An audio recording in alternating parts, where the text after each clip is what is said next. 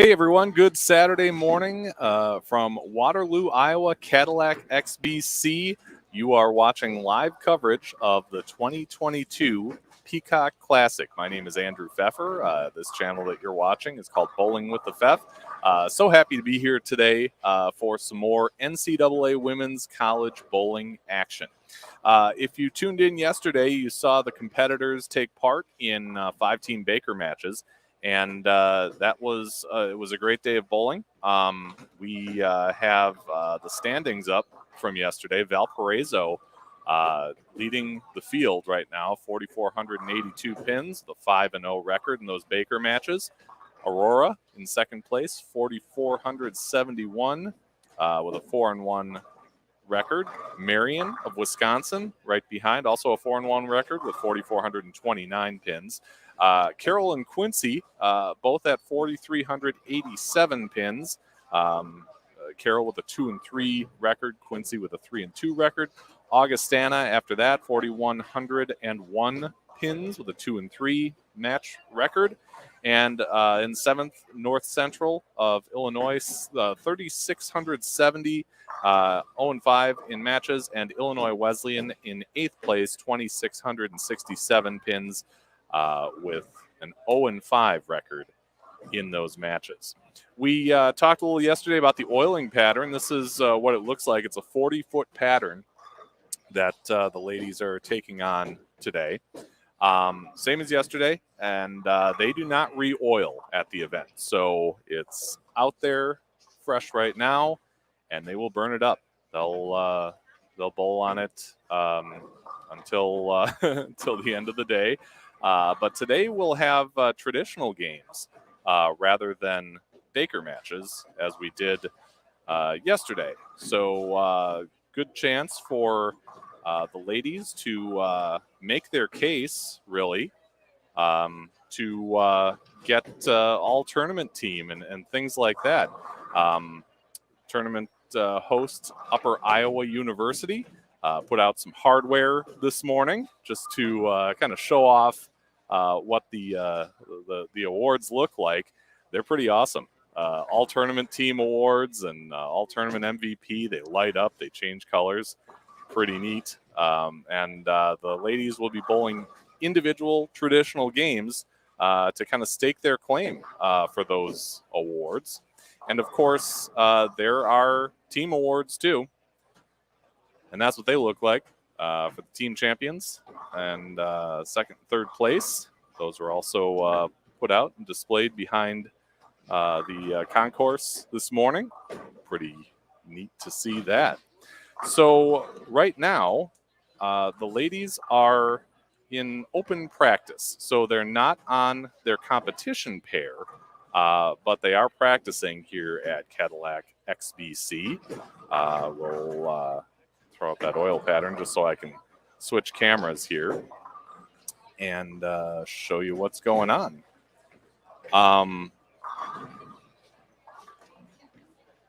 Yeah, it was a great day of bowling yesterday. We started at 9 in the morning, as we have today. And as I said, ladies are in practice right now. But the action will start up in short order here. Don't forget, we do have the live chat open. If you're tuning in this morning, you're watching us live, feel free to let us know. Let us know where you're tuning in from. If you've got rooting interest in the tournament, shout out your favorite school, your favorite player. Let us know. We'd be happy to relay that on the live stream today.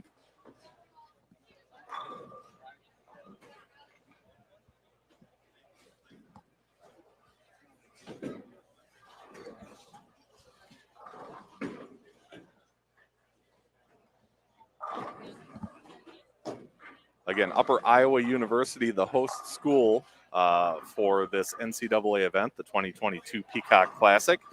Unfortunately, they do not have a team competing today, but certainly did a wonderful job setting up this event. A wonderful job making me feel welcome as a live streamer. And a great opportunity for ladies across the Midwest to compete in a highly competitive environment here in Waterloo, Iowa. On our live stream pair right now, you're watching practice from Carroll University of Waukesha, Wisconsin. And this is open practice right now. So the ladies are practicing on lanes that are not their competition lanes at this point. Then after several minutes of this, they'll move over to the lanes that they'll be competing on.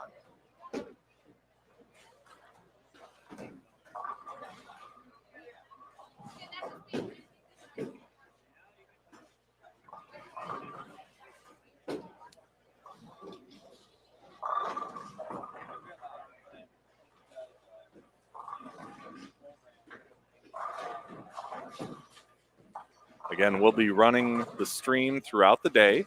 The ladies will be bowling straight through. There's no break for lunch or anything. And we'll get it done. So we can finish competition,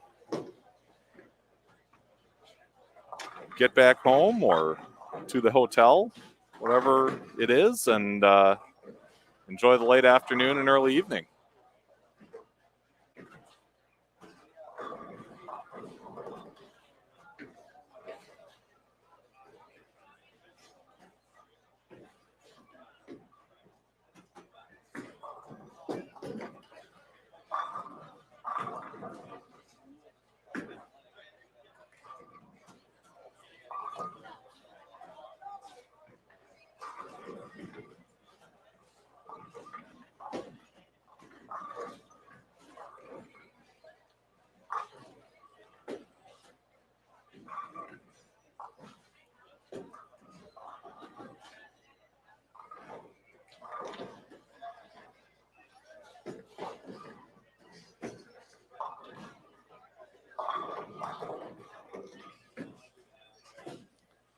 So again, in the field of view right now, you can see Carroll University of Waukesha, Wisconsin, practicing on our live stream pair 21 and 22. Off to the left on 19 and 20 is Illinois Wesleyan University. And to the right on 23 and 24 is Quincy of Quincy, Illinois.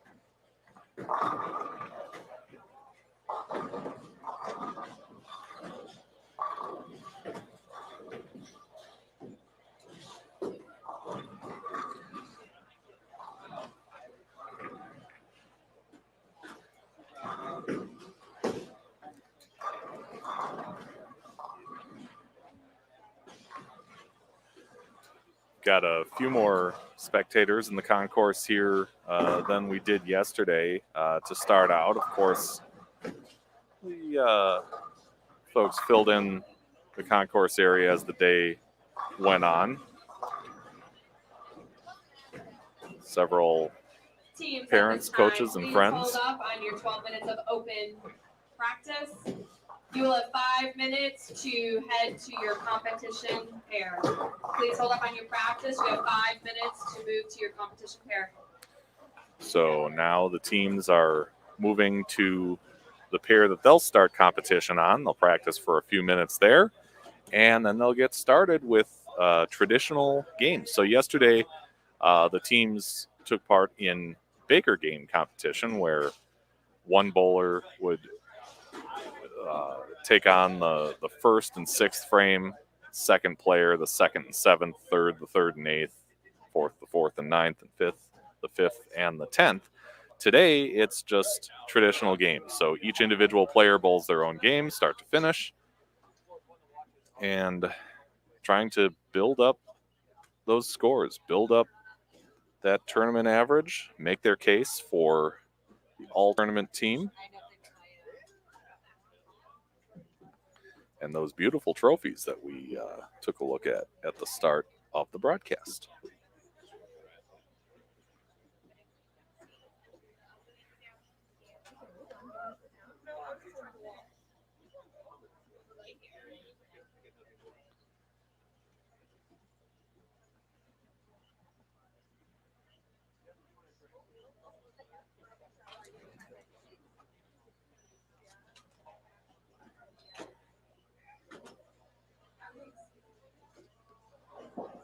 You can kind of see at the bottom of the screen some of the competitors we'll be watching today.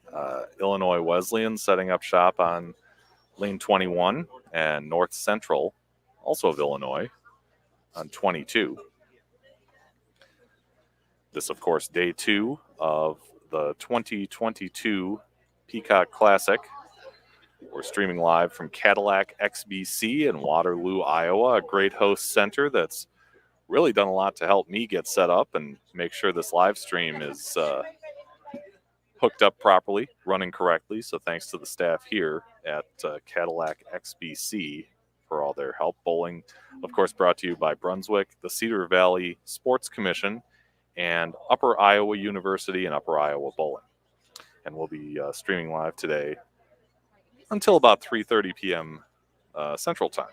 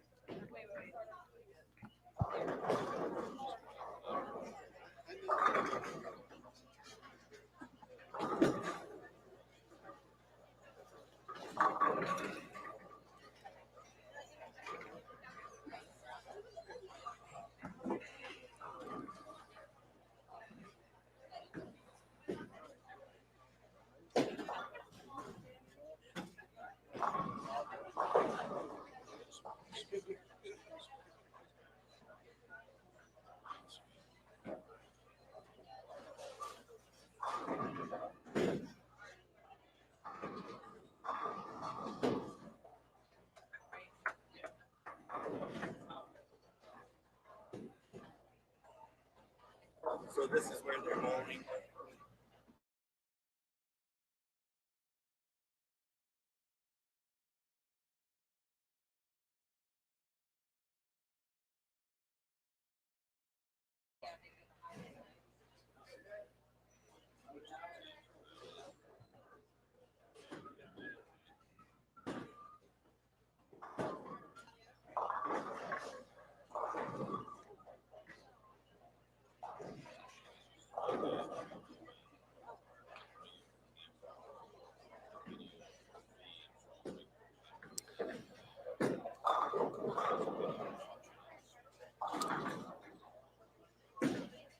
Again, we are in shadow balls are practice right now at the 2022 Peacock Classic, live from Cadillac XBC in Waterloo, Iowa.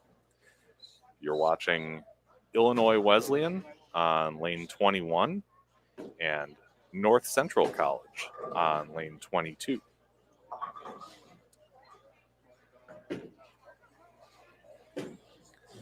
North Central, headed up by head coach Jake Sanborn. They are the Cardinals and based in Naperville, Illinois, a part of the CCIW conference.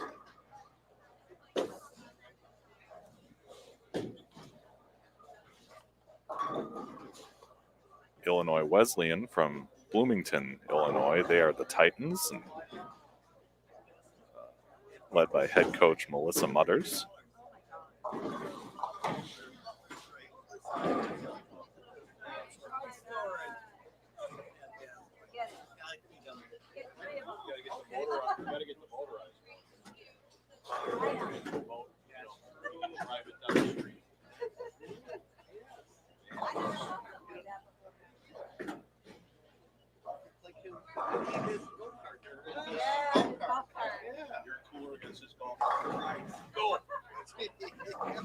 Love it.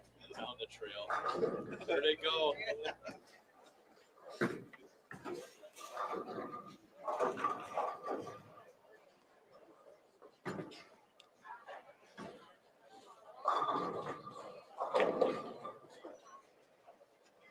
Watch your mark.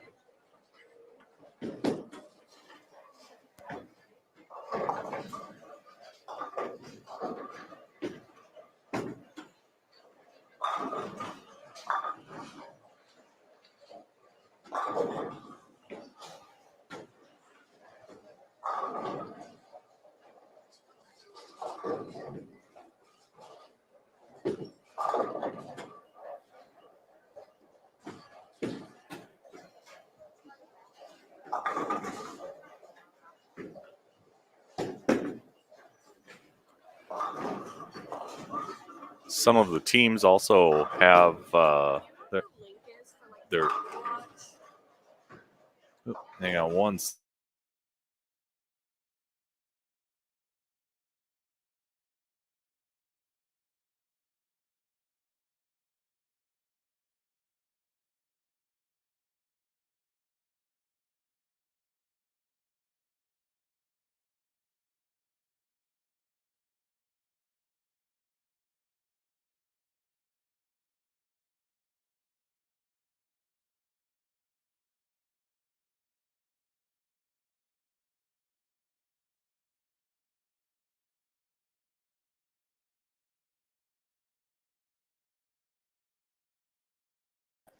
Okay, so some of the teams also have At this time, teams, live please streams switch going. lanes. For your next 5 minutes of practice, please switch lanes. If you are a fan of Augustana, Illinois, they have a live stream going on their Facebook page. I can see a couple of other cameras set up down the way there.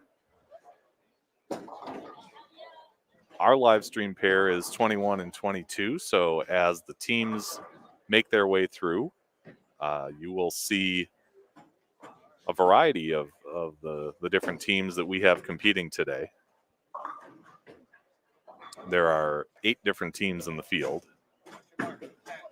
and as they make their way to 21 and 22, you'll see them in action, and we will get you scores and standings as they become available as well.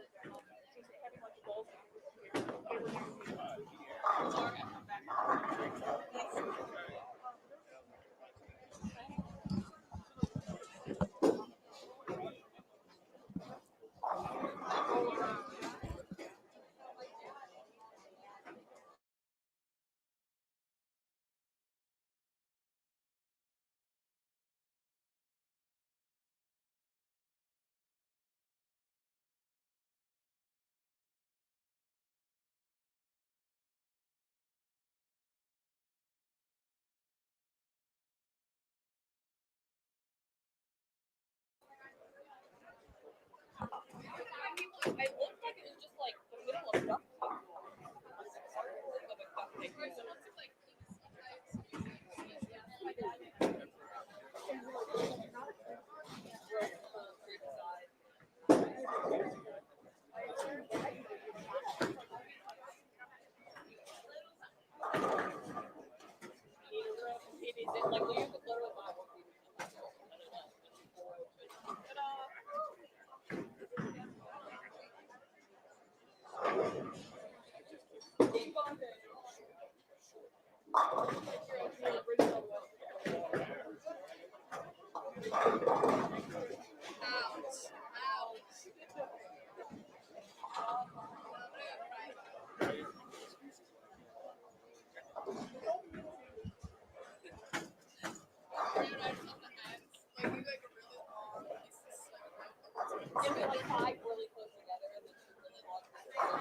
So the ladies are working on finishing up their shadow balls, their practice. This is the pair that they will start competition on. And if you're just joining us, we are live streaming lanes 21 and 22 at the 2022 Peacock Classic, the first NCAA women's bowling tournament in the state of Iowa.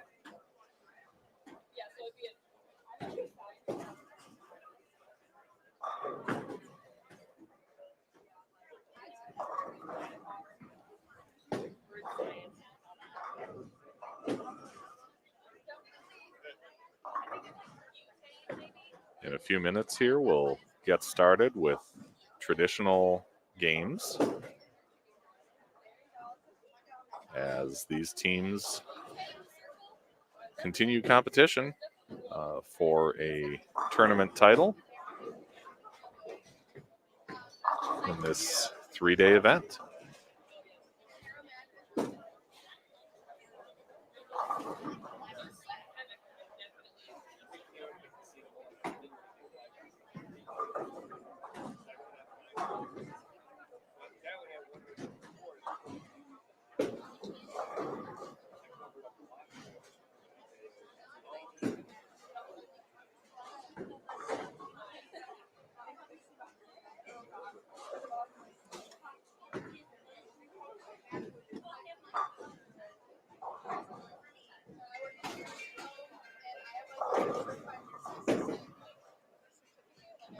Teams at this time, please hold up on your practice. Reset your machines to the first ball. At this time, please hold up on practice. Reset your machines to the first ball.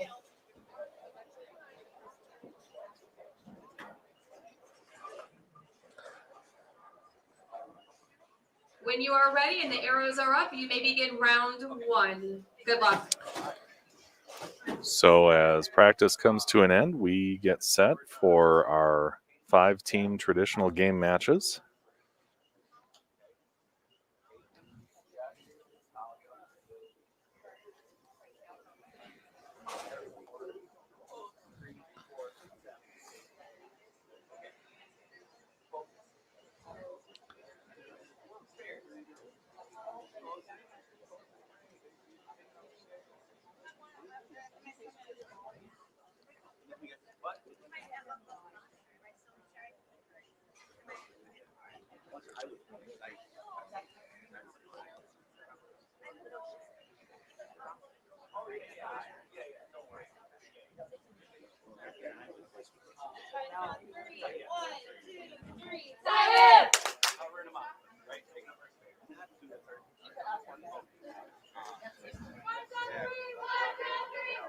And again, if you're watching live, feel free to let us know where you're watching from, who you're cheering for. We can put those comments up on the screen, kind of like this.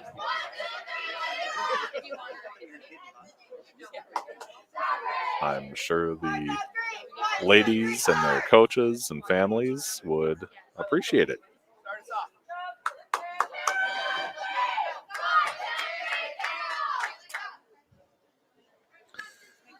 So North Central gets started with Caitlyn Cavender from Oswego, Illinois.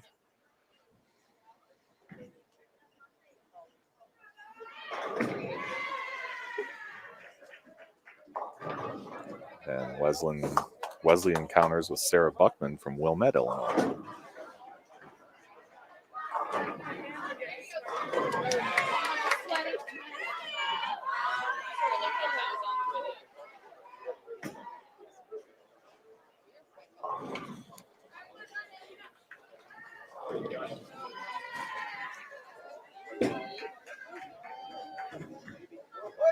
Wow, what a nice spare conversion on that 2-4-10 to get things started.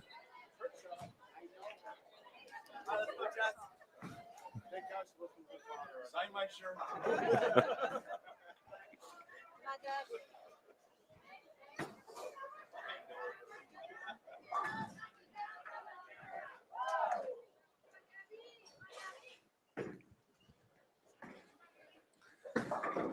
So Jessica Ramirez from North Central on 21 tries to shake out that 7, can't get it to go. On 22, Ashley Cook starts up her second day of competition on the Wesleyan side.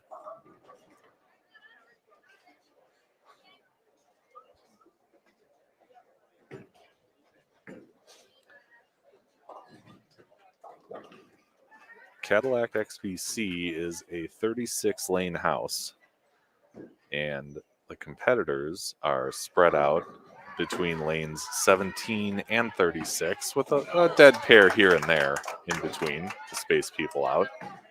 Ramirez with a nice cover of the 7-pin there. And occasionally off to the left, you'll see some pinfall. Those are practice lanes, a practice pair and a half, because pair and a half for ladies who aren't in the midst of competition to stay loose.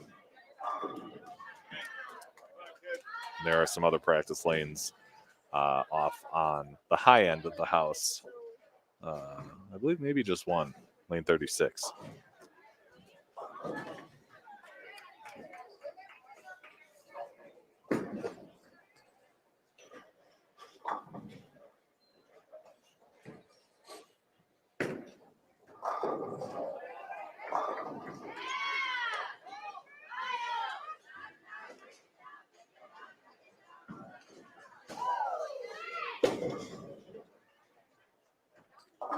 And Talia Rhodey takes care of the 1-2-4.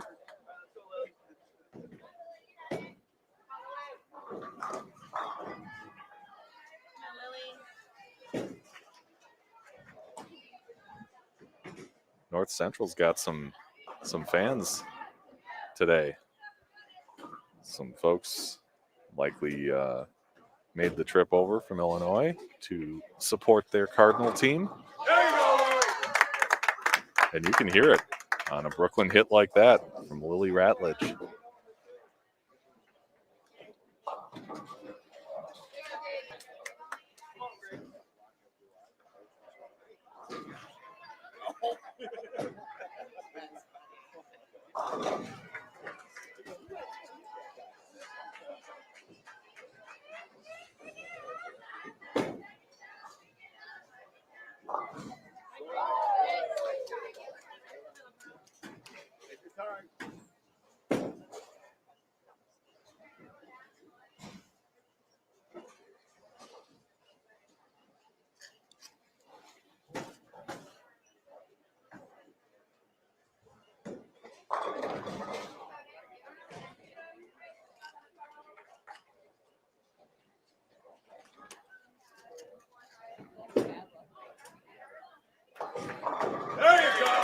Grace Bunch with a nice spare conversion.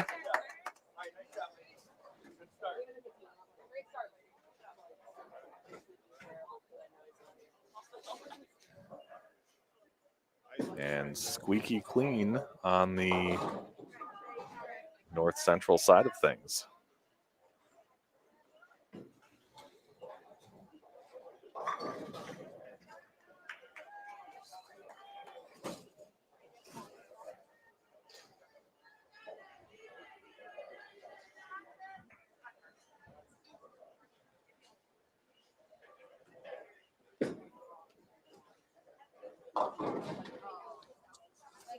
Shea Atkins just misses the 10 pin on that spare attempt.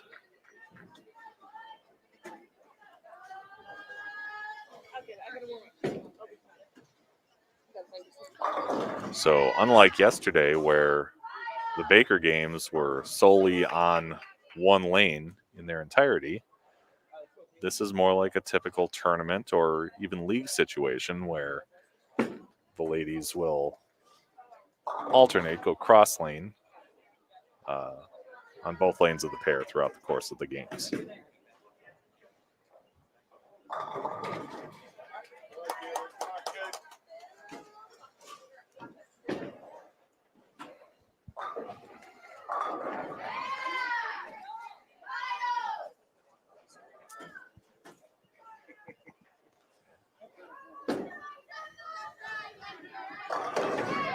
And there's a nice cover from Sarah Buckman in the leadoff spot for Illinois Wesleyan.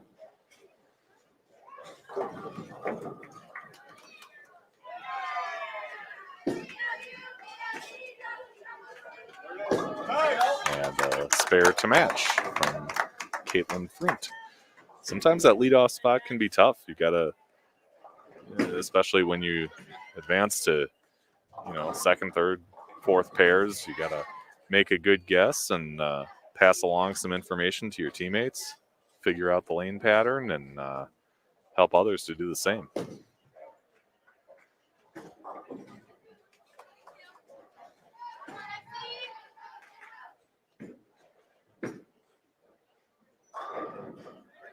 Jessica Ramirez brings it back from the outside. Connects for a strike.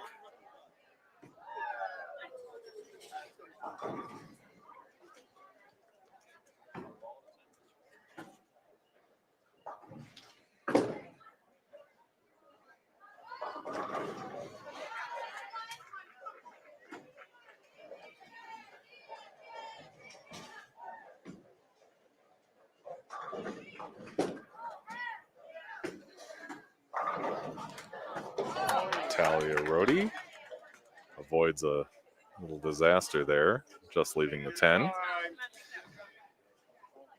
If you're just joining us, you're watching live action, the 2022 Peacock Classic from Waterloo, Iowa at Cadillac XBC. We're live streaming on lanes 21 and 22, and you're watching Illinois Wesleyan and North Central College of Illinois. Through the course of the second day of competition, you'll see all 8 teams pass through. And some of the others you can see on the standings from day one: Valparaiso, Aurora, Marion, Carroll, Quincy, and Augustana of Illinois.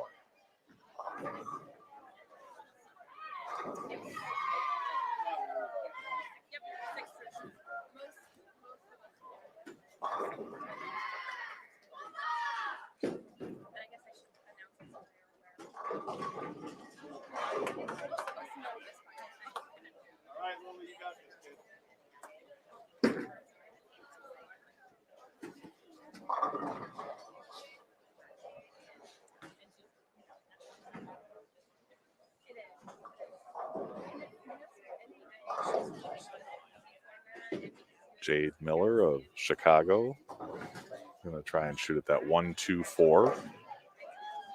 She has held down the 4 spot for all of the competition that we've seen from Illinois Wesleyan.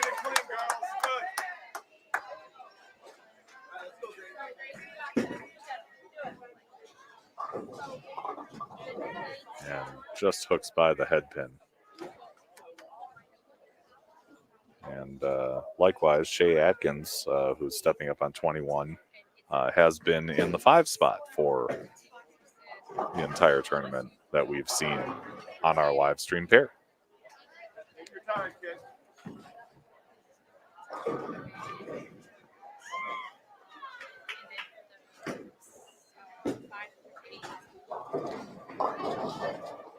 Up through the face and left with a 4-6.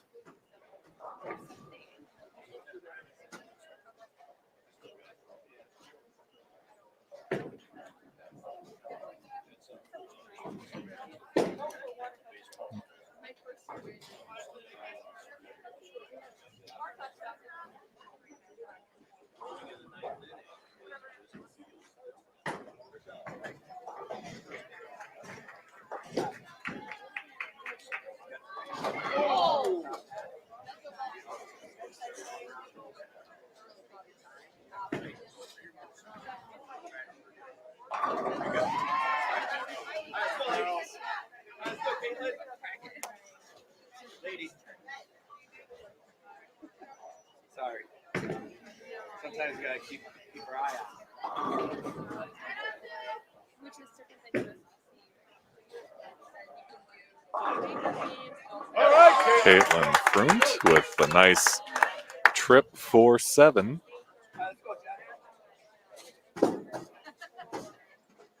And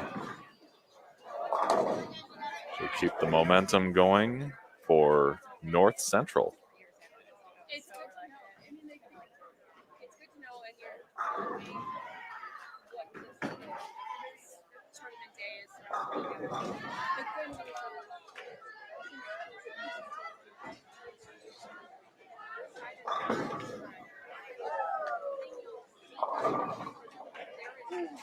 All right, come on, Johnson.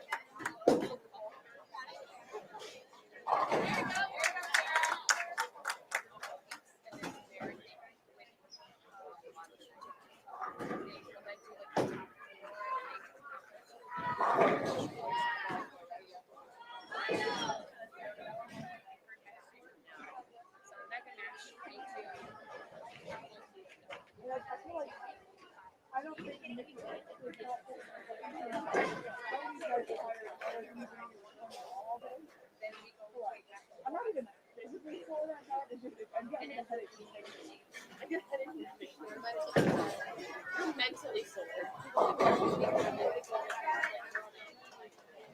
Well, you roll 15-ish times.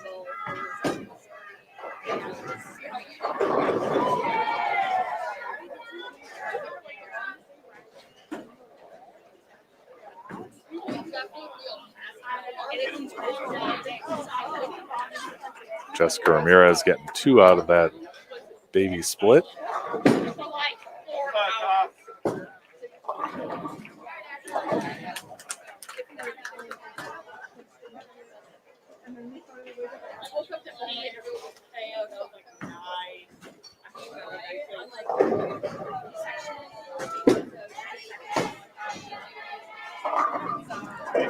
Talia Rhodey, a little bit high, leaves a 3-pin.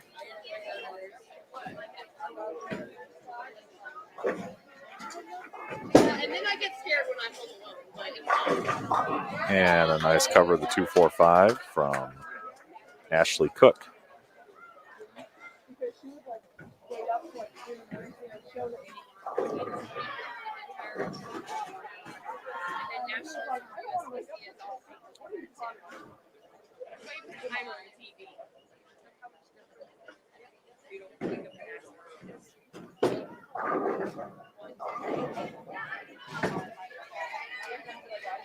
Come on, girls.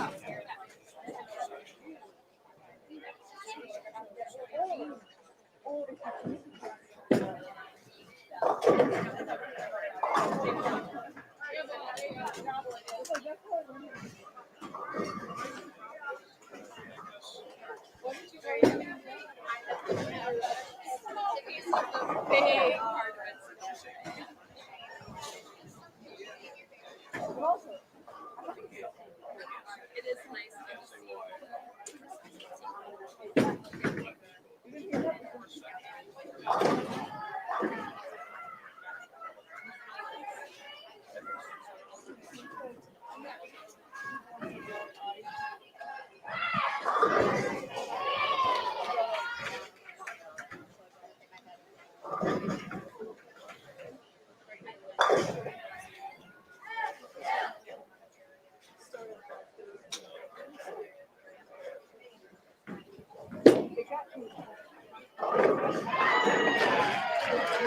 And Lily Ratledge gets the count there. Come on, Grace. Take your time, kid.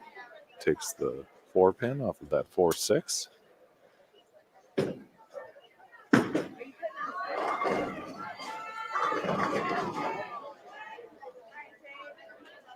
Jade Miller, a little light. Ends up leaving a 2-4-5.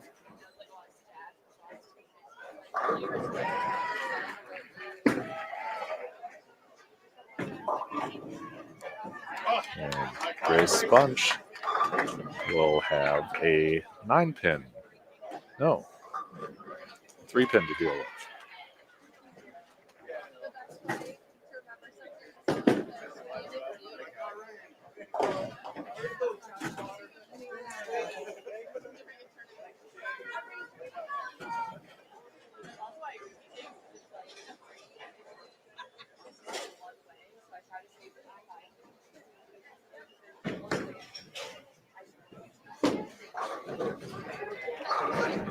Ooh. Just a little bit to the right of that 3 pin, and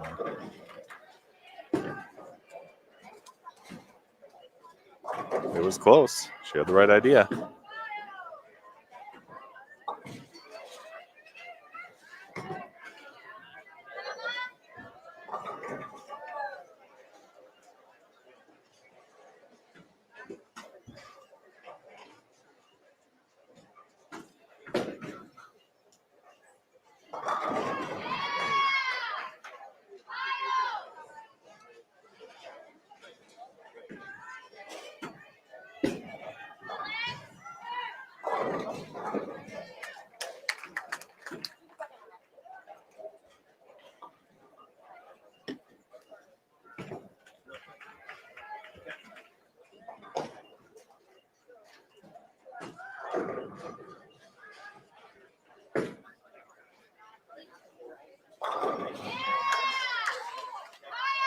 Head coach Jake Sanborn trying to rally his team. You can kind of see them huddling up off to the right there.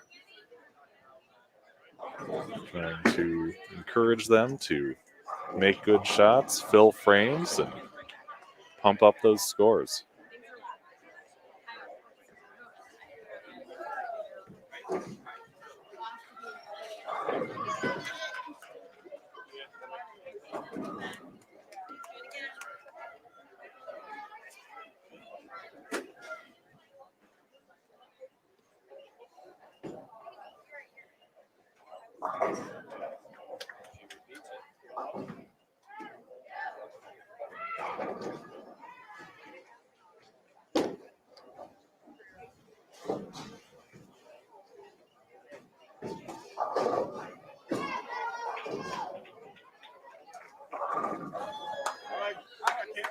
You got this. 8 count for Caitlyn Frunt. She'll try and take down that 6-10.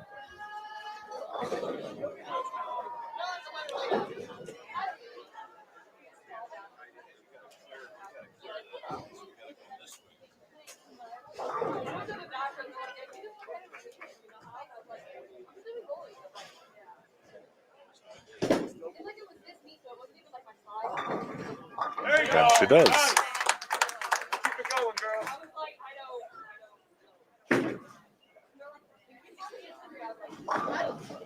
Good to see Sid Sawyer here cheering on the Cardinals. Says go Cards.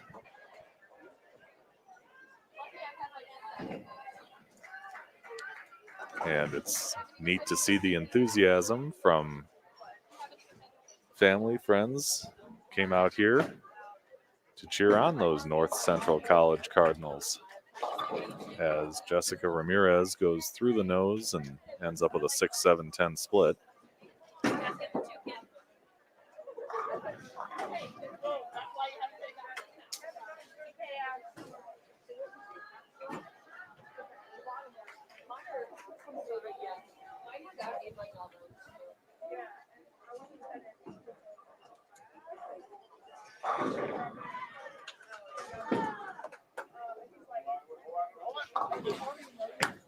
And she takes 2 out of there.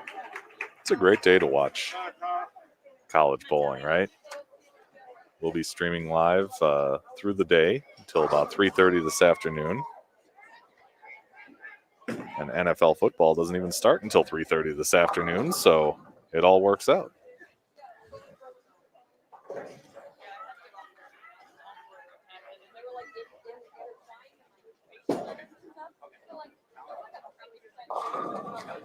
Oh, all right, come on, pick it up, kid.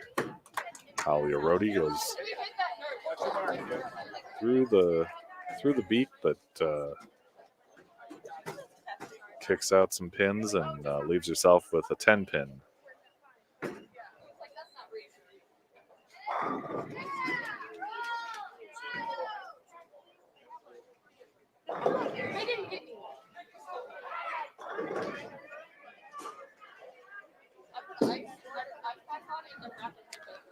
So just slides off the right side there into the channel. Shake it off, Tom.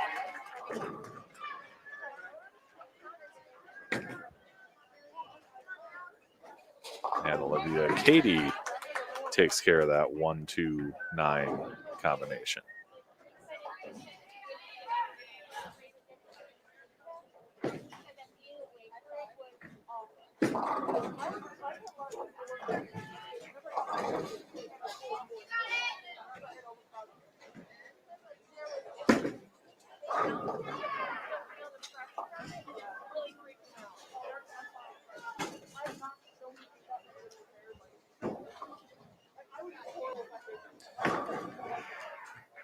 Ladies are bowling on a 40-foot pattern put out especially for this event here at Cadillac XBC.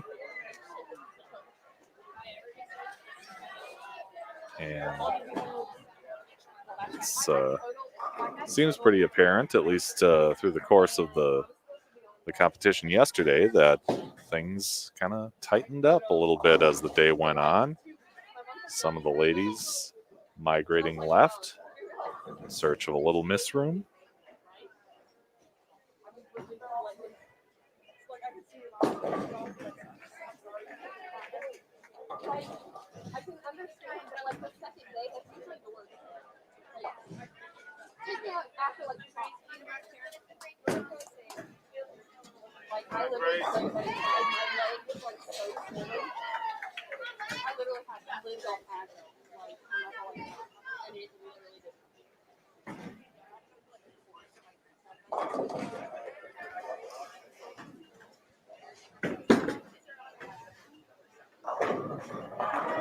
And Jade Miller takes care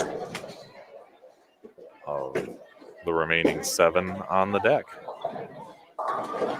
Grace Bunch counters with a high crossover strike that rattles out the 6-10.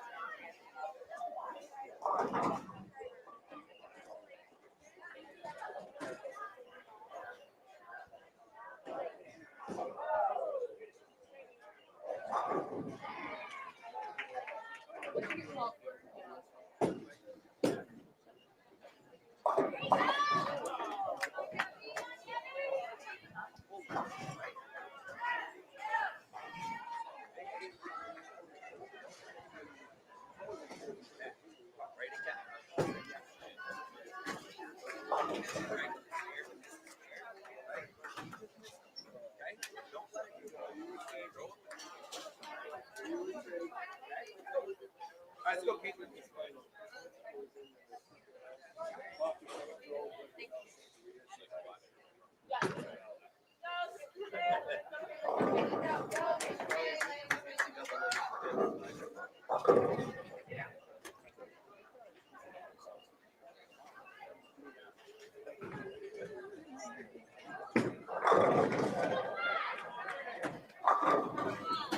Come on, Caitlyn.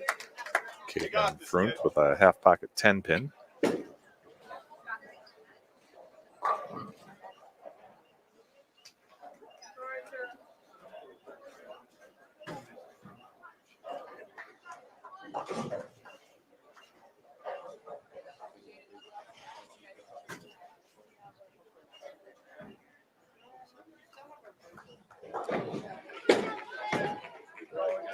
keep going. And has no problem taking down that spare. She's off to a nice start. 75 through 4 with a spare up in the 5th.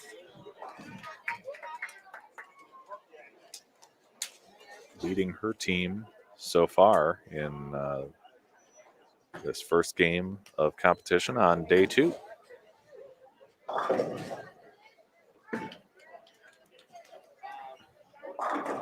Jessica Ramirez buries the pocket for a strike.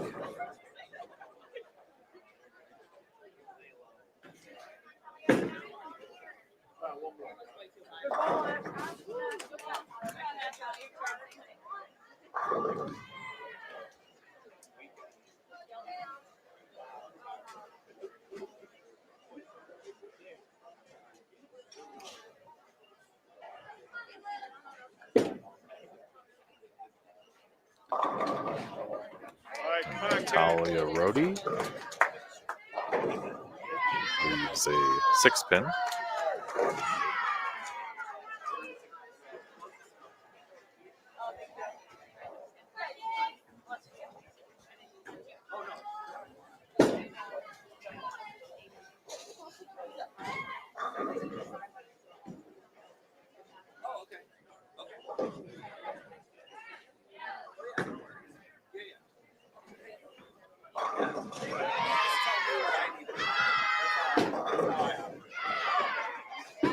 There you go, And takes it down. Nice.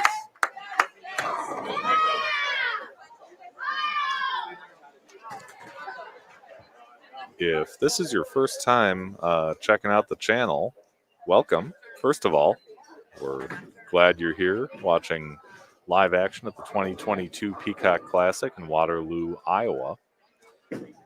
My name is Andrew Pfeffer. I'm a longtime bowler and content creator, live streamer from Altoona, Wisconsin, which, if you're not familiar, is basically a suburb of Eau Claire, Wisconsin, and about 70 miles or so due east from the Minneapolis-St. Paul metro area. I do a weekly live stream talking to bowlers of all skill levels, really, talking about their bowling stories, how they got into the sport, what makes them passionate about it, the coaches and teammates, competitors they've met along the way. We have done 60 episodes so far. This show has about a year and a half of history. Kid, nice. And One more, Grace. One more, kid. I've spoken to bowlers, of course, from my home state of Wisconsin, from Illinois, North Carolina, Minnesota, Texas, really all over the country.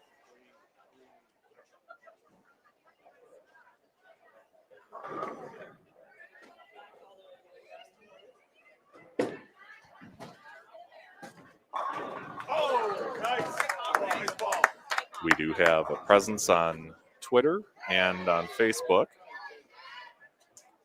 And if you're interested in finding out more about the show,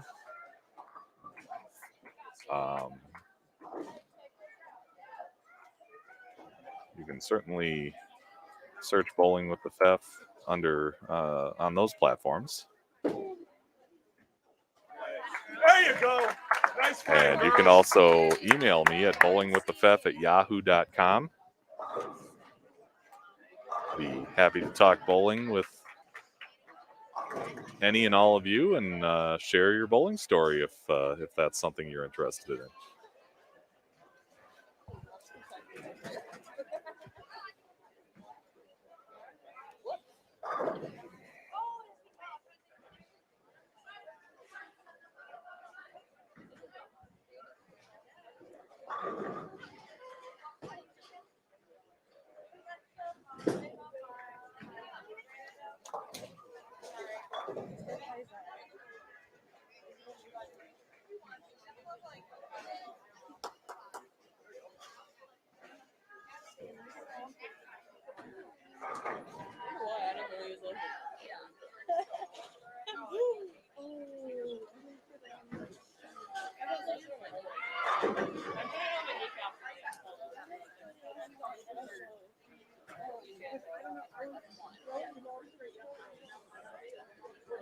as we head into the 6th frame of competition in our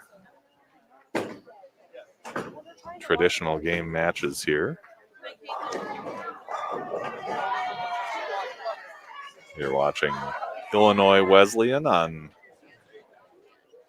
lanes 21 and 22, crossing with North Central College of Naperville, Illinois. Come on, Caitlyn. Come on, Caitlyn.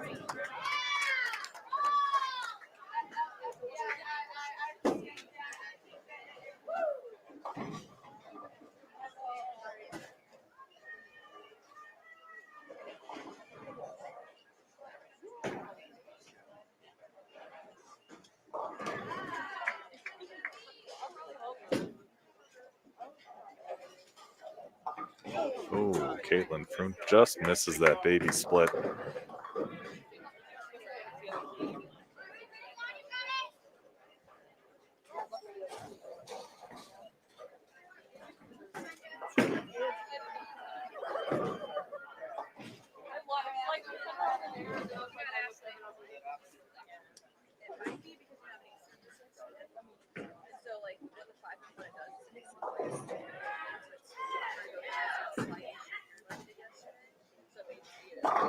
Jessica Ramirez connects for a double. She's the average leader coming into this tournament for the North Central College Cardinals.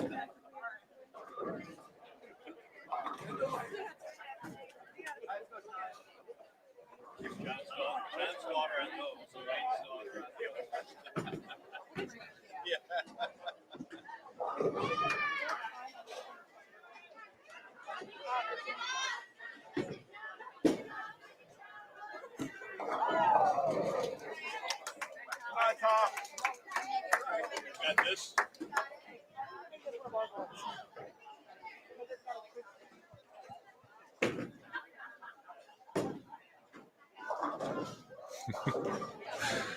And hello and good morning to Christine Revstock, one of our Bowling with the FEF guests on one of our earlier shows. She says she feels old watching this. It's been a long time since she's bowled in college. Yep, I'm right there with you.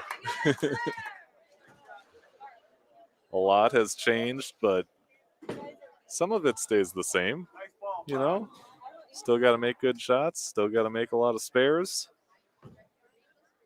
Feed off that passion from your teammates and drive to get things done. And you know, make your mark in NCAA bowling.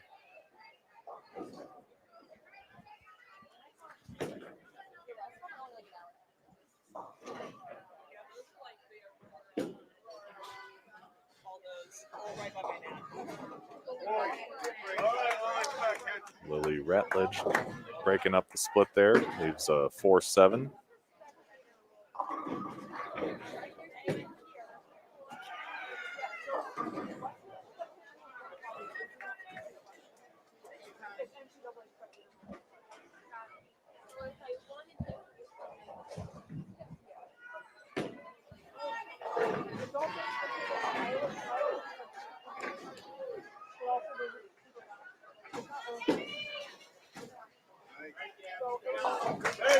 And Lily Ratledge takes care of that 4-7. Come on, Grace.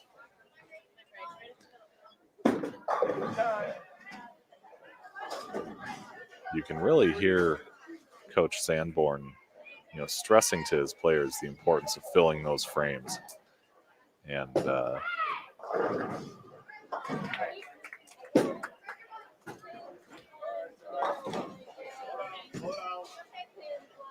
you know, aside from a few hiccups here and there, they've done a pretty good job of it.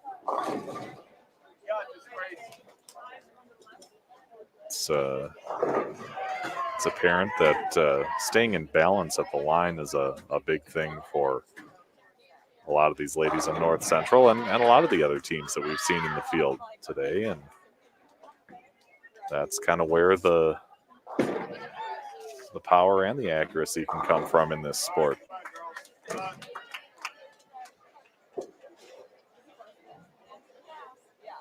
It's underrated sometimes, but very, very important.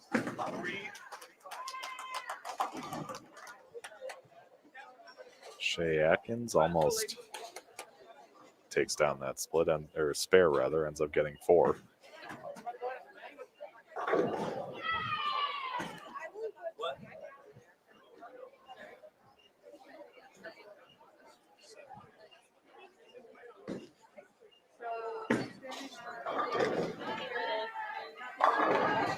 All right, Caitlyn, come on, kid.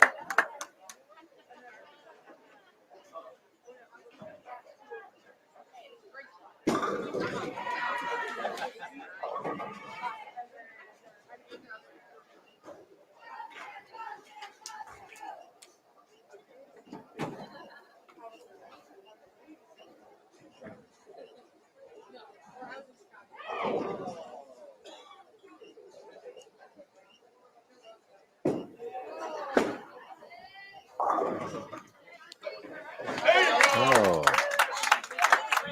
Nice conversion of the 10 pin by Caitlyn Frunt. Another team that's had a camera out and is live on Facebook right now is Valparaiso of Indiana. They are down on, I believe, 29-30. The tournament leaders after one day of competition. Undefeated in their Baker matches. And hoping to keep that momentum going in day 2. All right, Jesse, come on, kid. Christine, of course, had bowled for Erie Community College, one of the real powers in college bowling in the late 80s. And her coach, the late, great USBC Hall of Famer Kerm Helmer, was a stickler for filling frames. And, yeah, that stands to reason.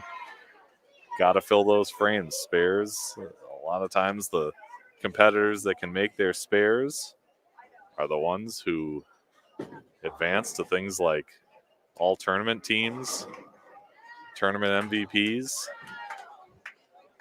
bonus bowling. At this level, it seems like a lot of competitors can strike, but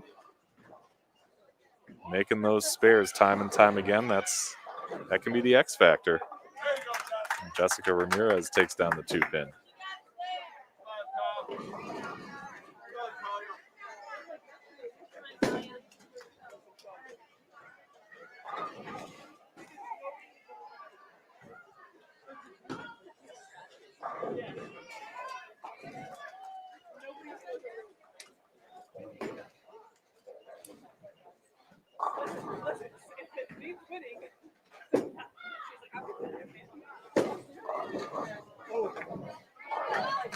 All right, kid, come on.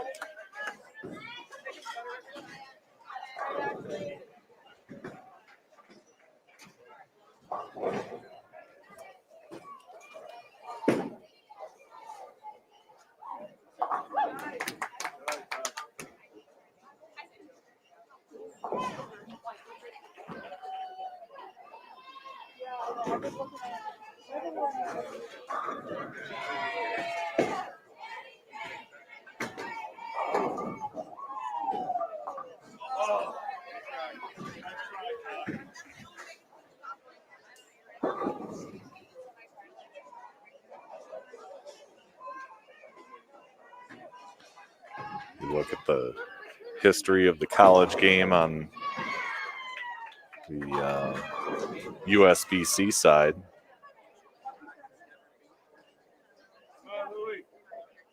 And Erie Community College won a couple of those national championships in 1986 and 1988.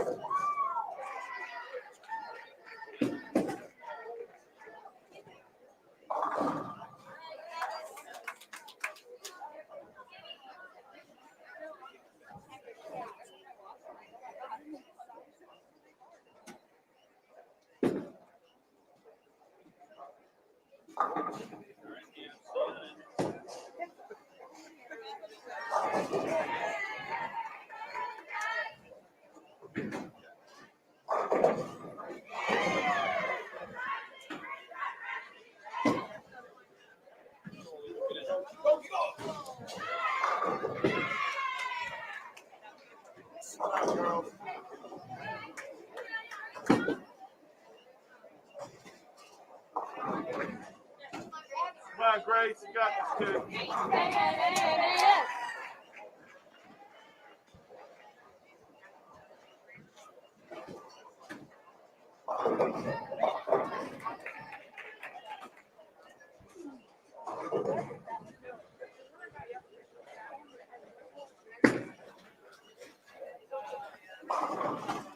All right, come on, Grace.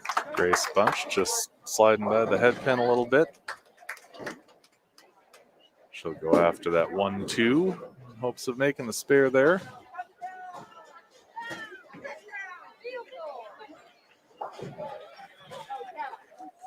Technically a field goal.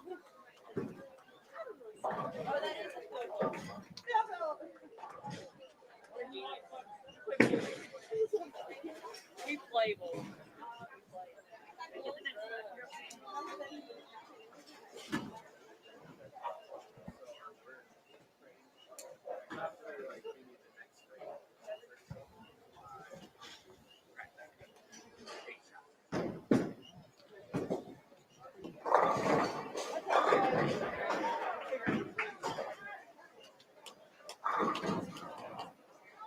As Shay Atkins of Illinois Wesleyan going after this 1-3-8. Finish off the 7th frame of competition in game 1. And she takes it down. Remember, we'll be back tomorrow. The new YouTube page, but same channel. You can find it here. Day 3 of the 2022 Peacock Classic. We'll be starting up a little earlier, 8 a.m. So hop on the stream, check out these competitors, and watch them shoot for a tournament championship.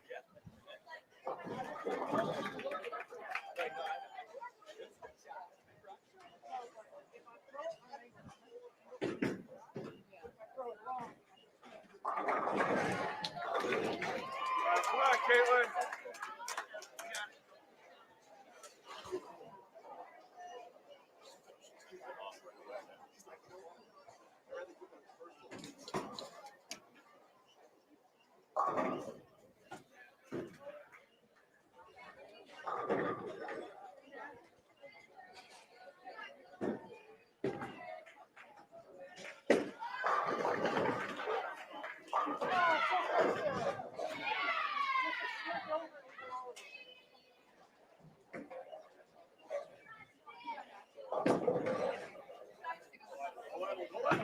There it is.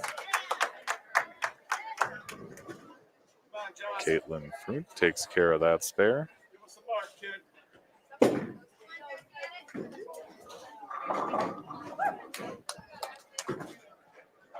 And that'll bring up Jessica Ramirez in lane 22, working on a spare with 106 in the 6th. Spare up in the 7th.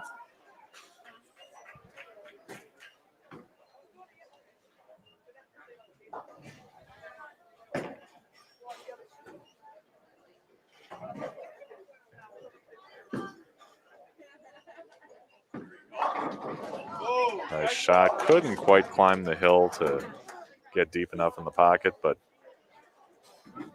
she'll leave a ringing 10 for her troubles and try and take care of that spare. That plastic spare ball.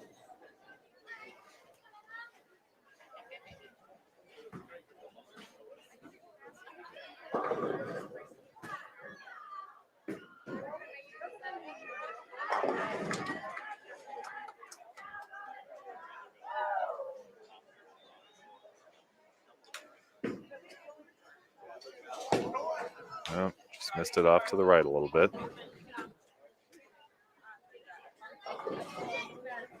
come on, Tom. Stay focused, kiddo.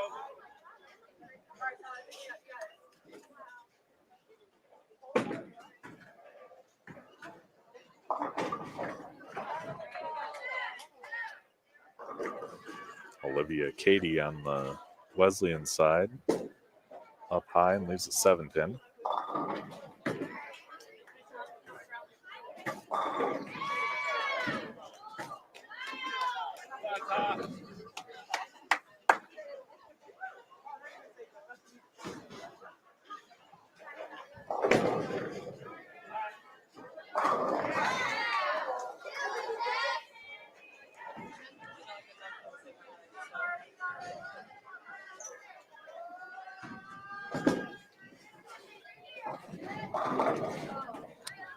Talia Rhodey Come on, kid.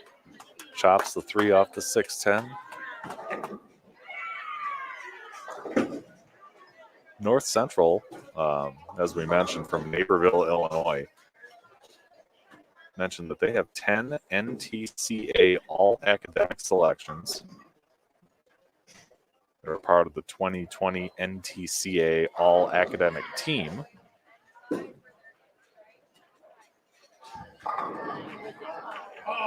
With the highest team GPA in Division III and 3 academic all-CCIW selections.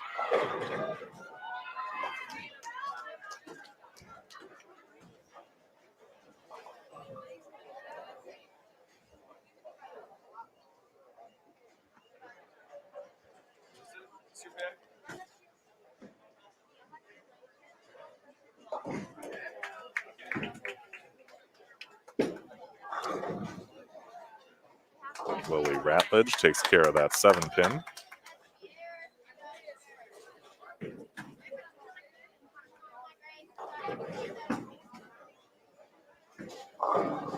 And Shay Atkins connects for a crossover strike on 21.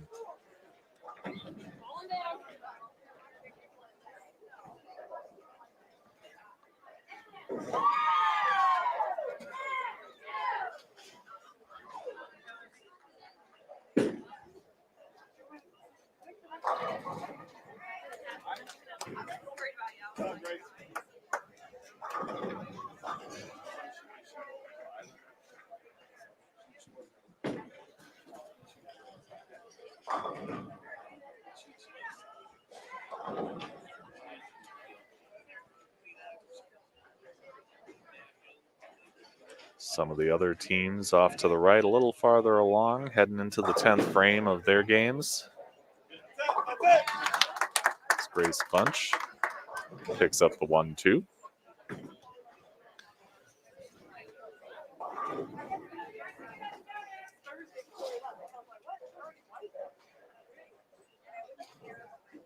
If you weren't around to see day one of competition live on our channel, it is still there. Just go back to our channel homepage, go under videos, and you can find all 6+ hours of competition as the teams competed in Baker matches. As we said, Valparaiso ended the day as the tournament leaders. You can hear reaction from Valpo head coach Sean Washington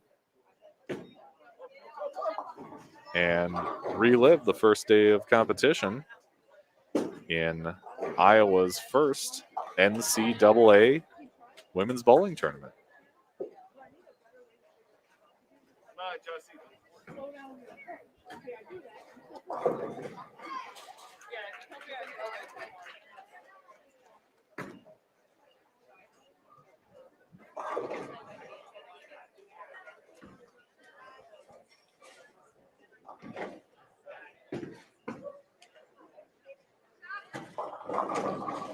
Jessica Ramirez connects. And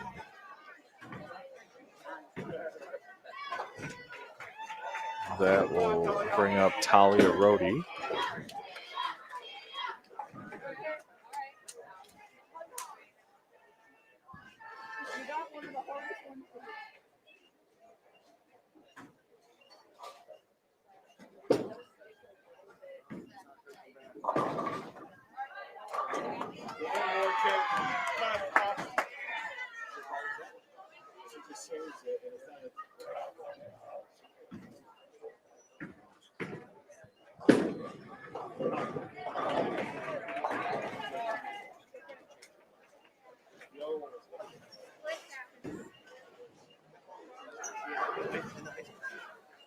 No. Come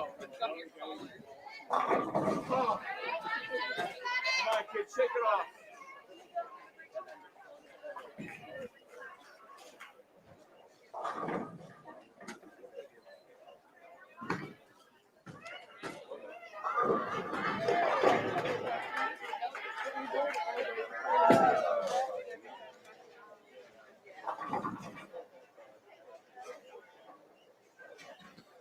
Olivia Katie on 22, going to go after that 1-2-8-9.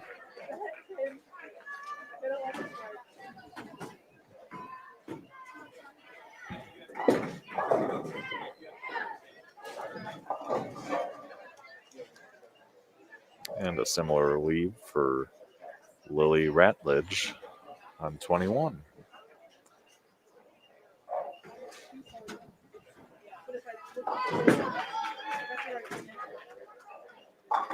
Katie does the job, gets it done. Always a good way to get going into the end of the game by filling that 9th frame. And Wesleyan's got a couple spares up in the 9th. And Ratledge does the same.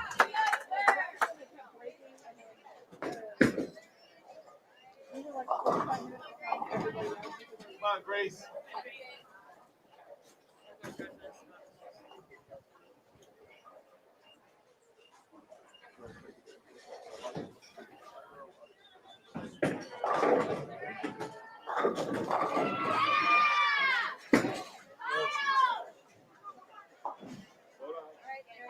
Slow down, kid. You got this. Slow down.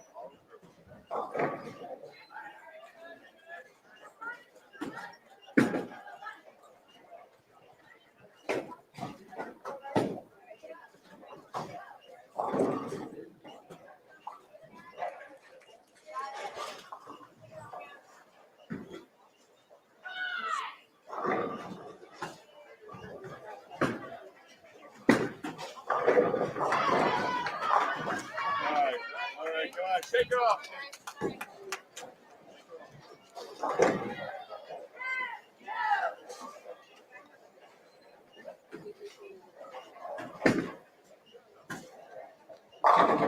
So Shay Atkins finishes off the Wesleyan 9th with a strike. That's a double for her heading into the 10th frame of competition.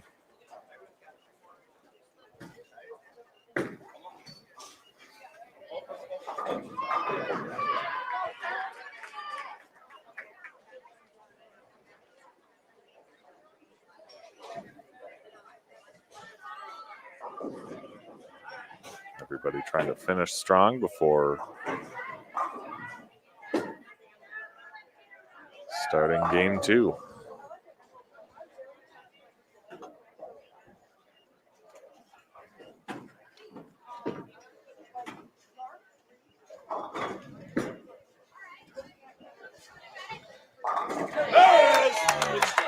Caitlyn Crink connects for a strike and her first shot in the 10th frame.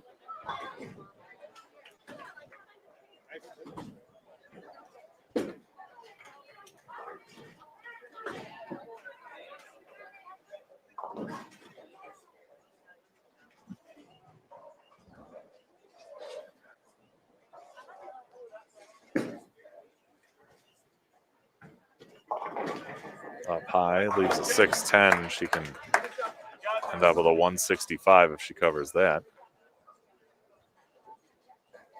Sarah Buckman from Wesleyan ends up with a 115.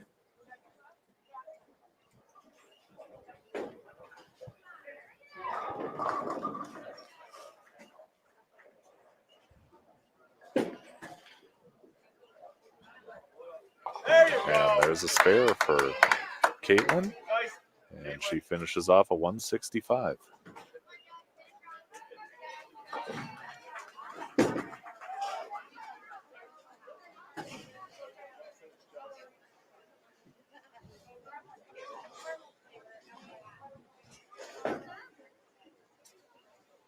On the other side, a 107 for Ashley Cook.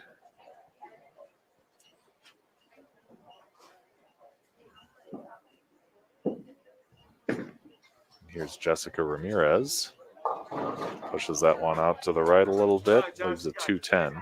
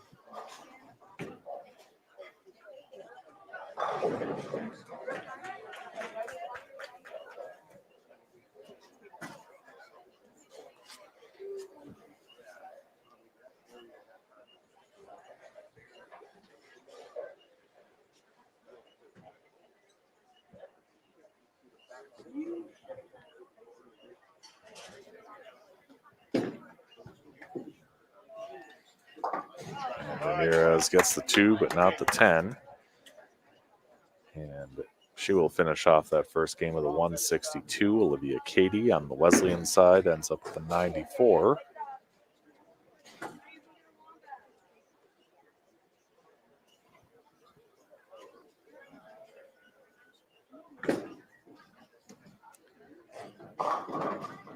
Talia Rhodey ends up a little high, leaves a 3-pin. With a spare and a strike on the fill ball, she can get up to 134.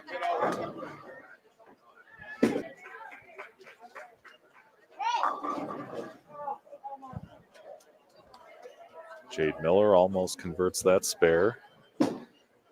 She'll end up with a 95. And Rhodey hooks it by the 3.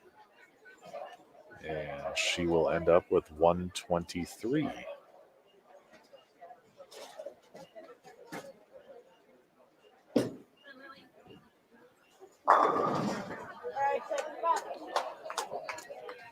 Atkins has a 5-9 to shoot for. Her second ball of the 10th.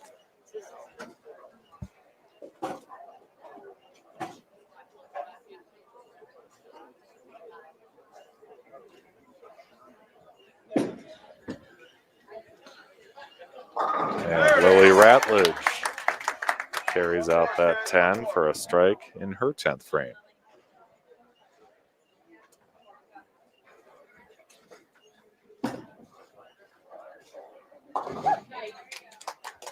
And Atkins covers her spare.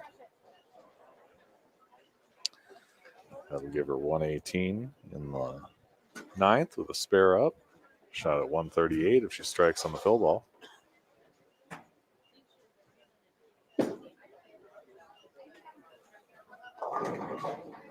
Ratledge trying to implore that ball to hook up a little more. Ends up leaving a 245.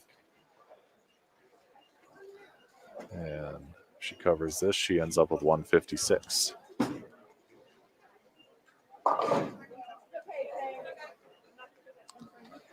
And Atkins finishes game 1 with a 131.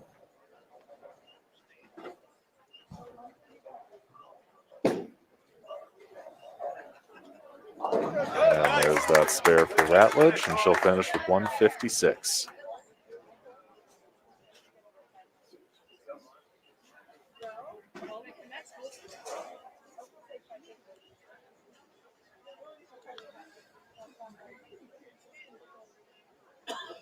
So Grace Bunch will step up and have the last of the 10th frames in this first match. The other pairs appear to be all finished, so once she's done, we'll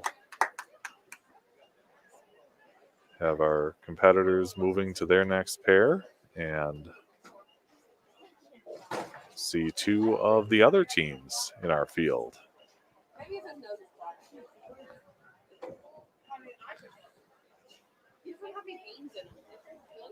Again, as soon as scores and standings are updated and passed along my way, I'll be sure to share them with you.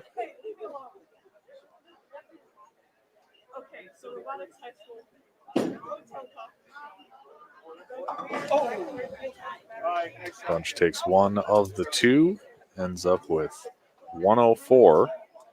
And that will do it for 6 of day 2. Ladies, at this time, the first game please move today. to your next competition pair. You will have 3 minutes to get moving. As the ladies find the next pair that they're headed to.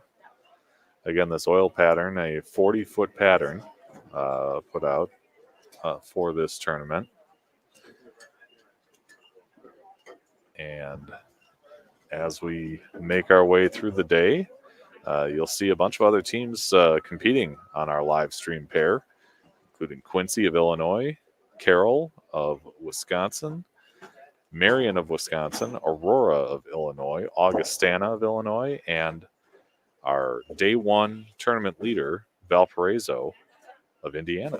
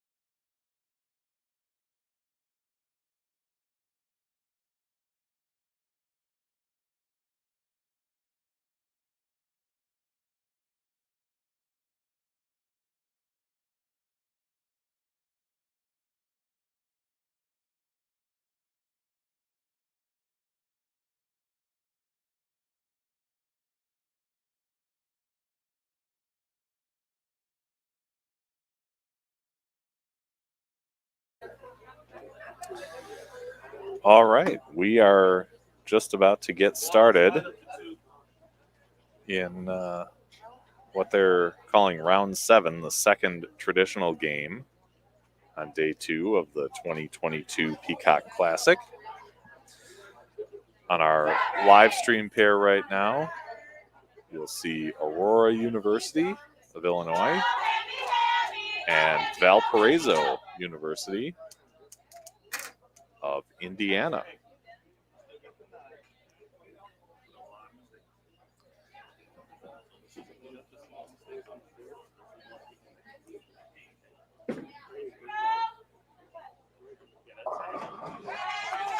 Aurora starting things off with Emily Plesher, Lockport, Illinois. And she will have a 3-6-10 to deal with after a high hit.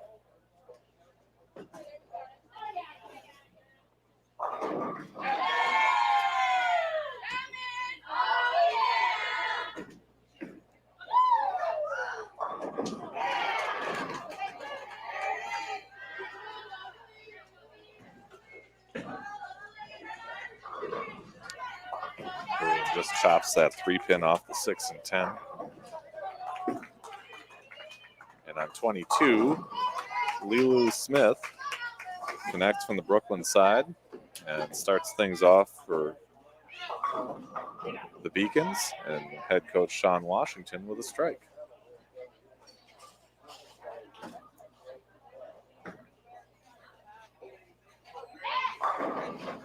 And 10-pin lead for Alyssa Alexander from Shanahan, Illinois. I know I butchered the name of that town yesterday, but hopefully this will make up for it. Another strike for the Valpo side from Isabella Palomaro, Beals, New York. And Alyssa covers that 10-pin.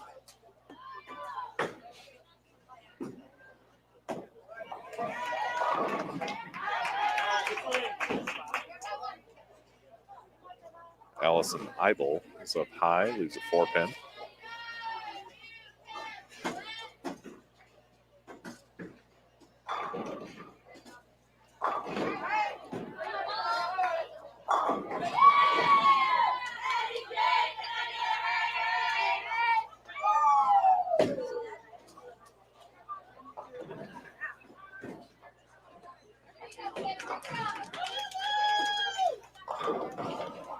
And I believe this is Gemma Squares from Schaumburg, up on 21.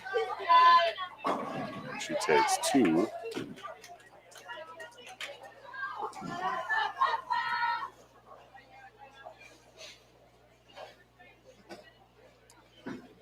On 22 is Caitlyn Cavender, another high hit for a 4-pin.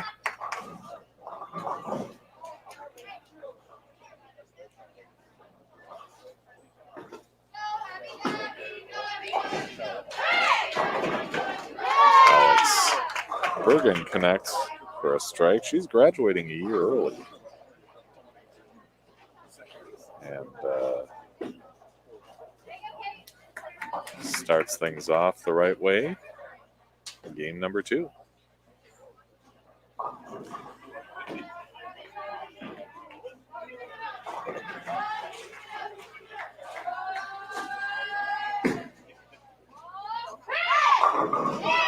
And there's a strike for Carly Cesario, South Elgin, Illinois.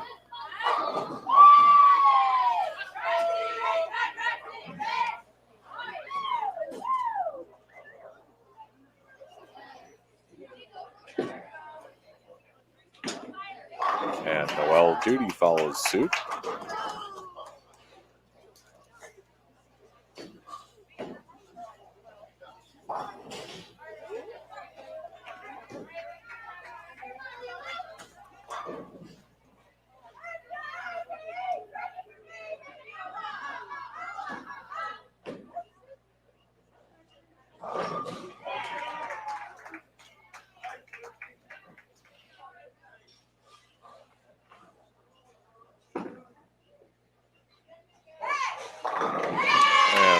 Strike on the right lane for Crusher.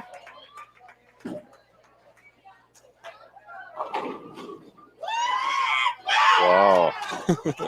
Lee Lou Smith gets a double. Light hit that took its time shaking out that 6-pin. Sometimes you gotta watch the whole movie, you know.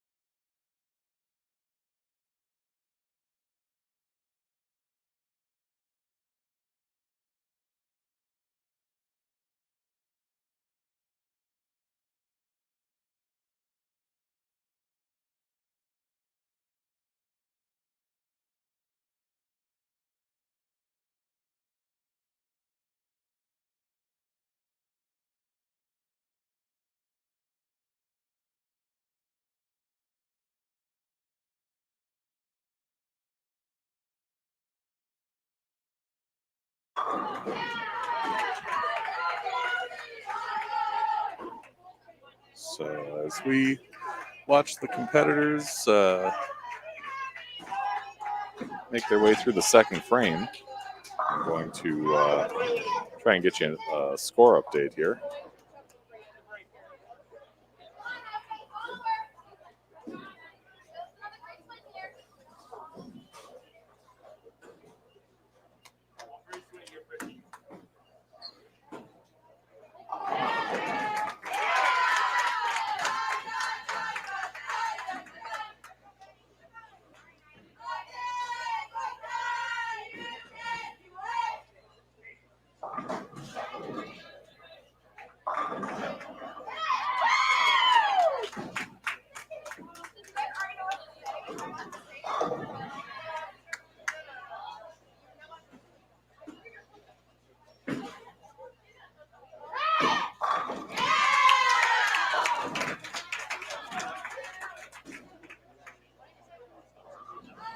So here's a look at some of those updated scores. This is the team angle that you're looking at here. Valparaiso holding on to that lead in the event. The pinfall total of 5,396. And Aurora close on their heels at 5,387. Those are the two teams you're watching on the live stream pair right now.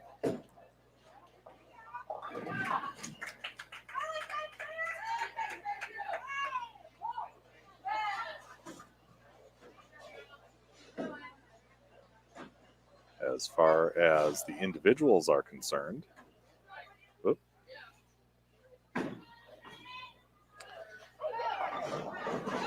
Carly Cesario, who is up right now on 22, trying to take down that 245, and does.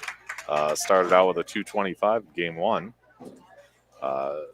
She is the individual leader, followed by Noelle Duty of Valparaiso at 214, Addison Jasic, Marion with a 205, Alex Bergen from Aurora, 201, and Lilu Smith from Valpo with an even 200. So you're watching the top two teams in the event right now, and several of the individual leaders as well. Lilu Smith connects on a high pocket hit for a flush strike. And that's 3 in a row for the lefty.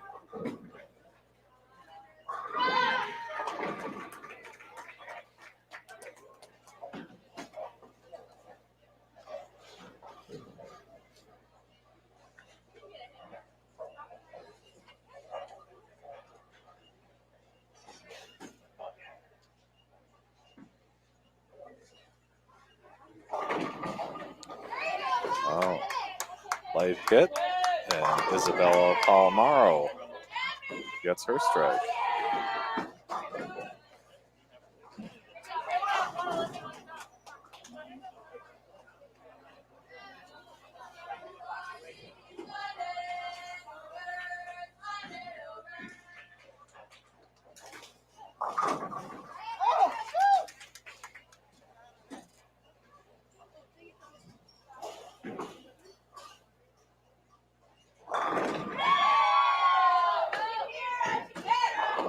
Alyssa Alexander takes out that 4.57 for a strike of her own.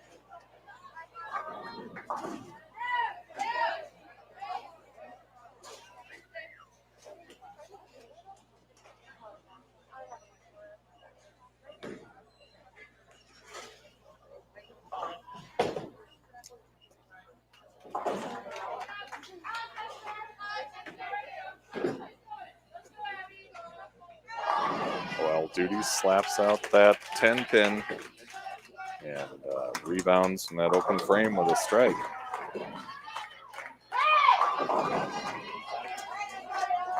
Aurora side, Alex Bergen, the ringing 10, her third frame.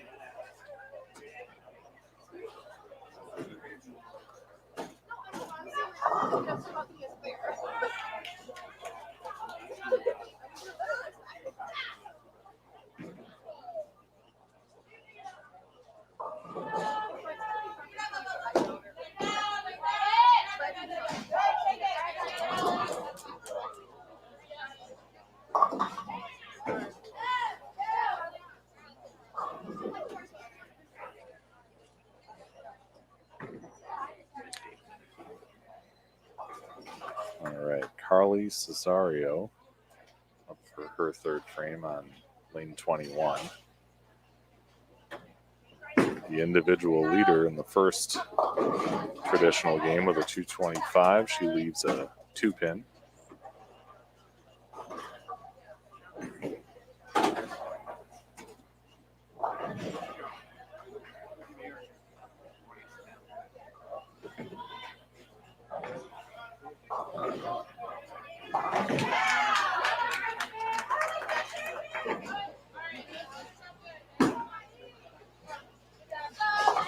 Takes care of that.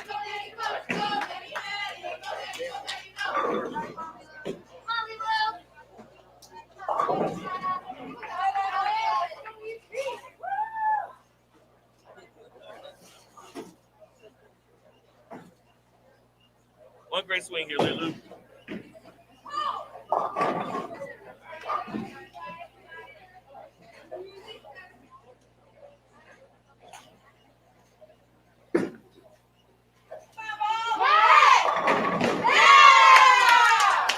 Aurora team imploring Emily Flesher's ball to hit, and it sure did. High pocket strike. Lulu Smith goes up high, leaves a 2-pin.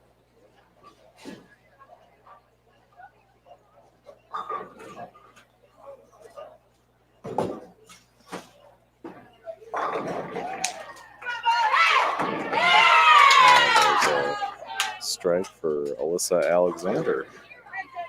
That's a double for her. Smith takes care of the 2. She was also among the leaders of the 200 in game 1.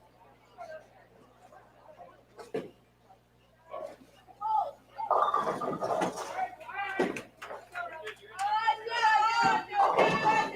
the squares, light hit that doesn't take out the 4, 5, or 7, so she'll have a tough little split to deal with there as Isabella Palomaro hits a double on lane 21.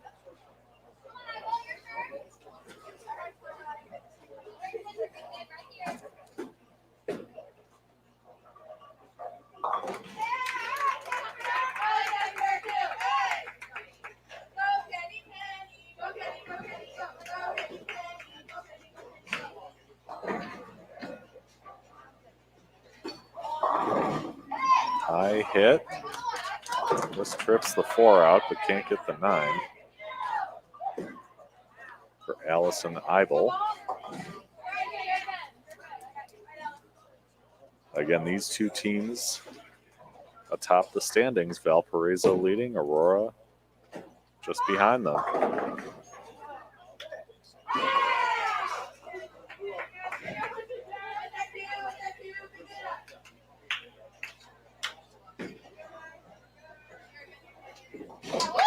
Eibel takes care of that 9-pin lead.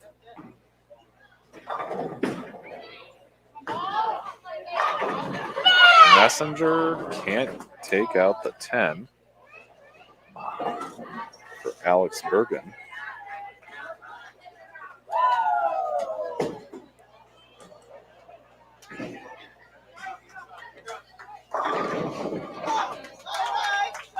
Caitlyn Cavender up a little high, leaves a 4.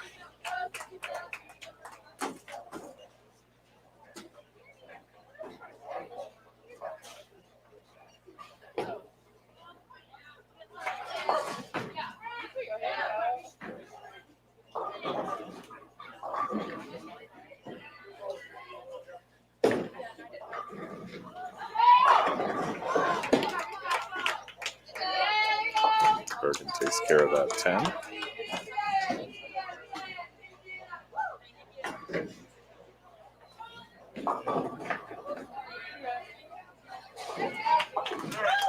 Cavender picks up her spare as well. That'll bring up Carly Cesario.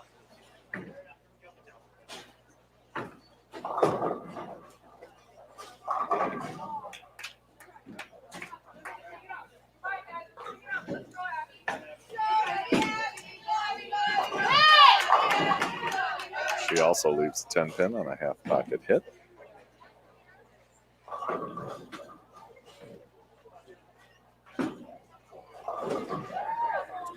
Noelle Judy, the strike. Again, those two had the top two scores in the first traditional game this morning. 225 for Cesario and 214 for Judy.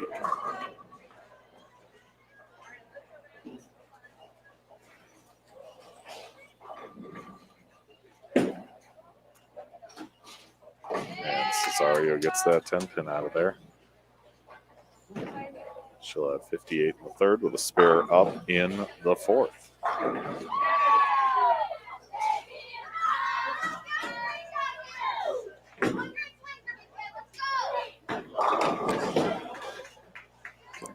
See a little pinfall off to the left. Those are 3 practice lanes over there.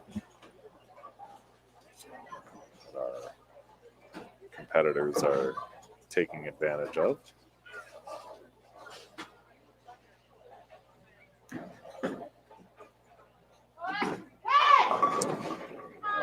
Fletcher with a 4-7 lead.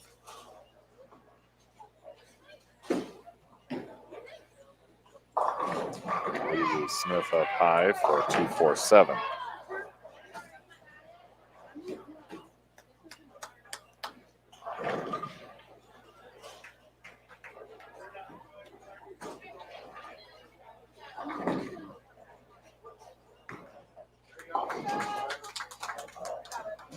Cover for Lesher. And for Smith as well.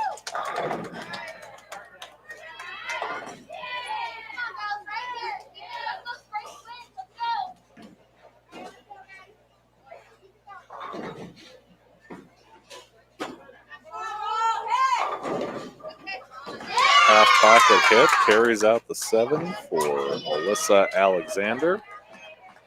And she's in business. 3 in a row.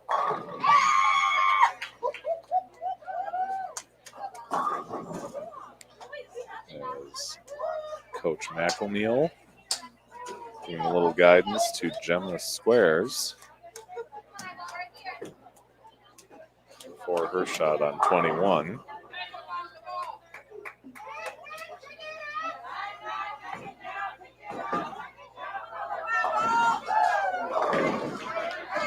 Light for a 2-4-5-7. Isabella Palomaro also a 3 in a row on the Valparaiso side. And Allison Idle hits her strike as well.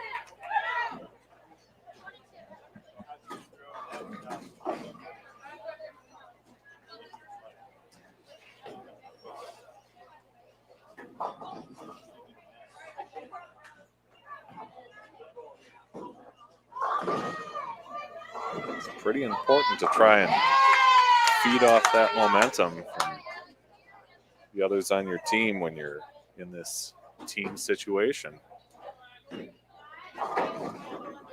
Kind of build on those successes and get some strikes, as Valpo's doing right now. Caitlyn Cavender.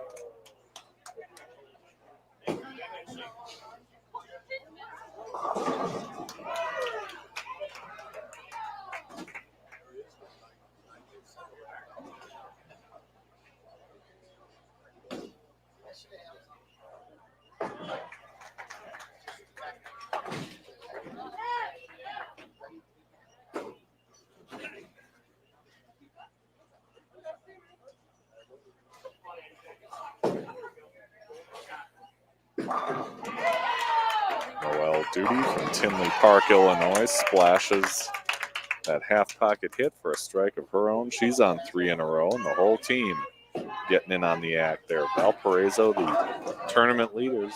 Well, 4 of them anyway, 4 out of the 5. Valparaiso, the tournament leaders, certainly showing you why. They are on top of the field right now.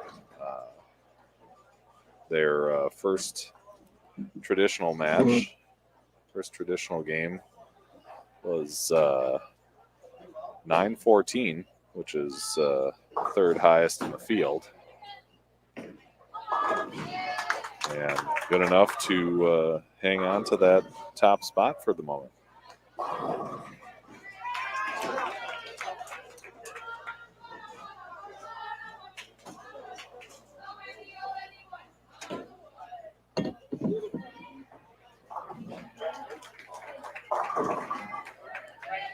Top 3 teams coming into this game separated by less than 50 pins.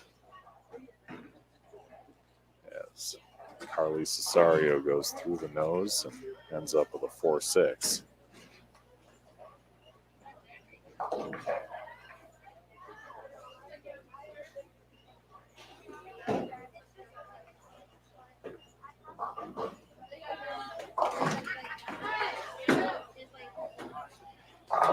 And she gets 1 out of the 2.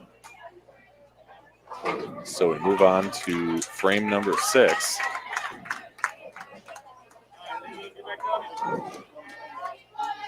With Valpo having a healthy lead right now.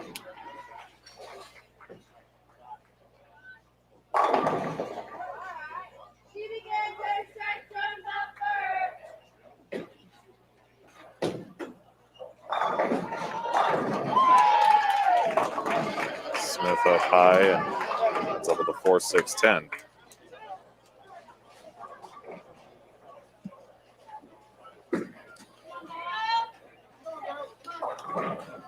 And another split on 22 for Emily Klescher.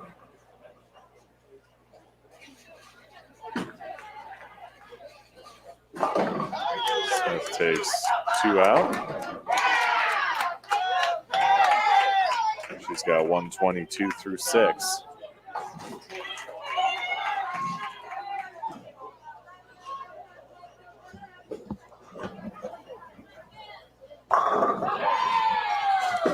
On the strength of 3 consecutive strikes from earlier in the game.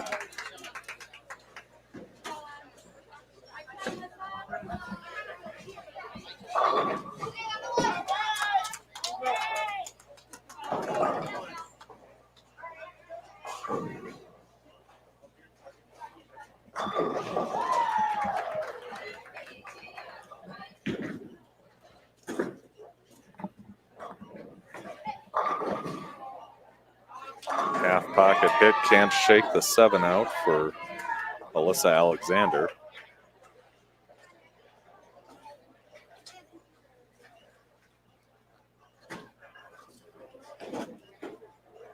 And she had been coming off 3 in a row.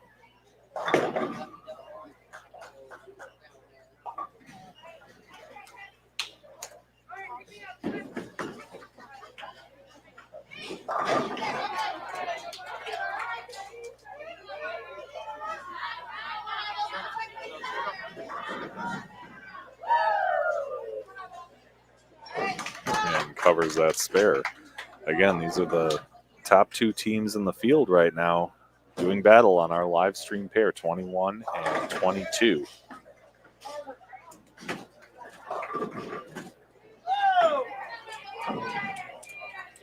Allison Idle up through the nose for Valparaiso.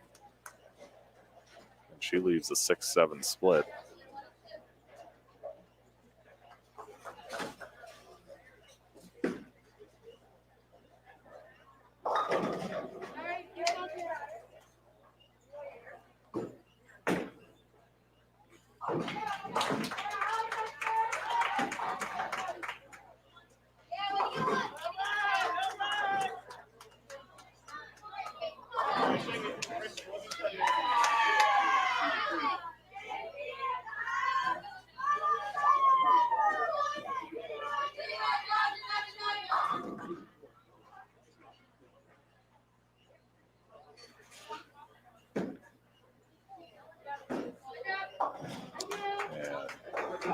Gemma Squares takes down that 6-9 spare.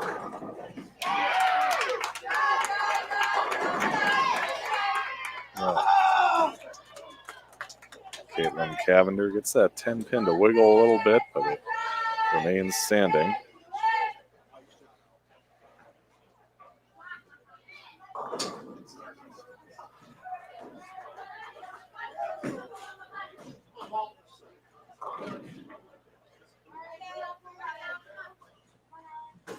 And these are our top two teams in the field coming into this game, doing battle here. As Caitlyn Cavender covers the spare.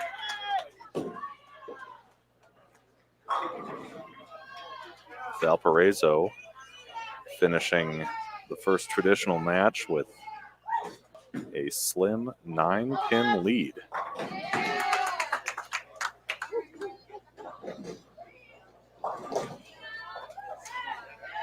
And they're ahead in this game as well.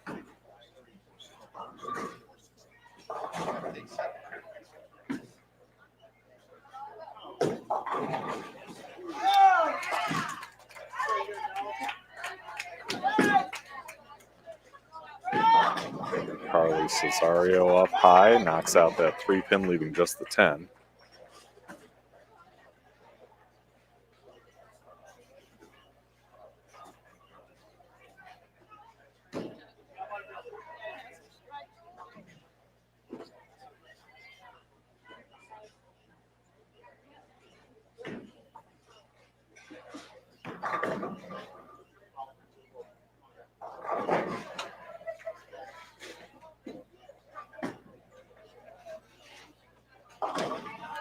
And Noelle Duty takes 2 of the 3 there. So she's got 113 through 6. Cesario makes her spare 85 through 5 with a spare up in the 6th for her.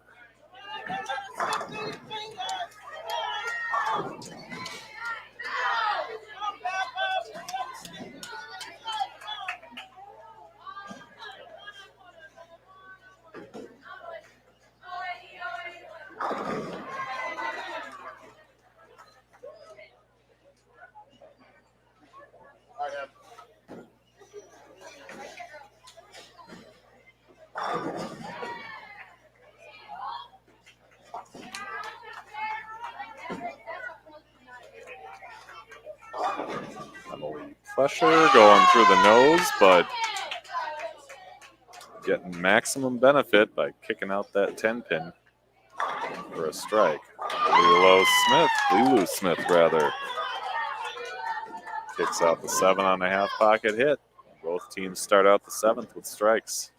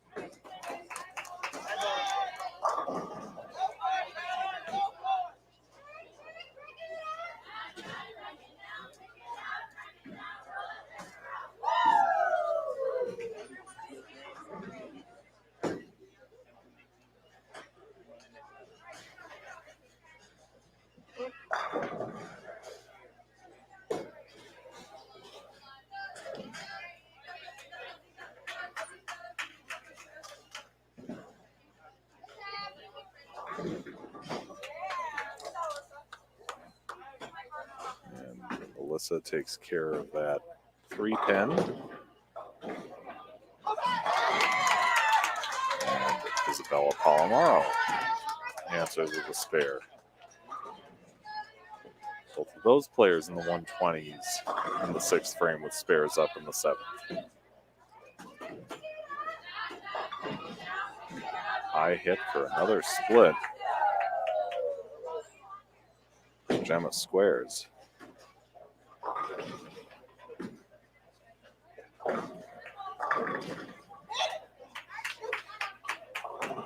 And Idol up a little high. Leaves a 4-9.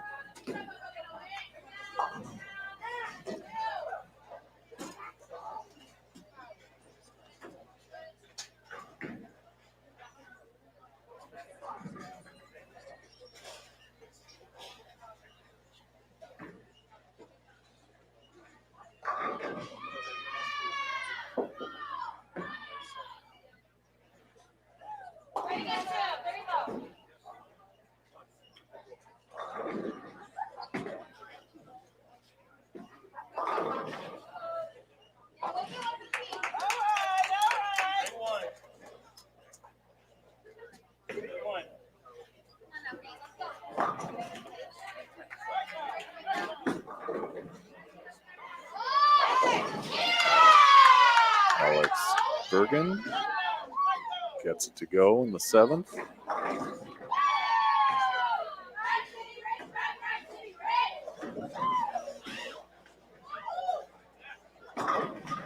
And Caitlyn Cavender trips out the 4.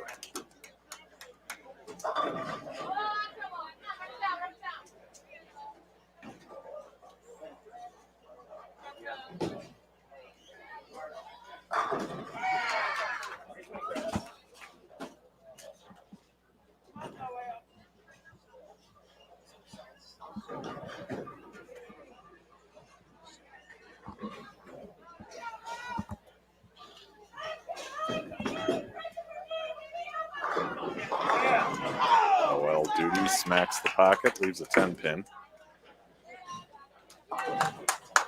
As Cesario covers her spare. So again, the top 2 individuals after the first game, Cesario and Duty. The 2 anchor bowlers on our live stream pair right now.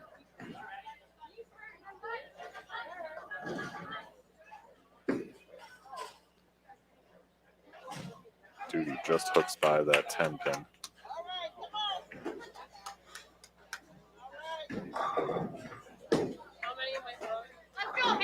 your time to throw all of them.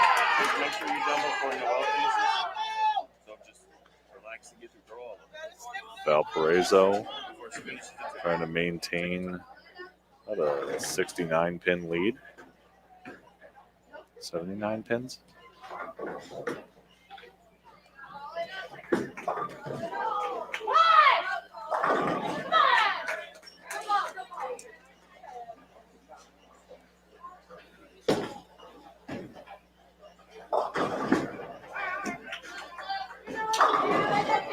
Lulu Smith, the half pocket 7-pin.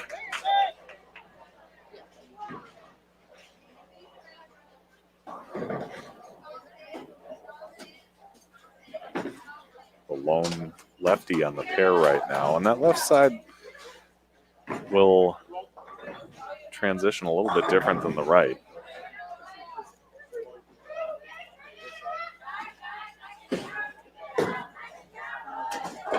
Covers her spare. In the shorter formats, sometimes the pattern holds up very well on the left. But in longer formats, it can take longer for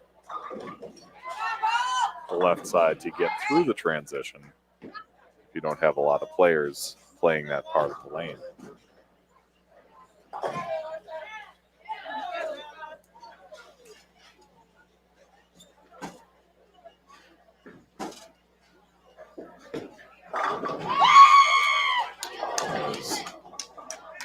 There's Isabella Palomaro.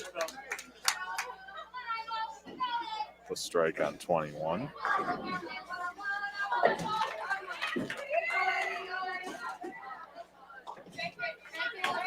Palomaro has 147 through 7 with a strike up in the 8th.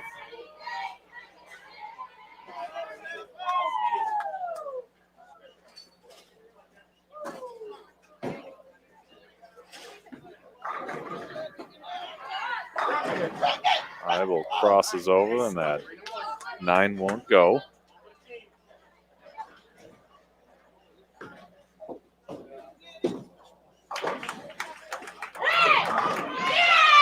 squares connecting on 22.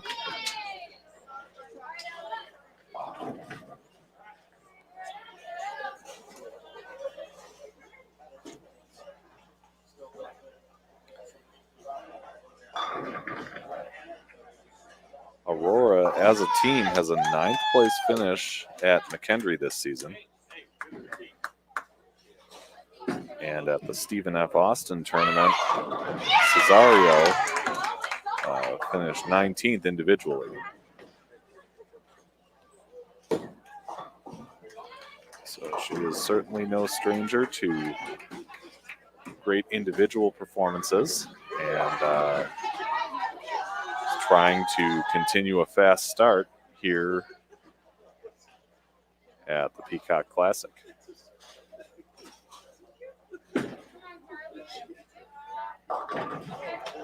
She goes high, leaves a 3.610. And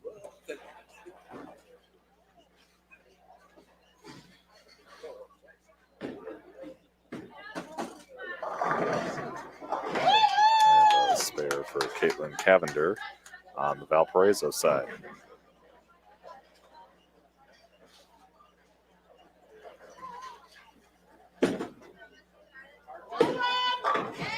Cesario gets all three.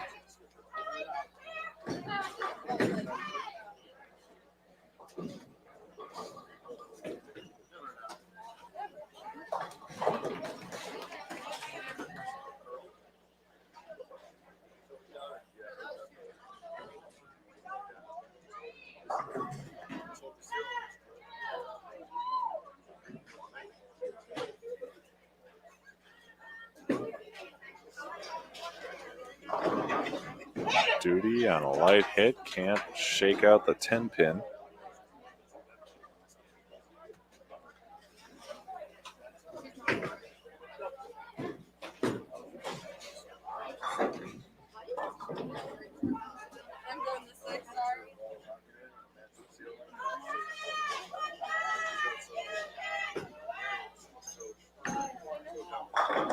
Both she and Cesario, as well as Lulu Smith, can all stay in the plus column after this game, but they're going to have to start striking right to maintain those high individual scores.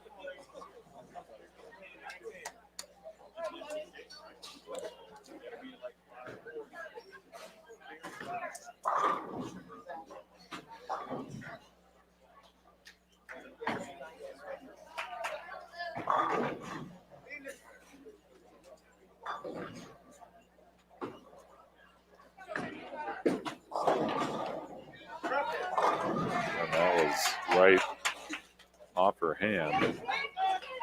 Leave her with a 2-8. Pressure up high and leaves another split.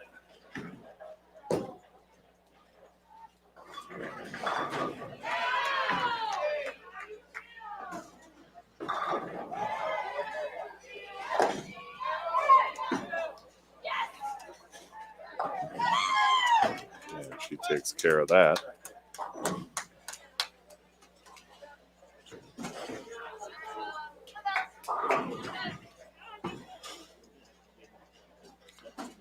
Fletcher takes two.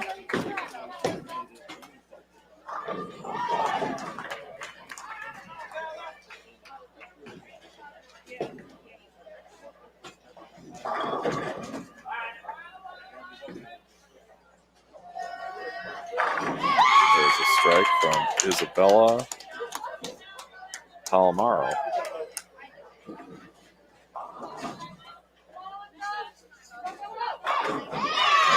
another from Alyssa Alexander.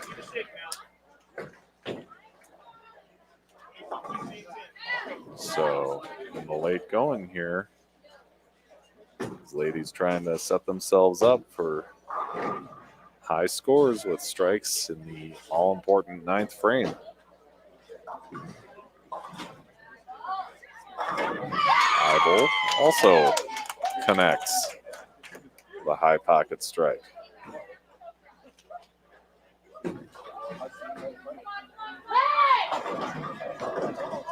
That ball from Gemma Squares didn't seem to keep its energy and hit light and left that 5-7. So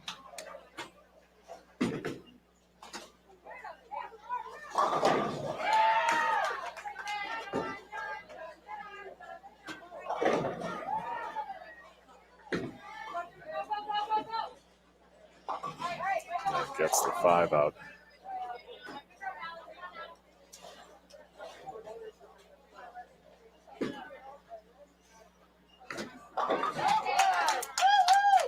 Valparaiso up by almost 100 now in the game, and they came into this game with a 9-pin lead over Aurora for the tournament. So certainly trying to build on that with a strong finish here in our second traditional match.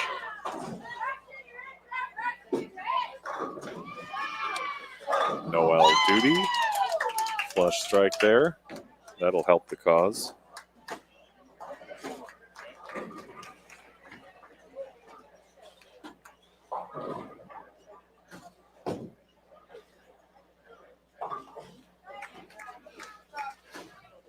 Many of the other teams getting close to finishing up their games as well.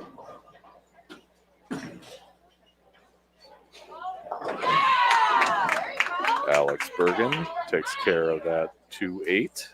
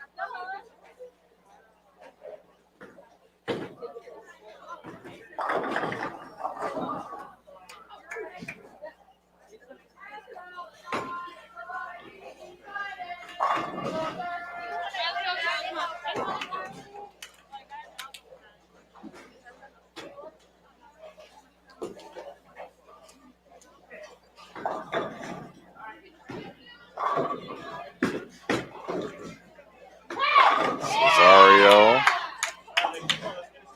hits that flush pocket strike in the 9th.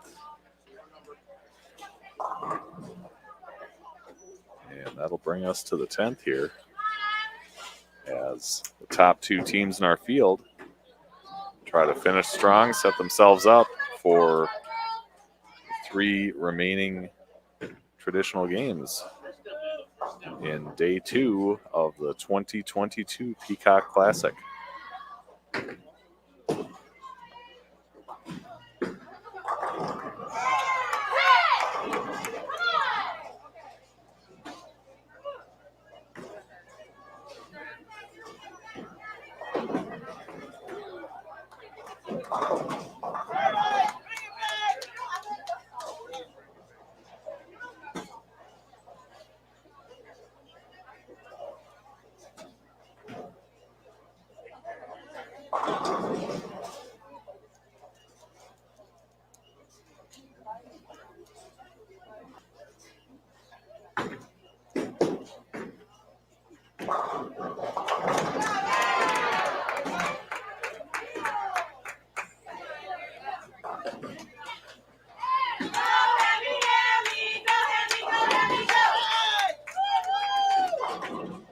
Lilu Smith with a spare in her 10th. She can hit a strike for 197.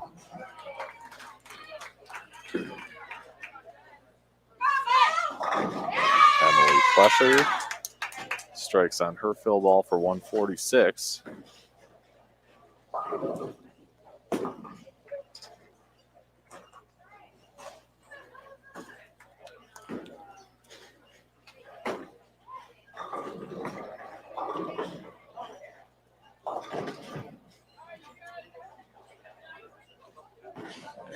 Valparaiso maintaining a 68-pin lead.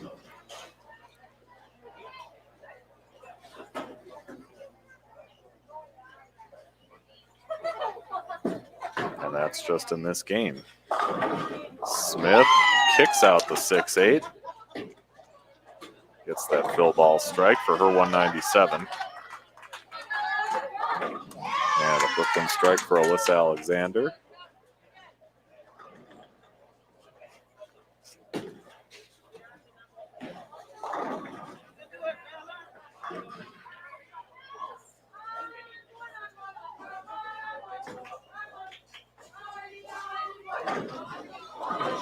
Isabella Palomaro coming off a double.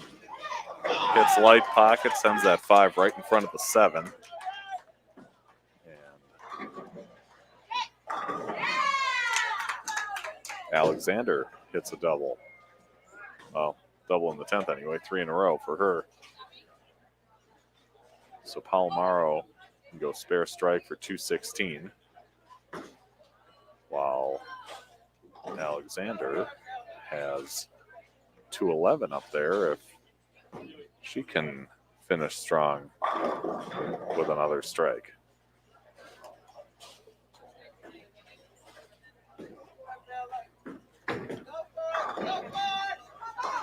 And she jumps up and gives that ball some encouragement and covers that 7 pin.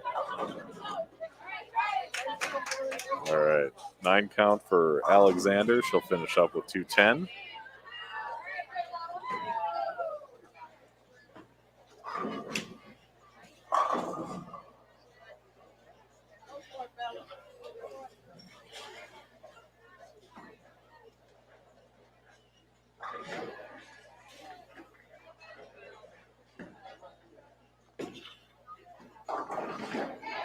Palomaro goes up high for an 8 count on the fill ball. She'll end up with 214. Squares. Kicks out the 4-5. That 7 won't go.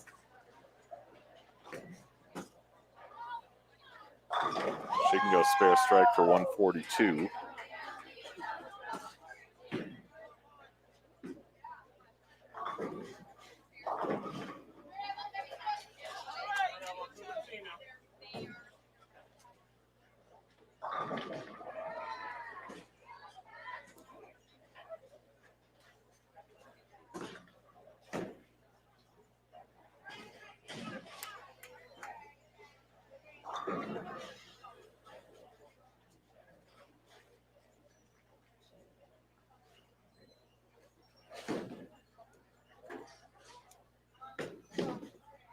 Gemma takes that urethane ball, goes cross lane, covers the 7.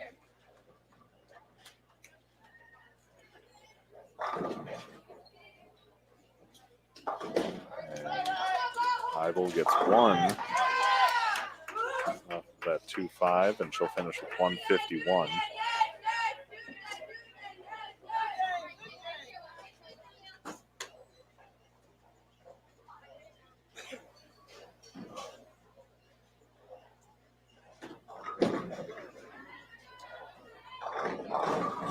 She gets 9 on the fill ball for 141. So we are down to the last 2 competitors.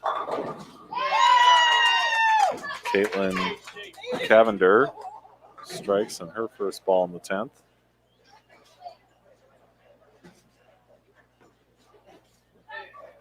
An 85-pin lead, Valparaiso in this game. Light pocket hit. Splashes out the 2 and the 7. And Alex Bergen has still got 208 up there if she can get 2 more.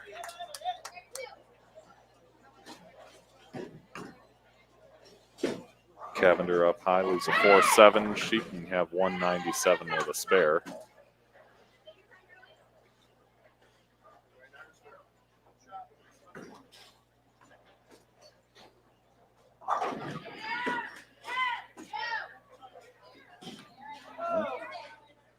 Is that one right? She'll end up with 195. And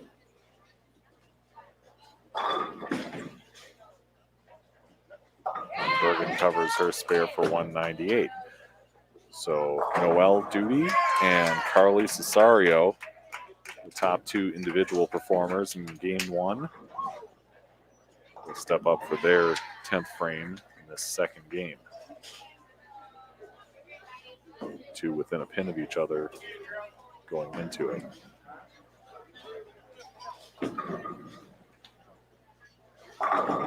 Duty, high flush pocket strike. Cesario up high for a 4-pin, so.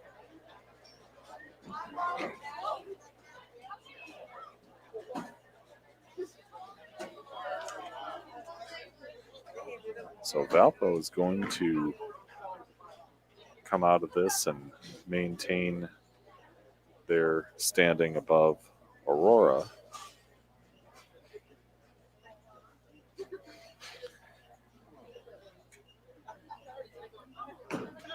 And once we find out how the other teams ended up in game two, we'll bring you those updated standings. As Duty hits another strike for 3 in a row, Cesario covers her spare. And Duty can strike on the fill ball. She'll be at 202 and stay in the plus column. Cesario with a fill ball strike would be at 181 and still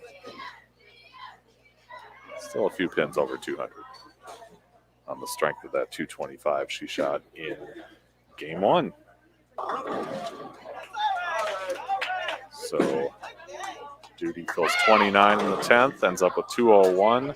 Cesario with a 180.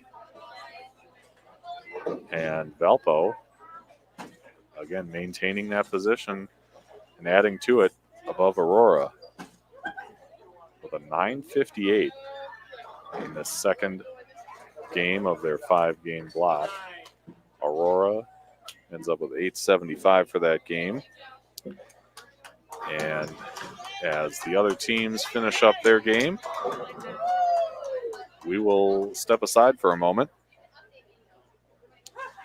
And we'll be back to bring you the next game once the other teams have finished up.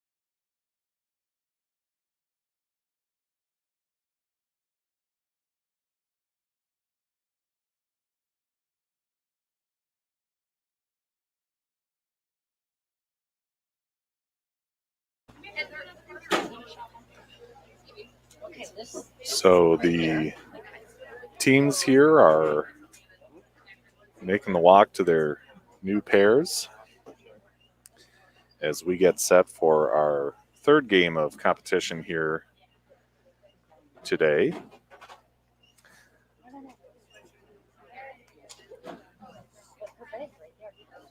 You'll see Augustana College of Rock Island, Illinois, taking on Carroll University of Waukesha, Wisconsin.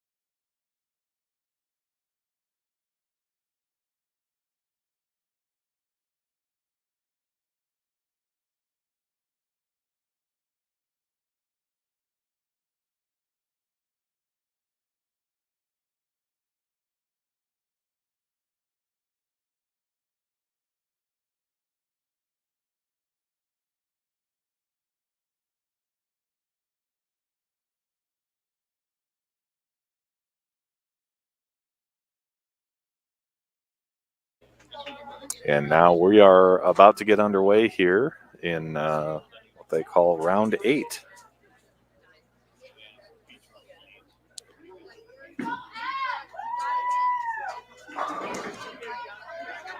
And Augustana kicks things off with Rose Klinger from Elmhurst, Illinois. Coach Marty Resner in there giving her some guidance as she looks to cover up this 1-2-7 spare.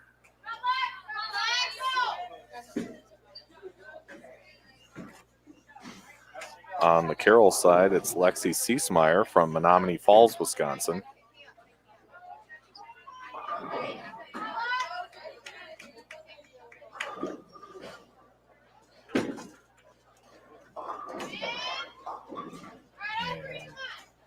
She misses the head pin left and ends up with a 1, 3, and 9.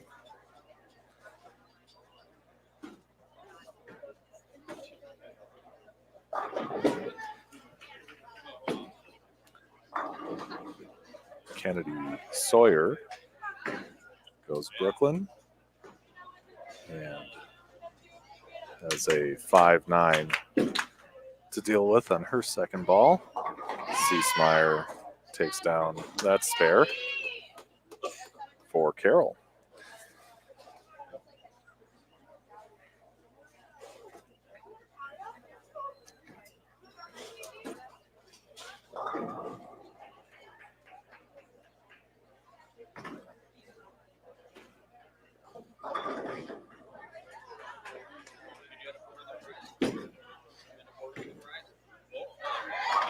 And there's a strike for Gabby Bosco of Sheboygan, Wisconsin. Starting things off strong here in game 3. There's a spare for Sawyer,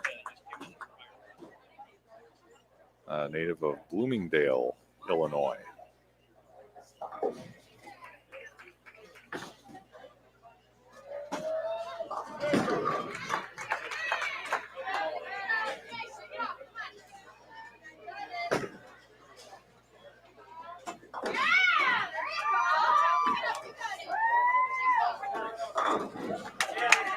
And Sarah Stevanovic, Rock Island, starts off strong.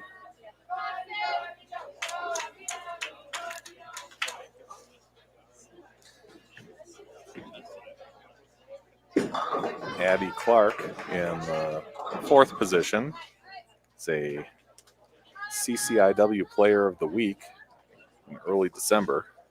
Good job,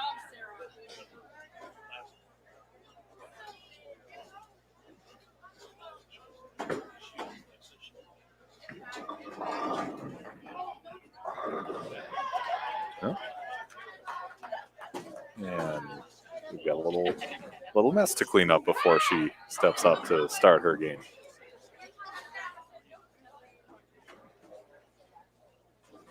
And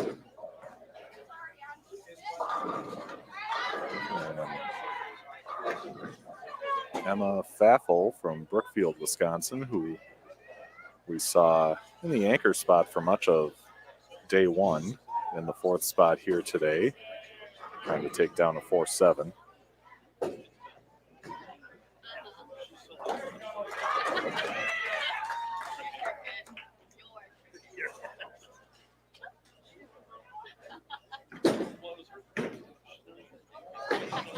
And a little left, slides by that 4.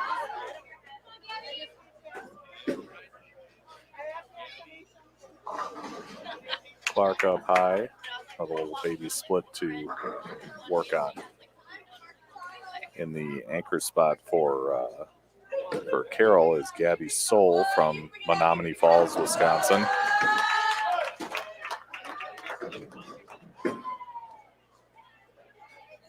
And she connects, start out her game with a strike. All 5 players from Carroll from Wisconsin. And there's nothing wrong with that.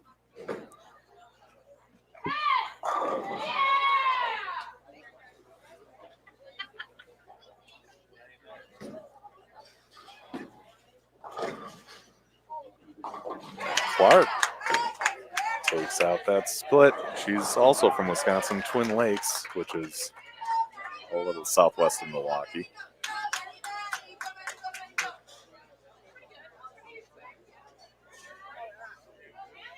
And Maddie Lathrop, the anchor player from Augustana from Sycamore, Illinois.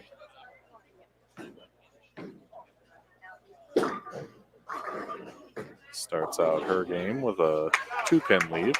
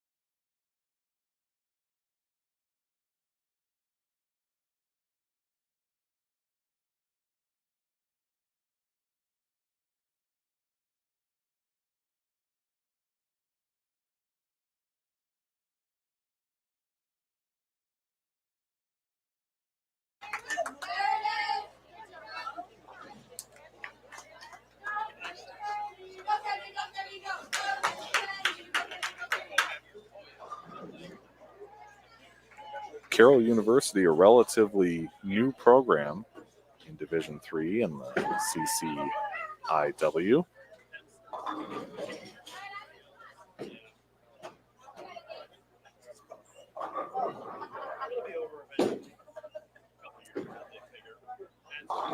Their head coach, Courtney Ermish, bowled collegiately at Robert Morris and won 2 national championships during her time.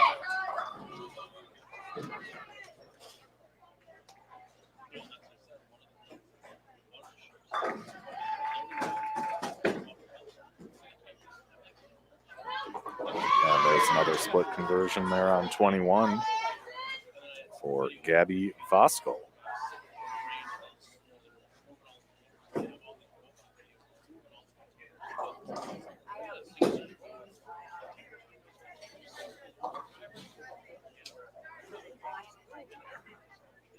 Augustana is another team that has been doing some live streaming over the course of the tournament. Looks like theirs is going to their team's Facebook page if you're interested in following along with them through the last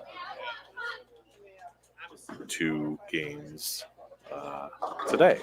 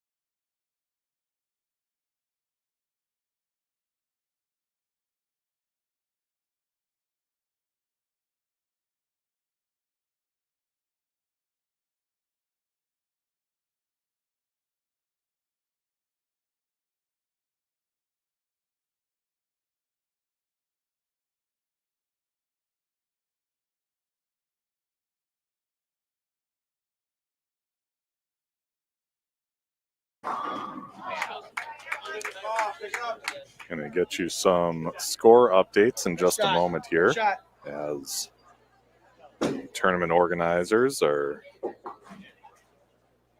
getting some updates in.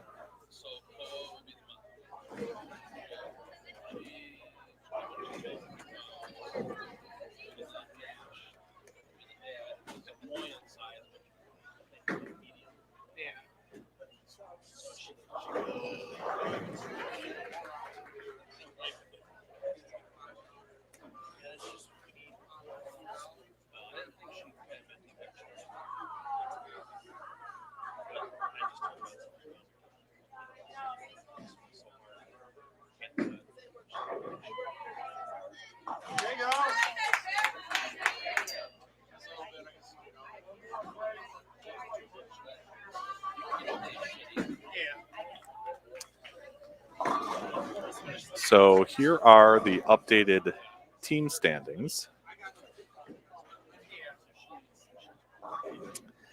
And Valparaiso maintaining their lead in the event at 6,354. Meanwhile, Marian University of Wisconsin has leapfrogged Aurora to get into second place at 6,279, and Aurora in third at 6,262.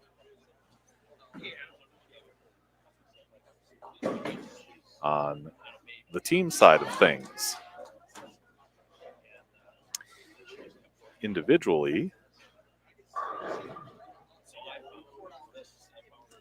Noelle Duty, on the strength of her last game that we saw on our live stream pair, is now up to 415, plus 15 for the 2 games so far. She is followed by Cassie Prill of Quincy at plus 11, Carly Cesario at plus 5, Alex Bergen at -1, and Lilu Smith at -3.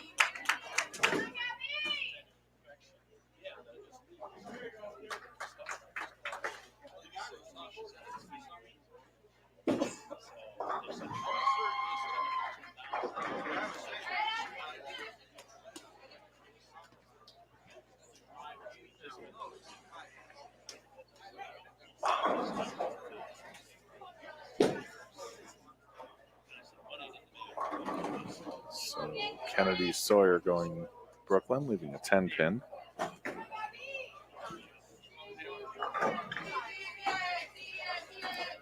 Still pretty close game between these two teams in the early going.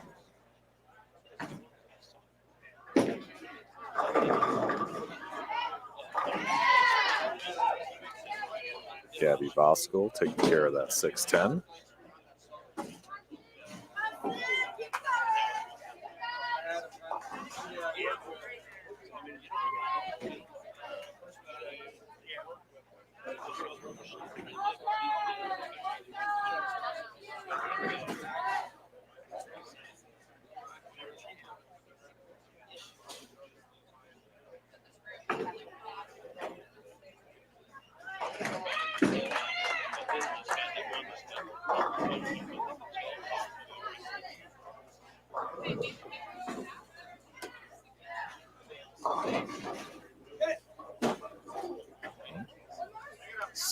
Sarah Stevanovic trips out a couple on those light hit, and leaves the 5 pin.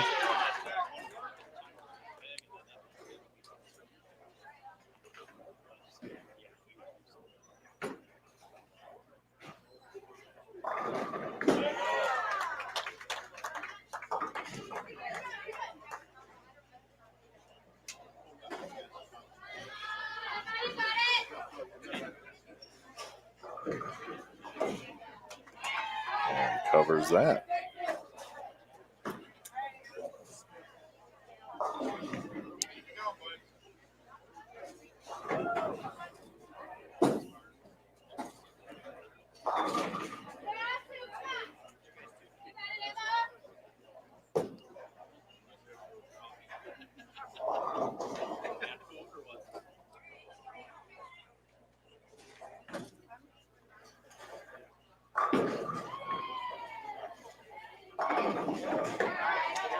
Abby Clark a little high, leaves the 4 pin.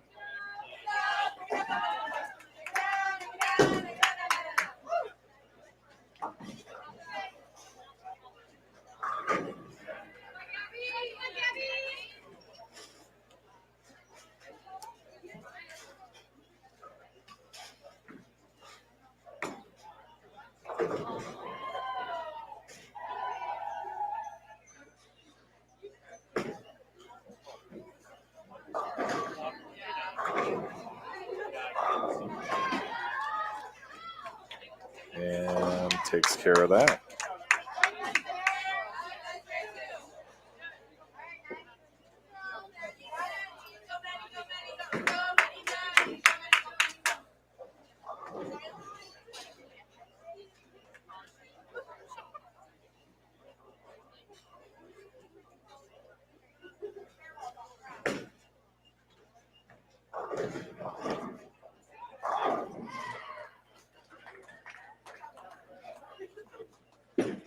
Gabby Soul working on a strike and a spare. Half pocket hit. And leaves a 10 pin. And there is a strike from Maddie Lathrop to finish off the 3rd for Augustana.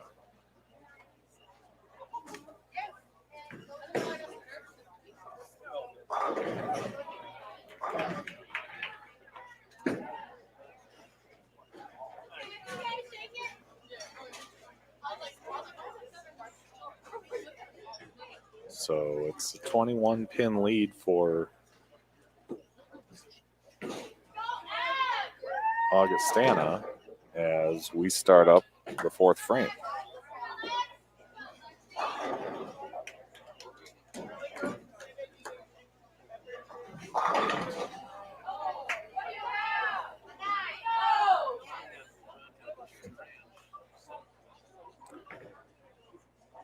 Rose Klinger starts things off with a 9-pin lead.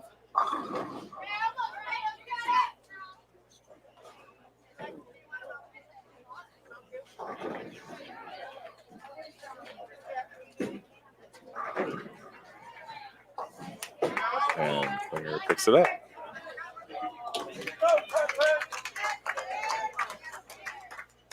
So that lead now at about 30.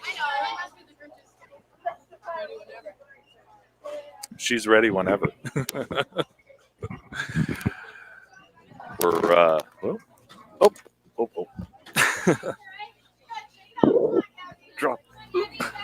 dropped a audio interface here. That's not good.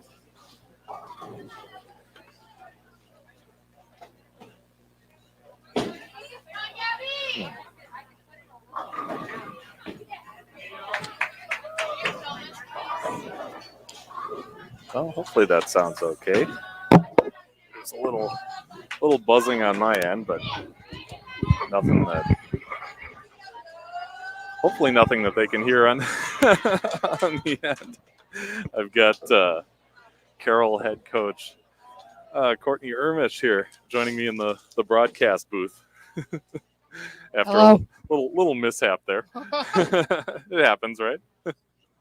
Yep, technology will happen. Yeah, no doubt. Tell me what you see out there. What's it like for your team today?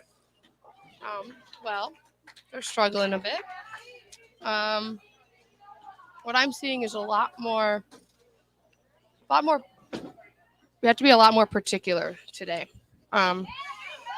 Yesterday, I think you had a little bit more miss from to the right. Today, I'm not seeing that. I think if you get it right of like 8 down lane, you're kind of in the no man's land. It's not going to probably come back unless you're super soft with it and super slow with it. So I think it's just been a challenge for our girls to kind of understand that. And then just because to them, they're, a lot of it just yesterday they had so much more room. So now they're kind of confused as to why they don't have that. And that'll happen. But then we have to really focus on our spare shooting. And I think we're losing track of that because I think they get carried away that they finally get a decent shot. And then they get carried away and just don't forget that you have to do both things. You got to make a good shot and then make the spare. So, yeah. Now, this is a relatively new program that you're taking on here and that we're seeing at this event. Tell me what it's been like to not only do the recruiting, but to kind of get this team prepared for a tournament situation like we have here this weekend. Yeah, it's definitely been different. Obviously, with me being newly out of college, it's definitely been an adjustment. I went to coach after I was done with college, but I was just doing the coaching part of it, and that was cool, and it was great. But I kind of forgot that when you get a head coach, you have to do all the background stuff. And so it's been different to kind of get used to that. There'll still be times where I panic. I'm like, oh my gosh, did I turn in the sheet? Did I do that? Just because, when you're coaching as an assistant type job or as a player, you don't worry about any of that stuff. So you kind of just lose track of that. It gets better as the years go. But we just had to turn in our eligibility and I panicked. I was like, oh my gosh, did I turn it in? Just because stuff like that, you just forget about it. But coaching has been challenging just because I do think that you have to tell them, but you have to learn how to tell everybody how to understand it. How were they going to get it? How are they going to understand what I'm trying to get at? Does that make sense? I have to be okay, how is this person? I'm trying to get them to do this, but how are they going to understand that? So you have to talk to everybody's different. Everybody has a different, language that they understand. Do they appreciate, I could say one thing to one person and tell the exact same thing. I want them to do the same thing. And it may make sense in one person's head and not make no sense in someone else's head. Sure. Which I think I learned a lot when I was in college because my coaches would say something and I'd be like, that doesn't make sense. So I realized that everything you say isn't going to make sense to them because brains work different. Mm-hmm. We all learn a little differently. Right. Yeah. So I think as a lot of people, you can tell somebody something and they get it, or you could have to show them until you're blue in the face. But that's just how everybody is different when it comes to learning curve and process of it. Sure. So it's been different. Yeah. We just saw Gabby Soul carry a strike to finish off the fourth for your team. Yesterday, it looked like you had Emma in the fifth spot and Gabby in the fourth. Why'd you make the change? Yeah, it's sport's crazy from day to day. It's someone has a look, and the next day they don't. And it's just too. I was the same way in college. Like, it's different to bowl your individual game, because there's a little bit more pressure. You feel different pressure because you have to bowl every frame, or anchor. An anchor bowler and Baker is just bowling the 2 frames, so you don't feel as much pressure, even though there is, because it's the 10th frame. But you only have to throw. You only have to worry about your 2 shots, and you're done with it. Where here, it's like, oh my gosh, I opened. I'm the only one that can fix that. Where in Baker, it's like, oh, my team can pick me up. That's okay. Do you know what I mean? So that's just something that I think is different and they're new to it, because in Wisconsin, you bowl Baker majority of the time for high school. So I think that's something that they're also just learning, how to be a team in the team aspect, but bowling individual games. Sure. Because in college, I was the same way. I was never that great of an individual bowler, but Baker's I would be fine, just because everyone thrives in different positions, and that's the sport, and one day you could have the look and the next day you could come and absolutely have no look. And it's just, mental. It's the same pattern, it's the same stuff, but things change, so. What, tell me about what parts of this particular event that either you've enjoyed or thrived in. I mean, this is a brand new thing, not only, for Upper Iowa to be running a tournament, but for the state of Iowa, have never had an NCAA tournament. Give us some insight on your experience here and what you think has gone well so far. As like a tournament here, Yeah. you're talking about? In the bigger picture. Yeah, I think it's been okay. I think it's been crazy, like that it's been the first NCAA, and I think it's cool that bowling in general is growing, and I think that's like the biggest thing that anyone would probably say is. It's good to see the sport growing in every state, and I hope that it continues to grow and get bigger in every state. Just because the sport has so much to offer. You can do it for fun, you can do it competitively, you can do it however you want, and that's where I think people kind of lose track. Like, yes, I chose to do it competitively. These girls choose to do it competitively, and they can do it competitively for 4 years, and they can continue to go on, or they can go in bowl league and have fun with it every week. I think that's where the sport needs to continue to grow, and I think that more tournaments you have around every area, the sport will continue to grow, and that's what we need in the sport. So it's been cool to be a part of something in a first, which is cool because these girls are a part of a first, and it's always cool to be a part of something that's first. Regardless of if it doesn't seem big at the moment, but at the time, but as it goes on, it's cool to be a part of something new. And I've told these girls, I'm like, you guys have to enjoy this. Like, you're the first team that's ever competed at Carroll. I don't care, maybe we're not doing the best, but that's still a cool thing to be a part of, regardless of how you look at it. You know what I mean? You started something from the ground up. So I think that's something that I think is always something that can stay, and same with this tournament. It's always cool to be the host, and like a host, that's always cool to be a part of that. Like, you could say I hosted the first one. Stuff like that's always just a cool thing to say, regardless if it runs smoothly or not, or if it goes well or not. Like, it's still part of the first, which is a cool thing to be a part of, regardless if you're hosting, if you're just bowling in it, if you're doing whatever. Got to ask, since I'm a Milwaukee native and I'm familiar with a lot of the centers around there, where do you guys practice? Sunset. Okay. We practice at Sunset Bowl in Waukesha. Yep. So yeah, and then that's really it about that. I mean, we practice there, it's about 5 minutes, if that, from our campus. Oh, nice and easy. Nice, easy drive over, make like one right turn, and you're there. Yeah. So it's easy about that. Awesome. Well, I don't want to take up too much of your time. You've got a team competing here, so I want to give them access to their coach. But Courtney Ermish, really appreciate you taking the time. Yes, and of course. Best of luck here and for the rest Thank of you. the season. Thank you. I appreciate it. Yeah. Thank you. I'm going to go and hopefully they'll figure it out. Seems like it got better, and now I don't know if it's going so good anymore. So Okay. I'll go and try and help them out, see what I can do. And thanks for having me. Yeah, thank you. That's head coach Courtney Ermish from Carroll University in Waukesha, which you said, new program in the NCAA bowling landscape. And happy to have her and her team here in Waterloo, Iowa, at Cadillac XBC for the 2022 Peacock Classic as Lexi Seesmeyer, her leadoff bowler, takes aim at a 5-pin.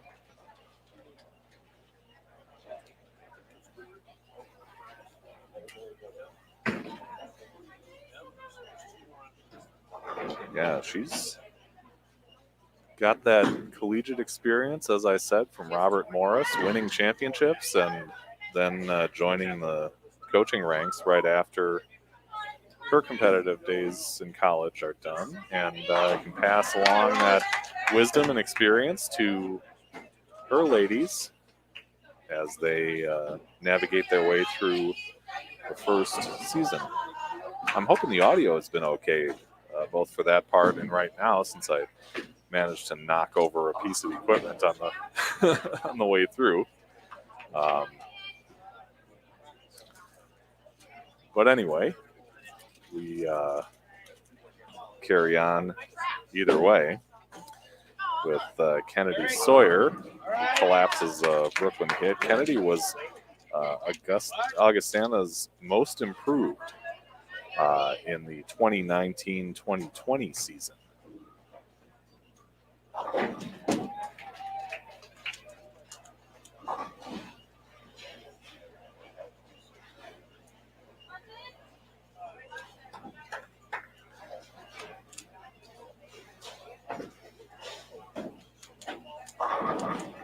Nice shot. And 4-9 for Sarah Stevanovic, freshman from Rock Island, Illinois, which is where Augustana is based.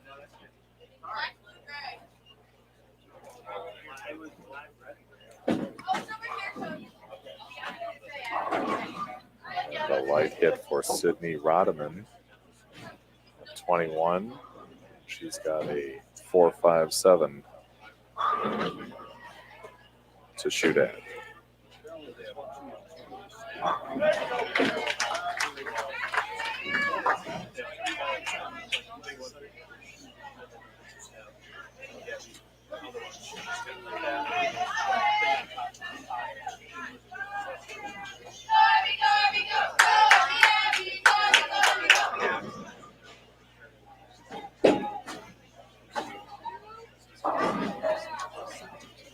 And Sydney takes 2 out of that. Yeah, I imagine with having a newer team that finding a home, a place to practice can be a challenge. But fortunately, the Waukesha area has a lot of quality bowling centers. Sunset, absolutely one of those. And glad to know that Carroll has a good place to practice as we watch dueling turkeys.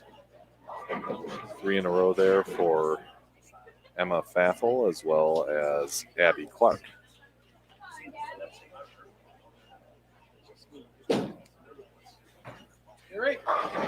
it.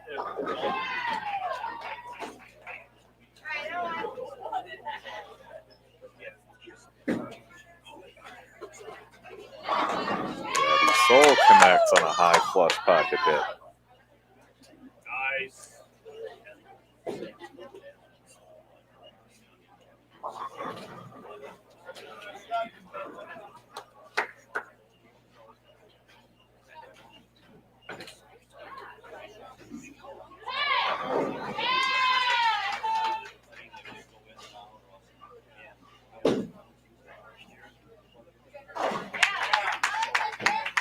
And a spare for Maddie Lathrop. So we're through 6 frames here. In this game.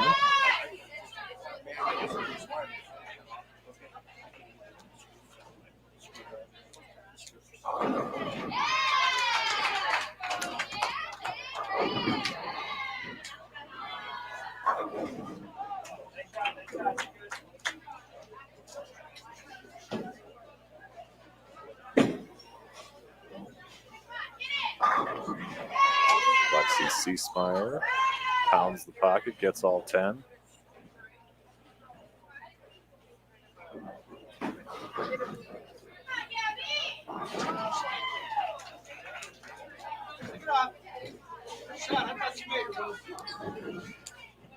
Augustana maintaining a lead of 52.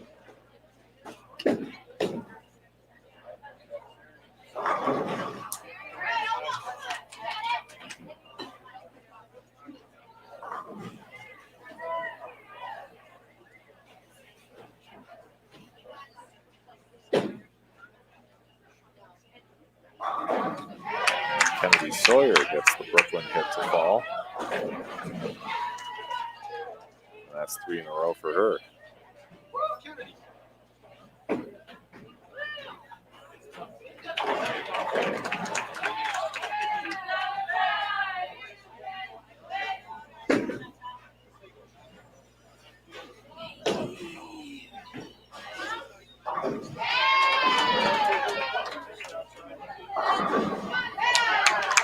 Brooklyn hit carries for Sarah Stevanovic.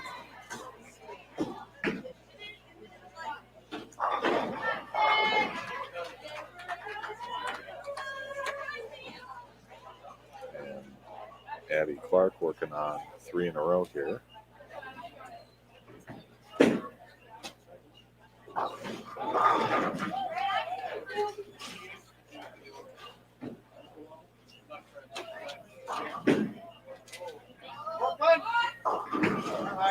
Goes up high, leads a 3-6.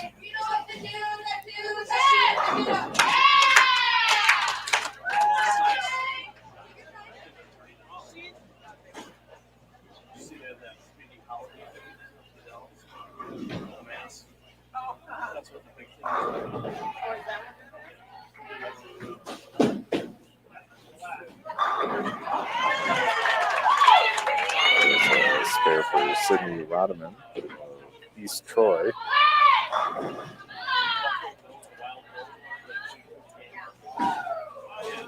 Faffel trying to build on her 3 consecutive strikes in the 7th frame.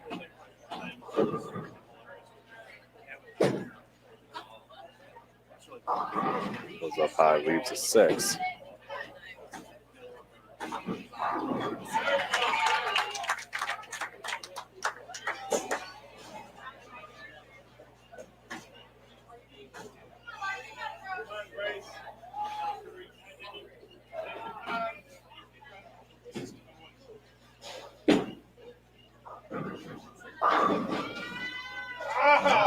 There's a trip bat forward does Maddie Lathrop, and it's not going anywhere. So she'll take aim at that on her second shot in the 7th frame.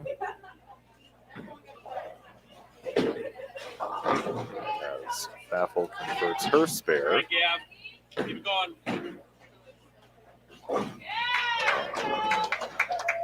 Augustana has a lead that has now grown to 90.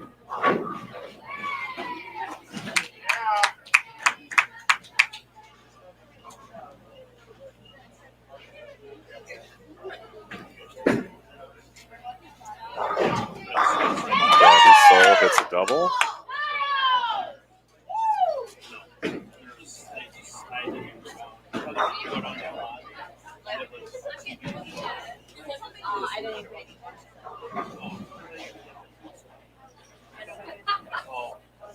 She was really.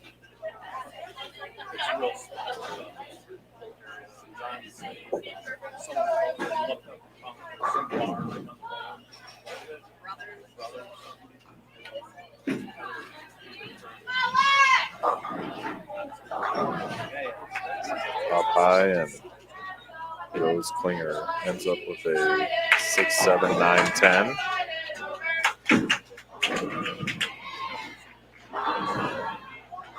Teammates encouraging her to slide it over, which is what you need to do to pick this up.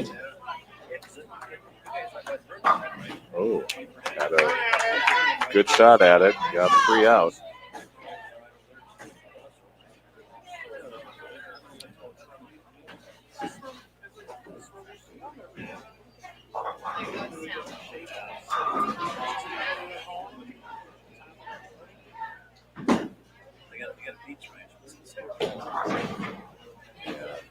two-pin fill for Lexi Seasmile, leadoff bowler for Carroll University from Menominee Falls, Wisconsin. Kennedy Sawyer tripping out that 5 and 9 for 4 in a row.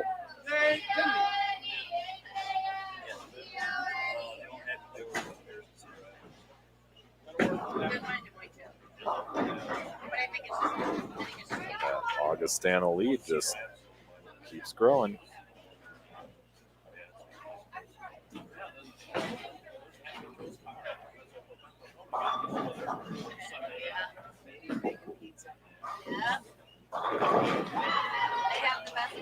Stefanovic a little light, 2-5.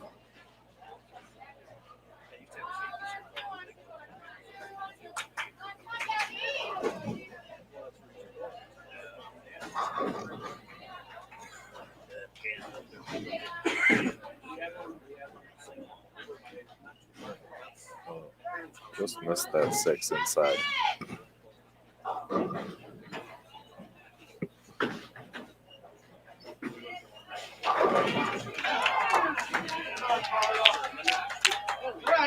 Remember, this is our second of 3 days of competition here in Waterloo, Iowa, and you can see day 3 coming up tomorrow, where we determine our 2022 Peacock Classic champion, both on the team side and all tournament team and tournament MVP. Be handing out some hardware. Some beautiful looking trophies that Upper Iowa has procured for this event.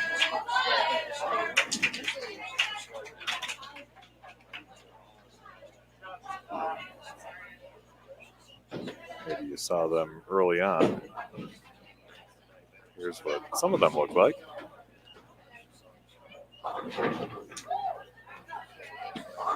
And they light up. I mean, what's better than that, right? Those are the trophies for the all-tournament team.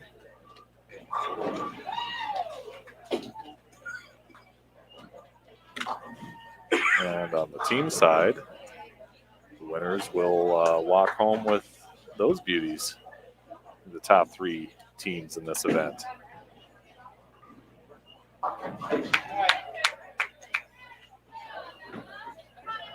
Abby Clark taking 2 out of 3 there. That 6-7-10 split. Emma Faffel crossing over, leaving a 6.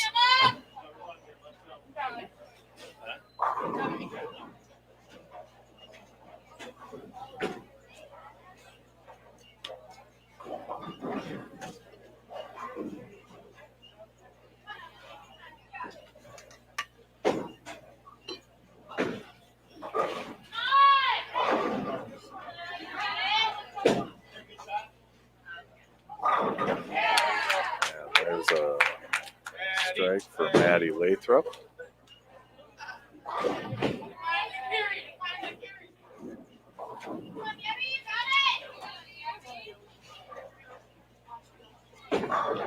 So a 98-pin lead right now for Augustana as Gabby Soul steps up for her 8th frame, working on a double.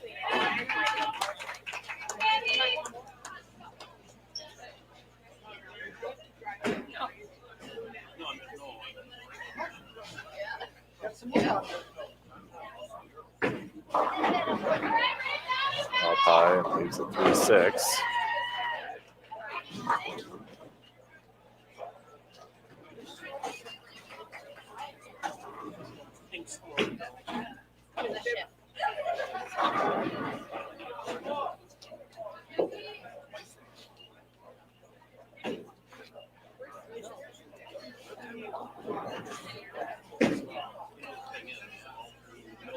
And takes care of that spare.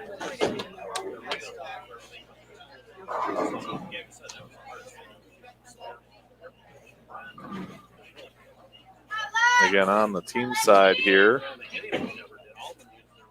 Valparaiso maintaining that lead.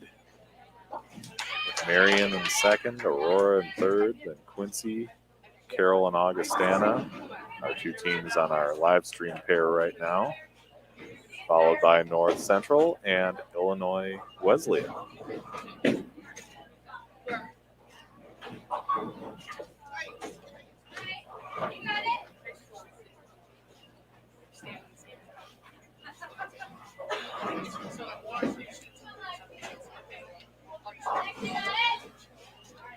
And these ladies will be continuing to bowl until we finish the 5 games here.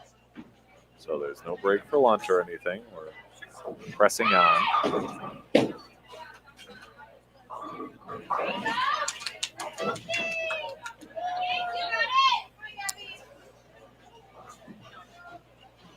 Kennedy Sawyer working on 4 in a row on lane 21. And goes up high, leads at 310.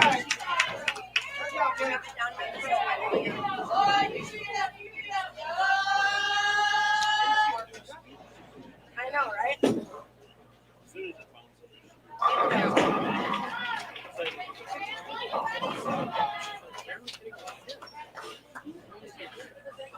Just watch your fingers.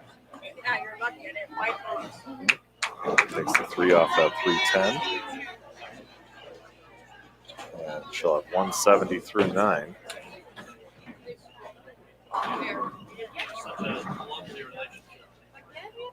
And on the strength of scores from Sawyer and Addie Clark and Maddie Lathrop, the lead for Augustana stands at 91.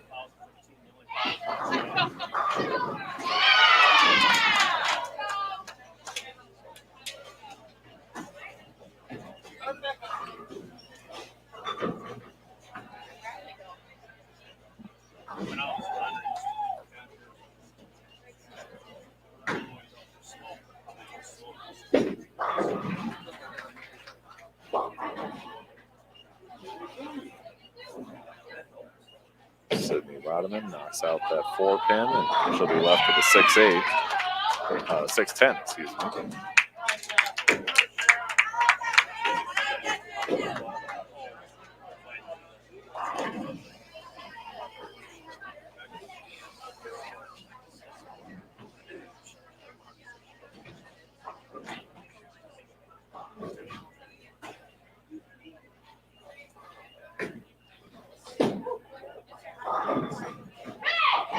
And there's a spare. Yeah, when you have all these reactive bowling balls going down the lane, that tends to burn up the pattern because they do tend to absorb the oil and not just push it down the lane.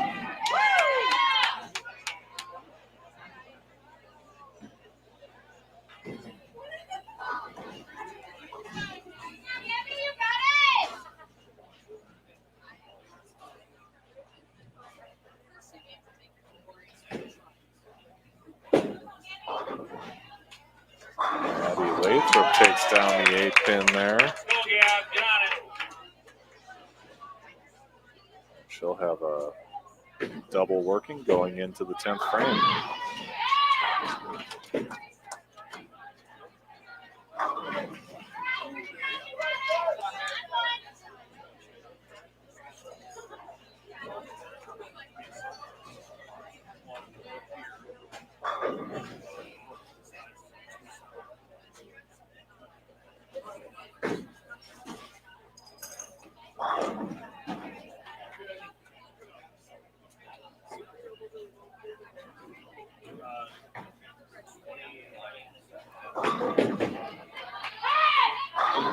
Gabby Soul takes care of the 5 pin.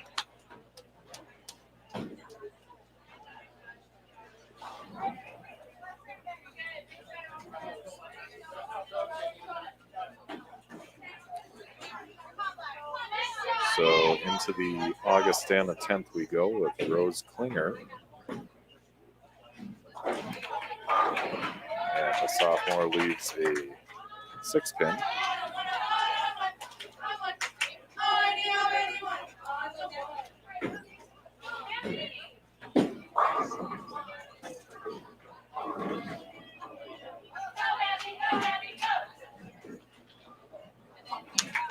Covers that up. Lexi Seesmeyer on the Carroll side will take aim at a 3-9-10, which we've seen converted in this game by Abby Clark of Augustana.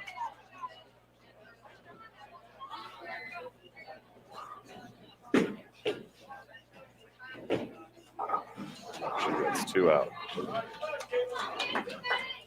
So Lexi will end up with a 132.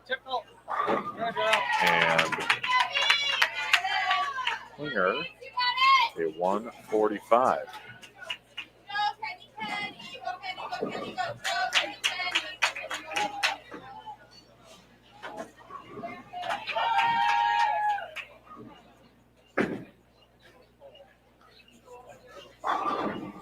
Gabby Bosco crosses over, leaves a 5-pin.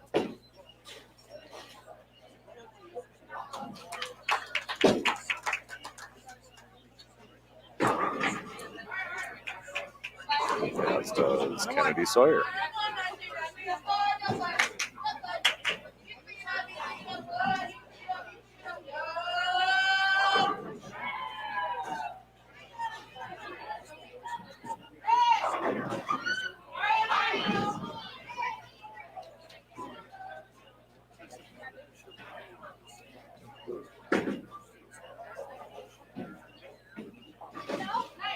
Bosco takes care of the 5. She can get a strike on the fill ball and get out of here with a 139.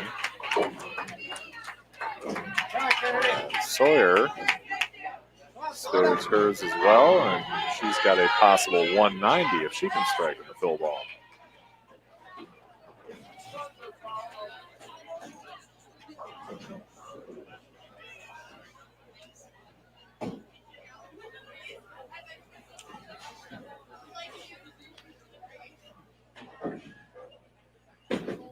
Looks like we're heading into the 9th frame in most of the other pairs. And as soon as things finish up and new score updates come down the pike here, we will be sure and share whatever is available. On the individual side, Noelle Duty is the leader going into this game.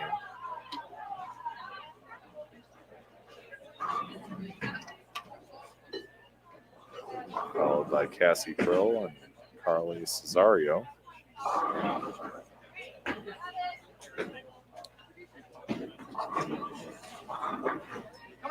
Maddie Lathrop not too far behind coming into this game, and got a chance to gain some sticks here.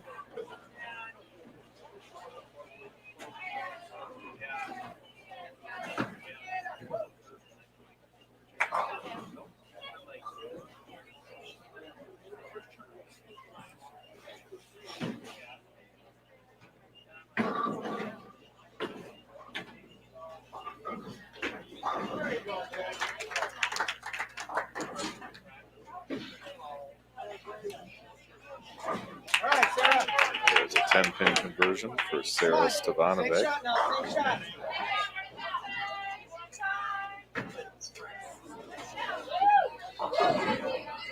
Still got 156 if she can hit a strike on the fill ball.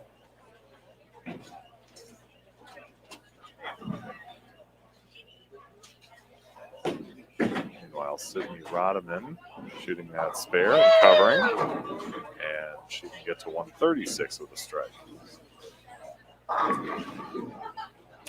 Shot. So Stevanovic will finish with 154. It's a 186 for Kennedy Sawyer.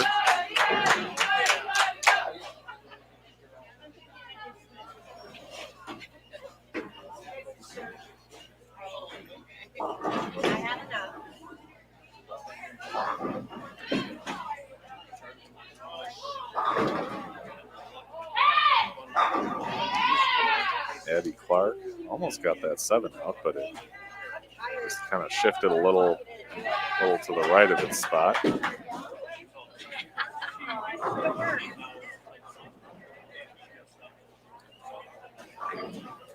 Rodman finishes out with a 134. That will bring up Emma Faffel, who's working on the strike.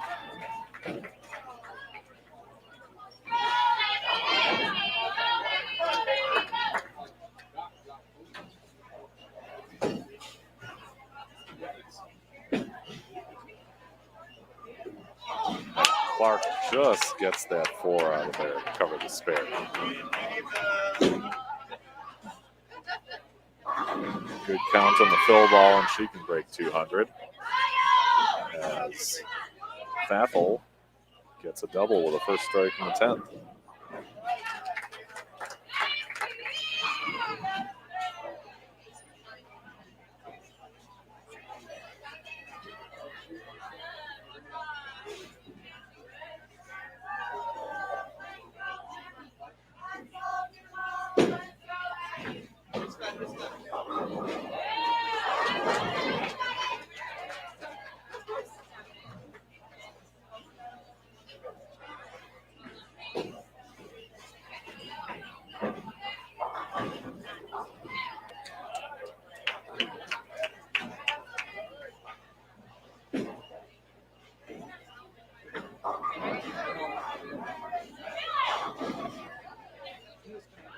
So Abby Clark with an even 200 after that 8 count on the fill ball.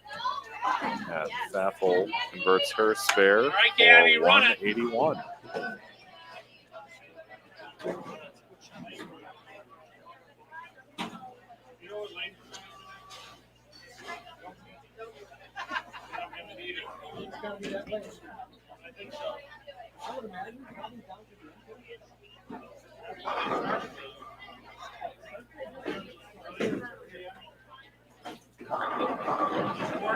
High hit. Gabby Soul leaves a 4-pin. She can go spare strike for a possible 194. And Maddie Lathrop also high for a 4. And she has a possible 195 up there if she can cover and then strike on her fill ball. Finish strong.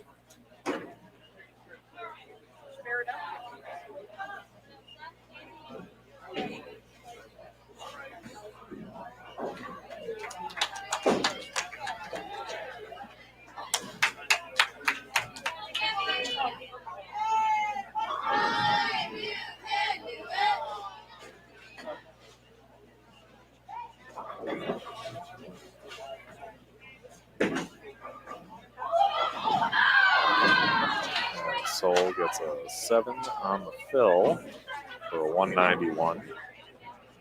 And a team total of 774.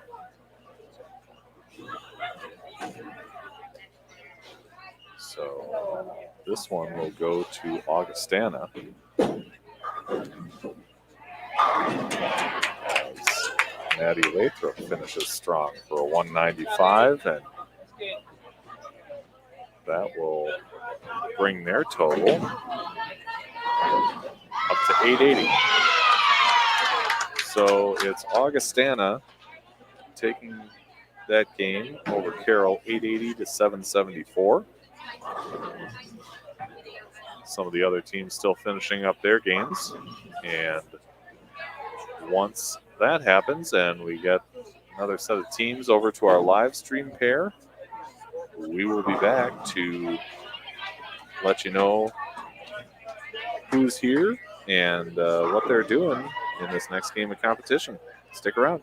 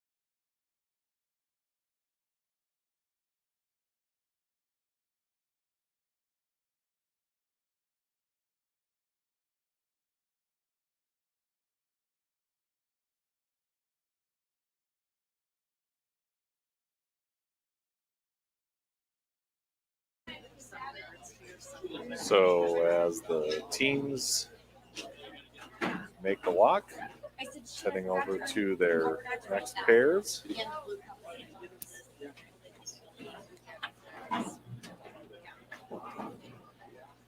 will be back with you here.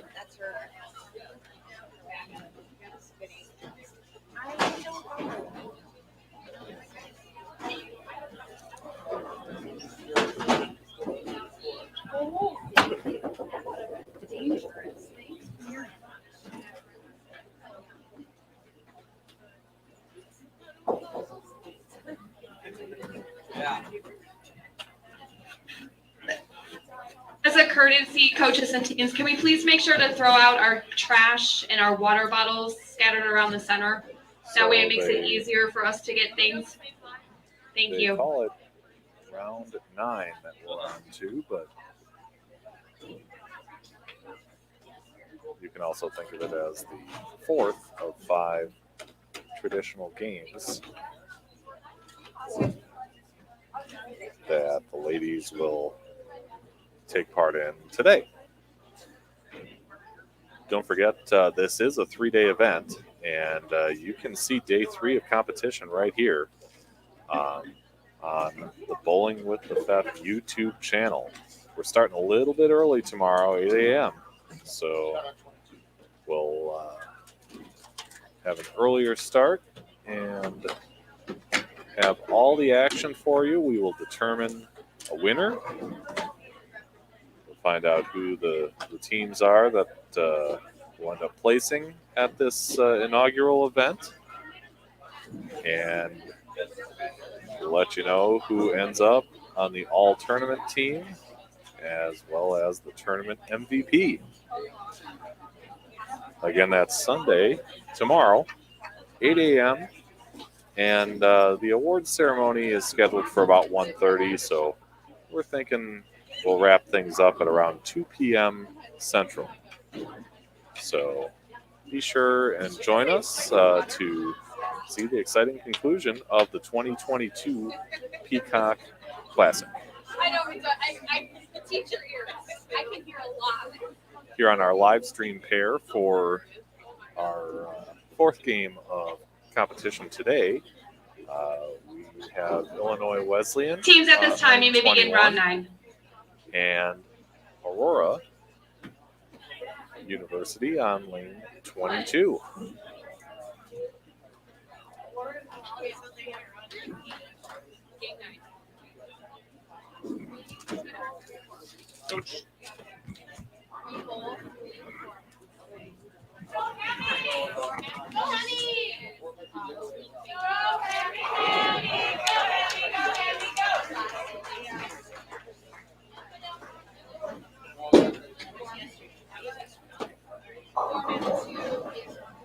Sarah Buckman starts out the Wesleyan first frame and leaves a 10-pin.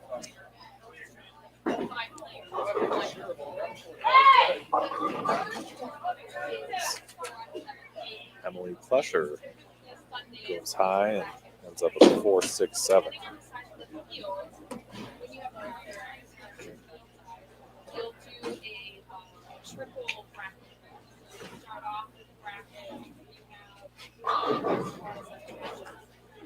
Aurora was just less than 10 pins off the lead when they were on the live stream pair a couple games ago.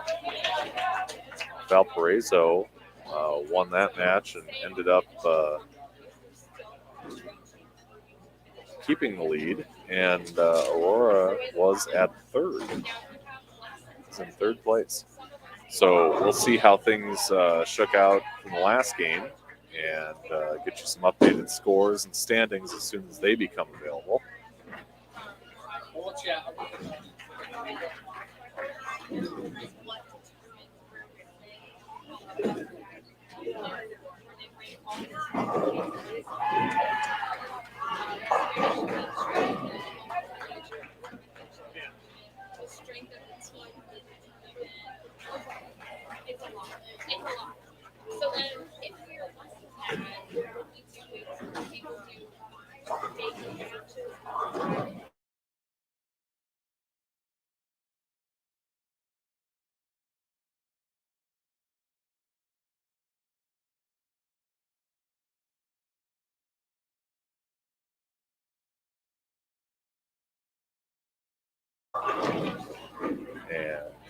Just got our first look at Oreo Beard from Chicago. That's a 7 count on that second ball in the first frame for Illinois Wesley.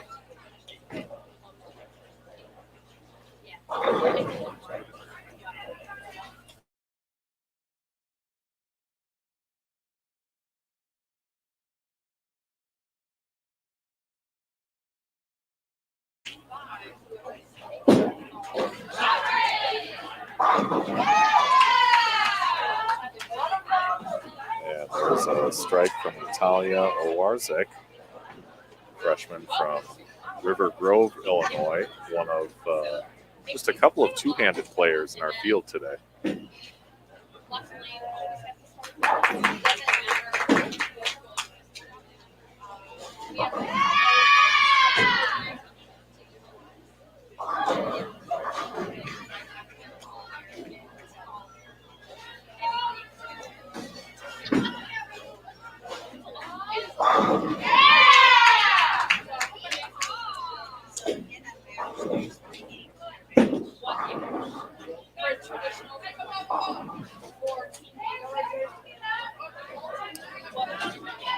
So the last two Aurora players come away with strikes, and that gets us to Carly Cesario, who started strong with a 225 in game 1. I believe she was in the 180s last game on this pair, and leads a half pocket 10 pin in the first frame of this game.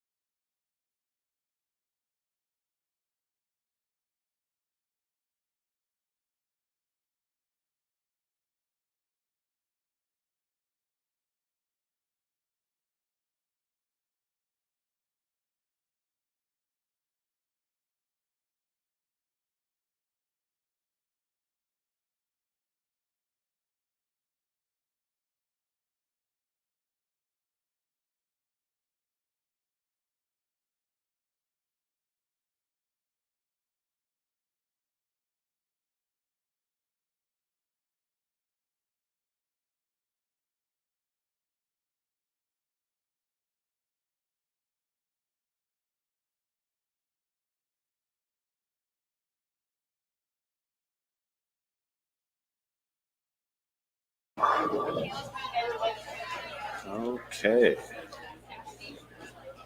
You guys have Snapchat? I talked to her, and we have the same So Oreo Beard ends up picking up that spare. As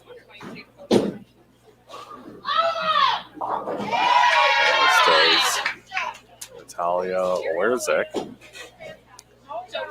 His daughter won an national championship. She's a fantastic player, too. Elena Chaveria Maybe up for Wesleyan in their second frame. tell her we miss her. I miss her. Text her over. That's the other thing you can do.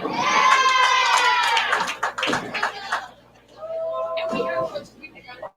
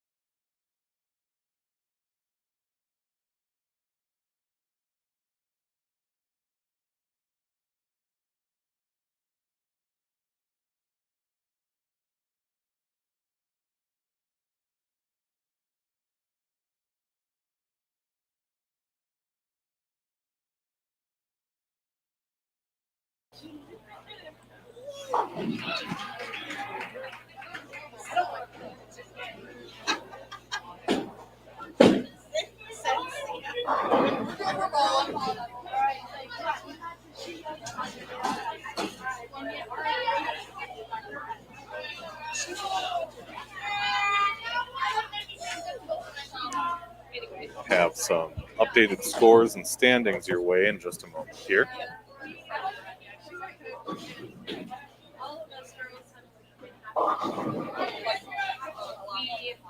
We get out of just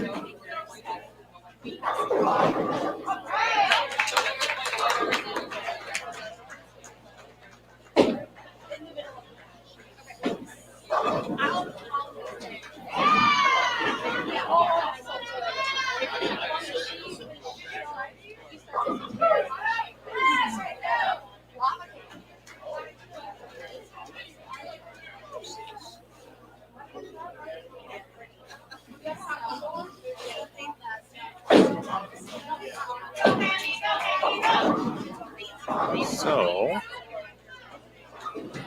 on the team side of things,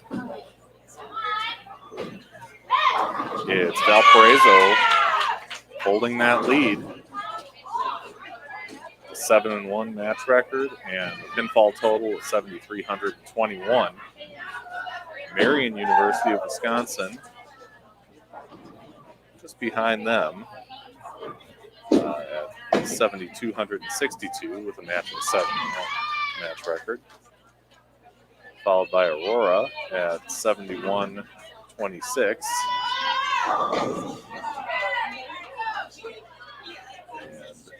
And Quincy Carroll Augustana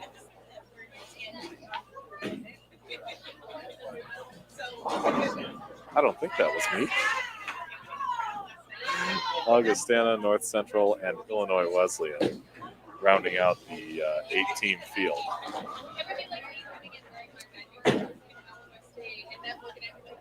On the individual side, Noelle Duty continues her lead with a 623 for her first three, so plus 23 for Noelle. She is the only player in the field in the plus column right now, followed by Carly Cesario of Aurora at -5. Alyssa Ritchie of Marion at -12. And Caitlyn Cavender from Valparaiso at -14.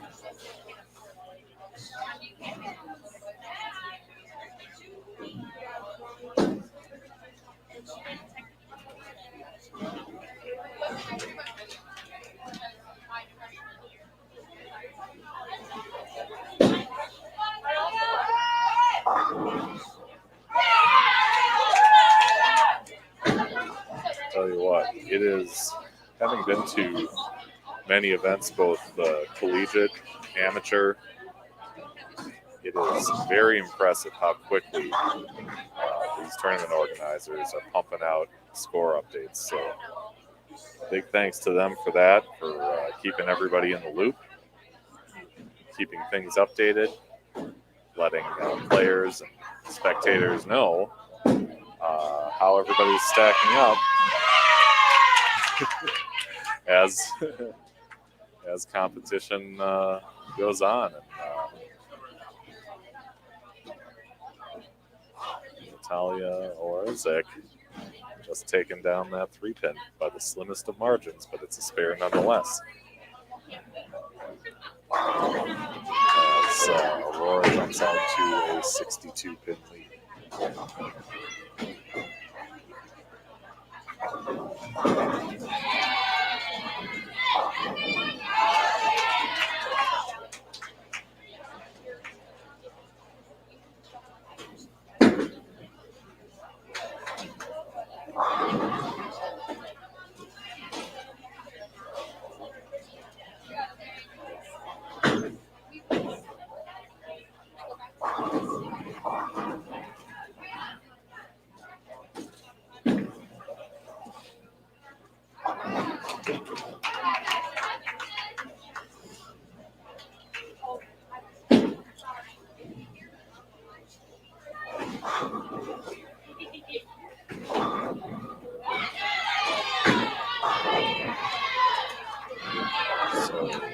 Cesario taking the approach on 22. She's in the hunt in the individual standings and crushes a strike for a double.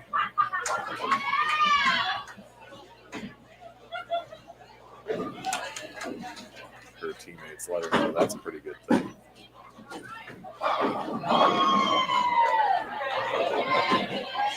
Atkins with a light pocket hit.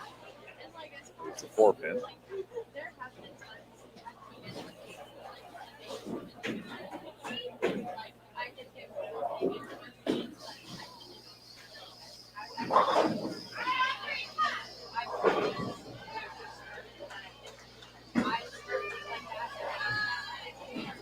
Just misses that to the left.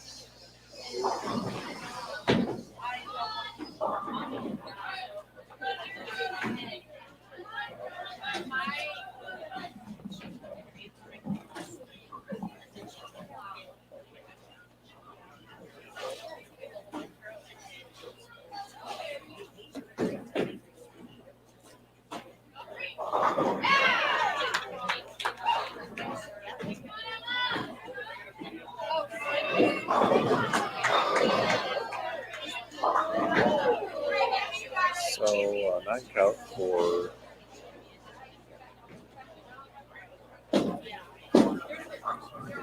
Emily Flesher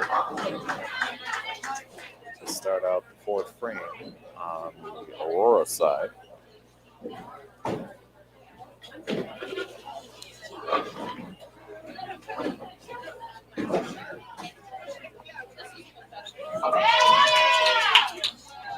She picks up that spare.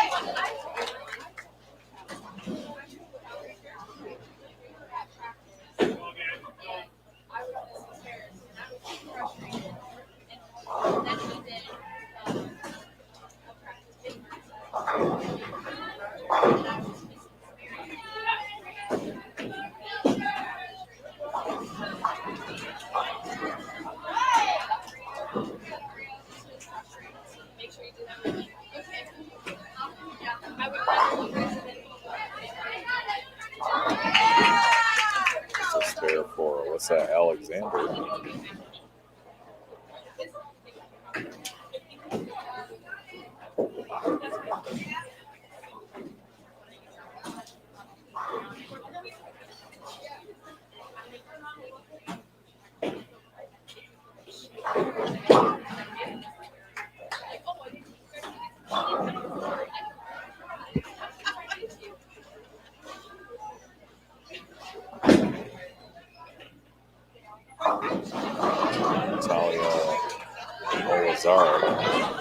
Right through the face. 4, 6, 7, 9, 10.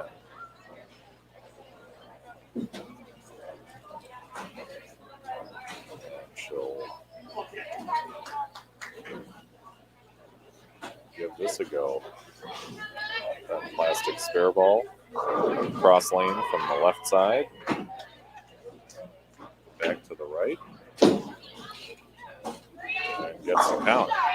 She gets 3 out of there. I don't know where I'm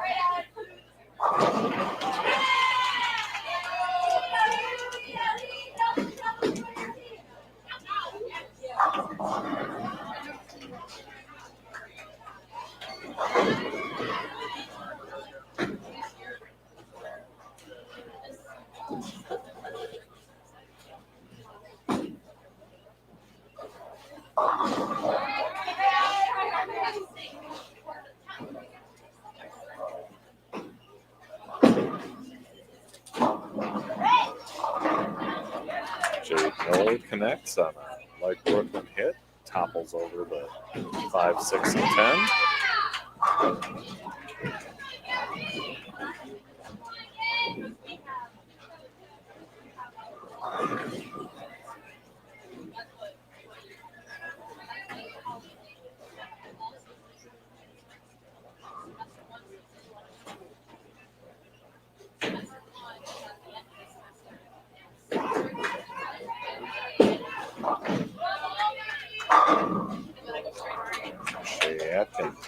How was your travel lock? Half pocket hit. We were over at Maple Leaf. It's all right.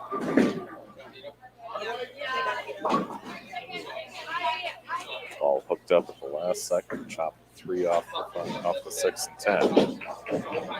So Carly Cesario working off a double. Steps up in the 4th.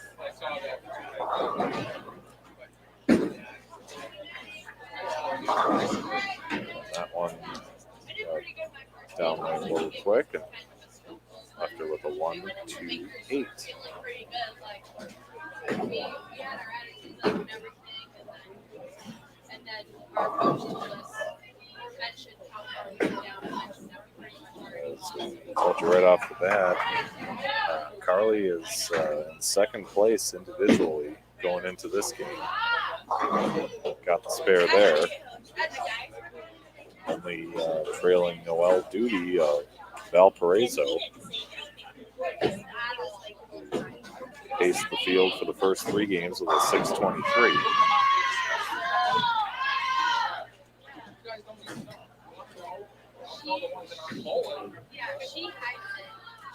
They are down on the far end, I want to say 33 and 34, crossing with North Central. All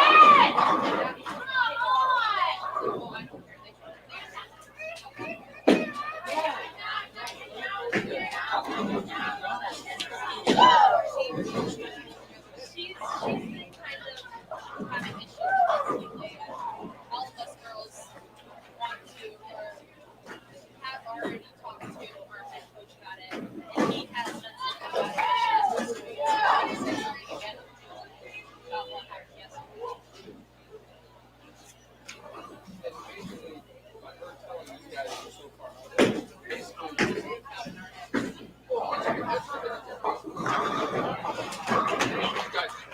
Spare for Penelope Plesher, giving her 56 in the 4th with that spare up in the 5th. Sarah Buckman takes care of the 1, 3, and 8.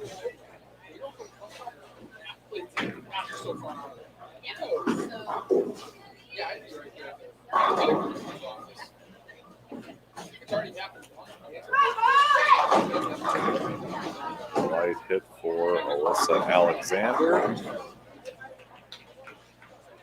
7 stands.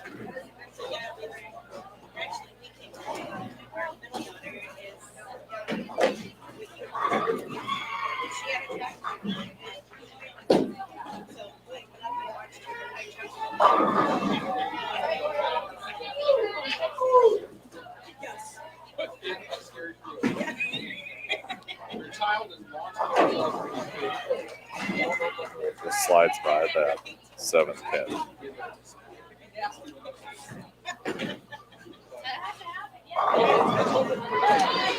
Rosters on both of these teams filled, chock full of ladies from the state of Illinois.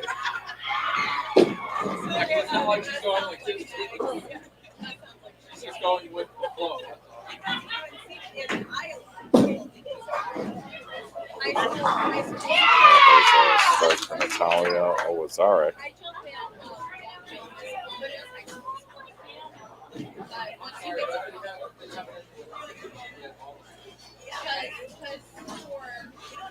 She's got 62 through 4 with that strike up in the 5th.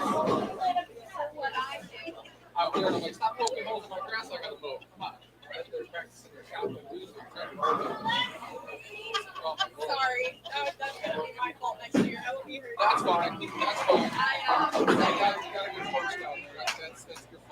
There is a pretty nice batch of spectators here now. As you can hear, when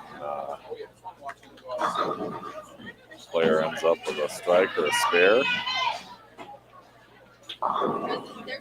they're hearing that support. They're feeling the love.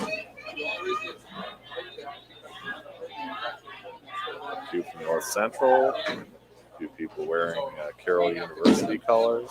Valparaiso's got a couple.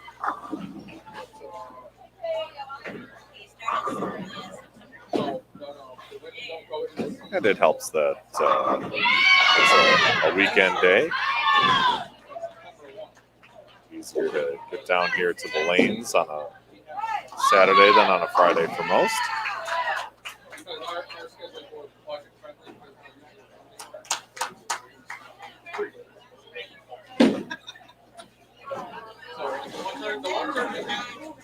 Jade Miller gets 3 out of the 4. And the 5th frame is Carly Cesario. Second moving into this game individually. She squares up.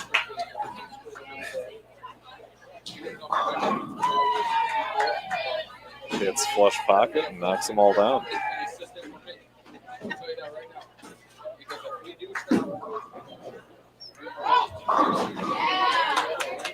Shay Atkins gets a strike there on 21. We're moving into the 6th frame.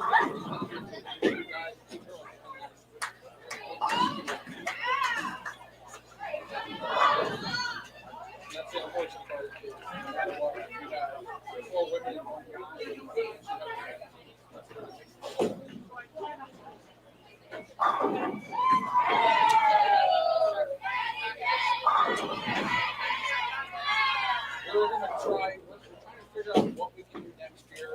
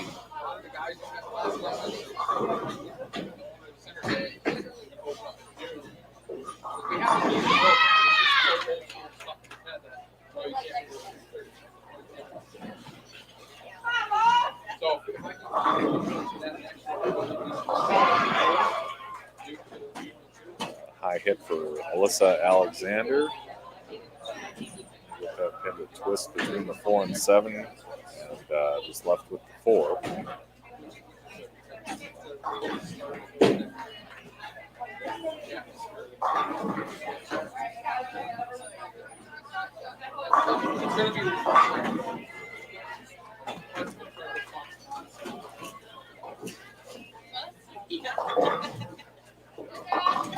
She takes care of that 4 pin. Good. Keep it going. Keep your phone on silent.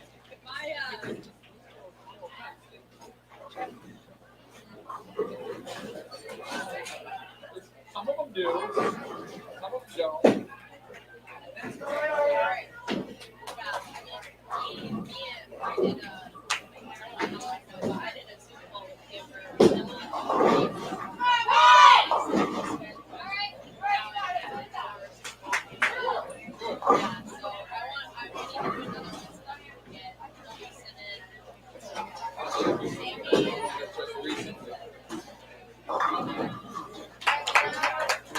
It's exciting.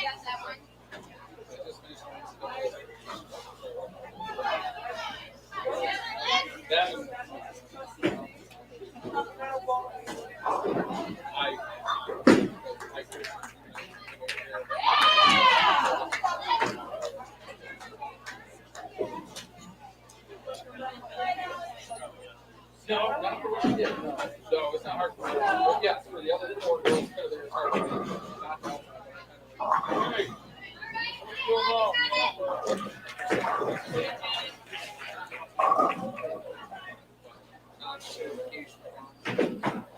see how it goes. I look forward to it.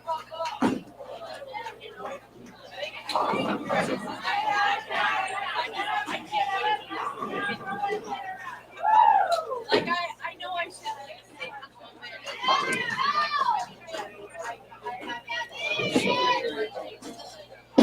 Alex Bergen is up with the 2.458.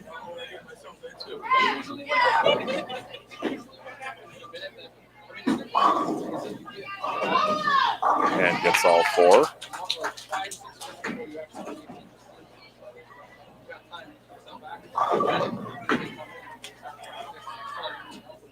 So it looks like we have a comment from the Eggnog King. It's on a different video, but he's rooting for Sarah Stevanovic, freshman. I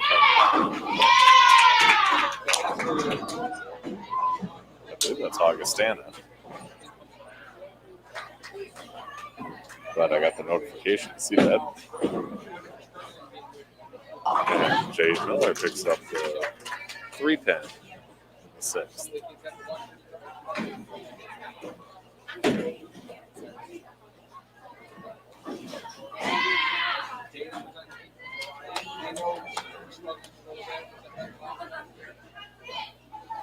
Hey, but she's the whole world away.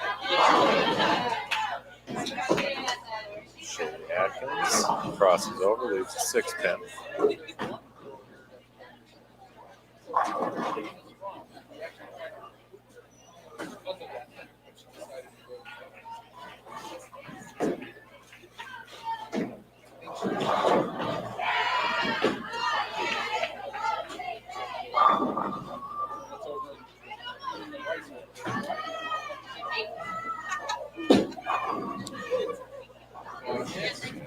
Just goes like it.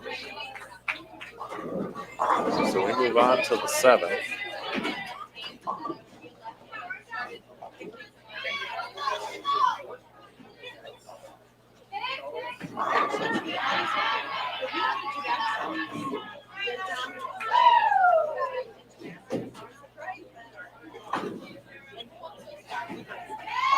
I get in the way all the time. Don't worry about it. I hit you harder. Don't worry about it.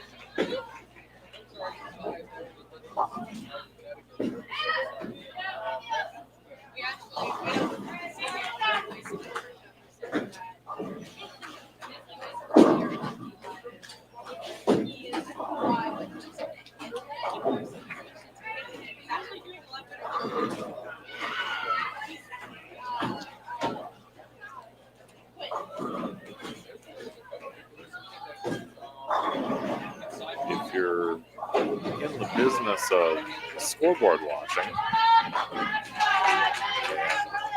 I guess you could say I am,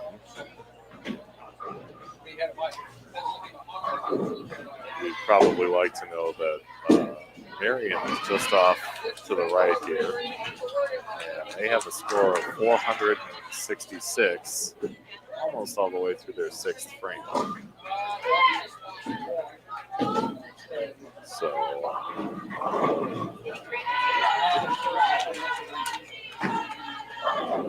that's going on. Aurora at 5:02 in the seventh. As these two teams are currently, or at least going into this game, in the second and third positions, Marion and Aurora in the standings.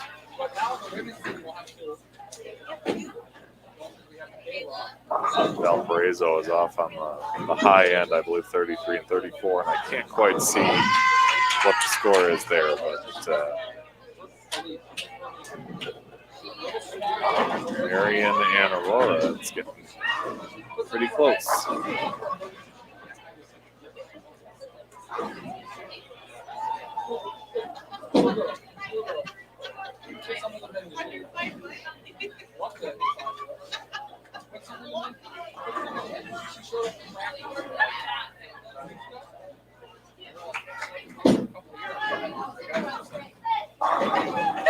A solid line from Natalia Owazarek.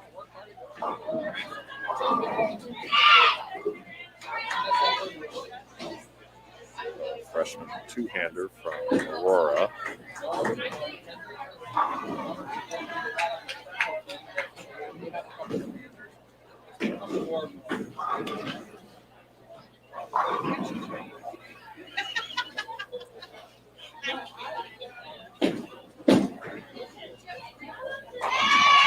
Takes care of the spare. That'll give her 101 in the sixth with a spare out in the seventh.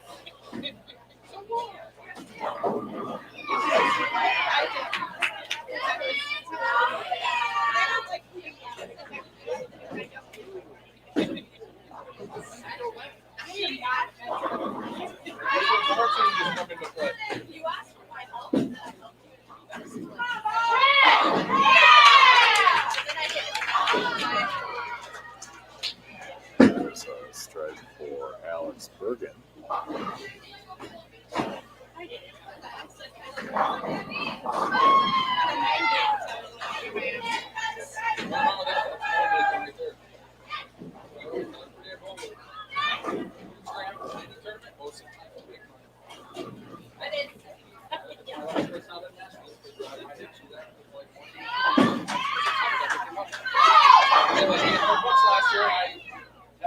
Carly Rosario bringing 10 pin.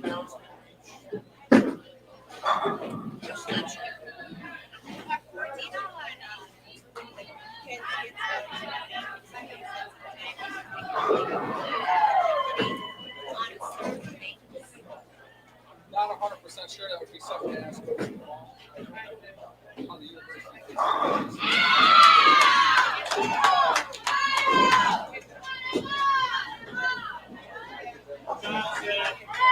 I don't know. Sorry, that covers the spare. That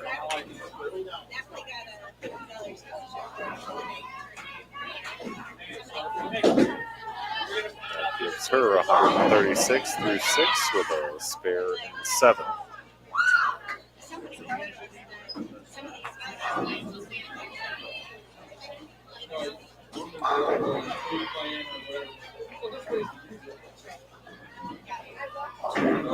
Lead all players on our live stream pair in this game.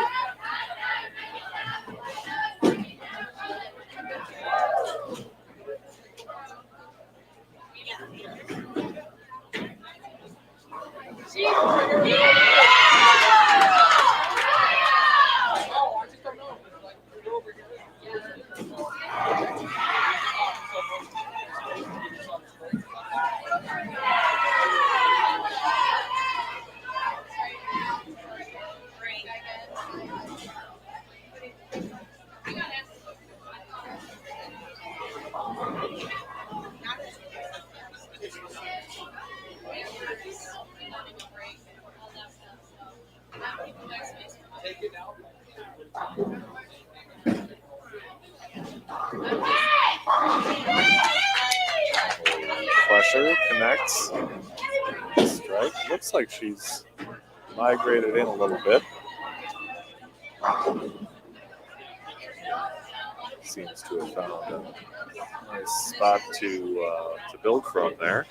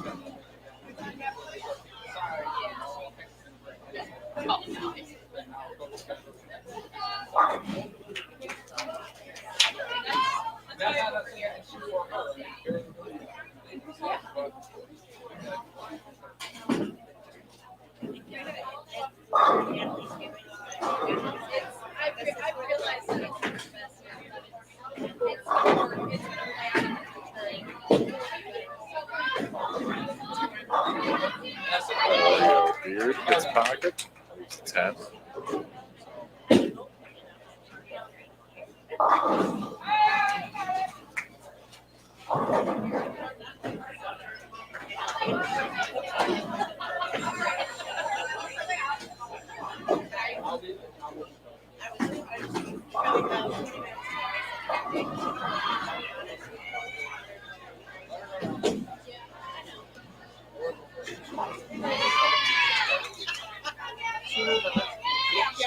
She rather goes rather than sometimes it can be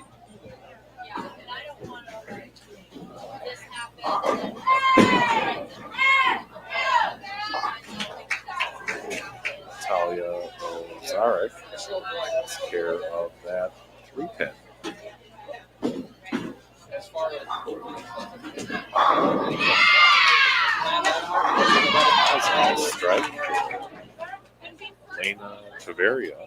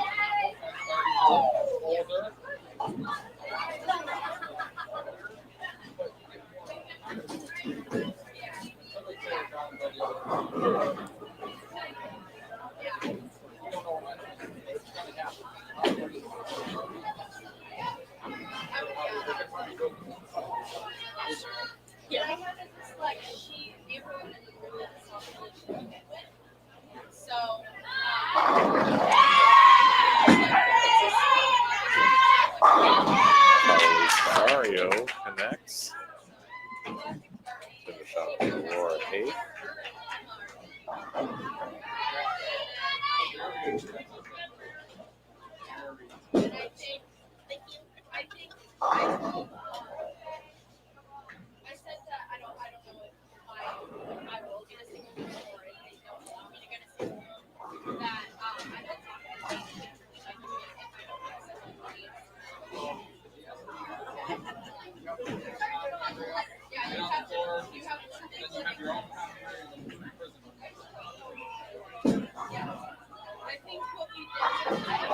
Spare for Shay Atkins.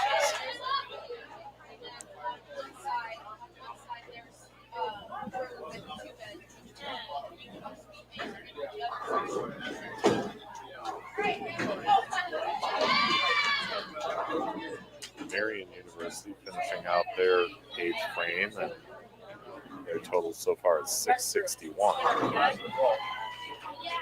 So Aurora and Marion continue to neck and neck through this 14.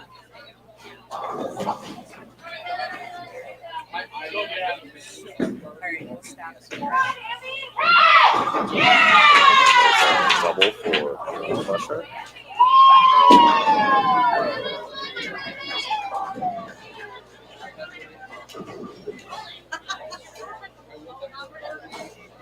That's fine. I just gotta wait for this.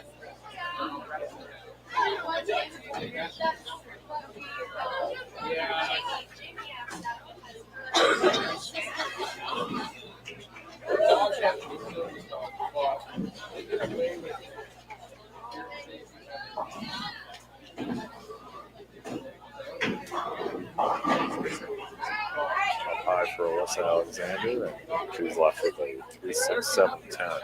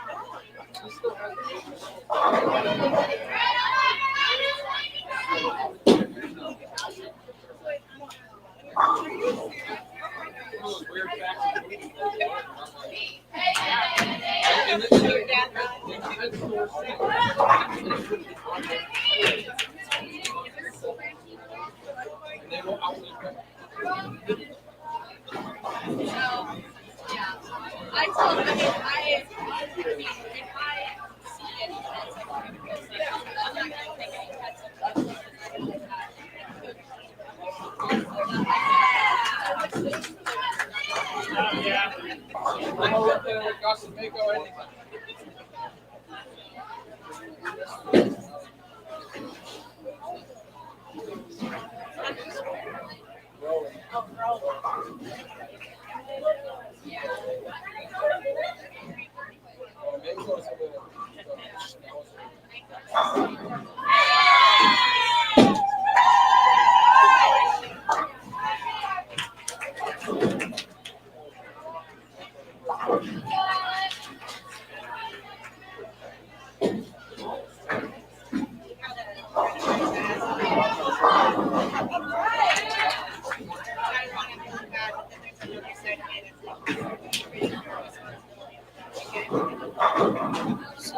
Alex Bergen up for Aurora, 22.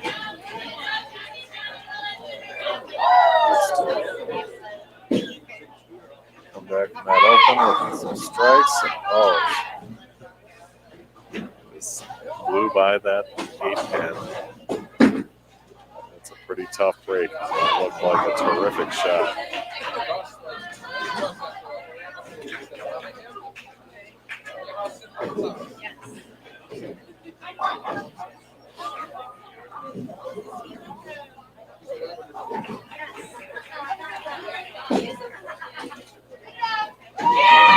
Takes care of that 8-10.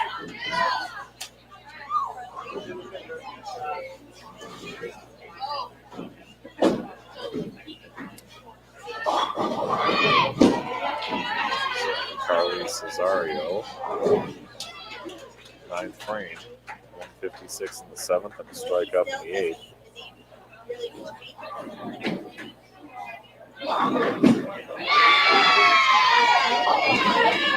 Quite get up to the head pin, and she'll leave a 1-2.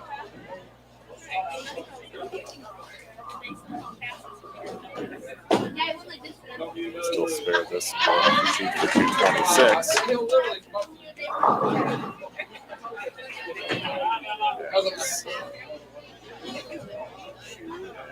Yeah, I have a photo. Well, duty. pace the field as far as the individuals go.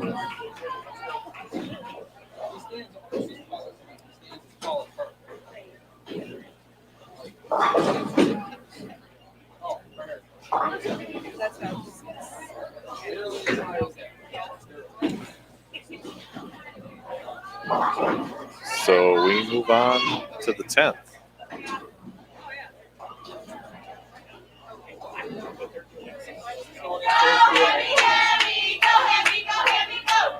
Aurora trying to pump up their leadoff bowler, Emily Flesher.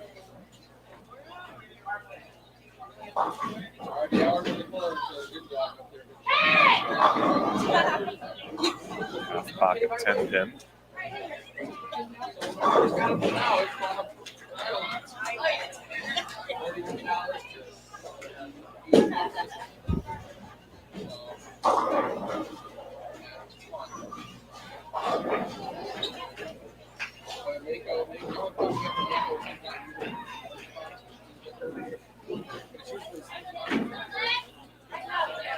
But he did train Gus with his legs.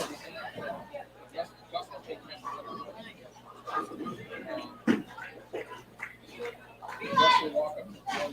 766 is what Aurora has. That's their second bowler in the 10th frame. Marion, the 757 at the end of 9 frames. Their leadoff bowler is just about to fire off a shot in the 10th.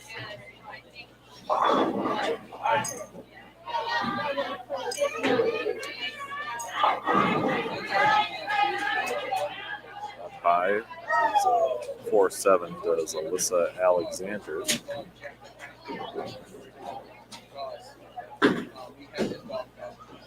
It's a 161 for Emily Flesher, a 111 for Sarah Buck.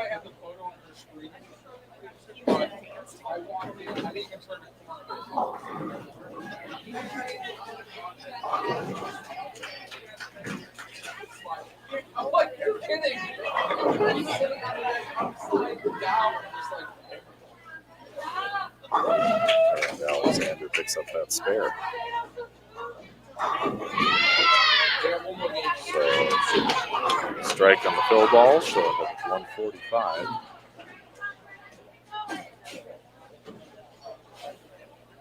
I always like this picture Nico does that. Gus goes in the middle. him and his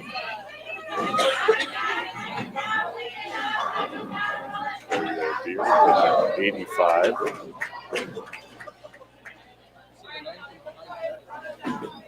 Flesher finishes with a 1, or not Flesher, Alexander finishes with a 144.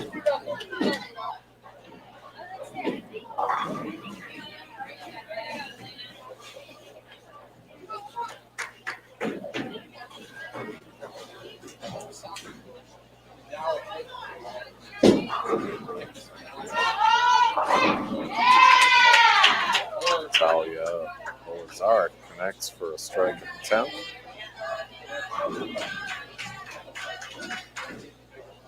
And she's still got 177 if she can get 2 more.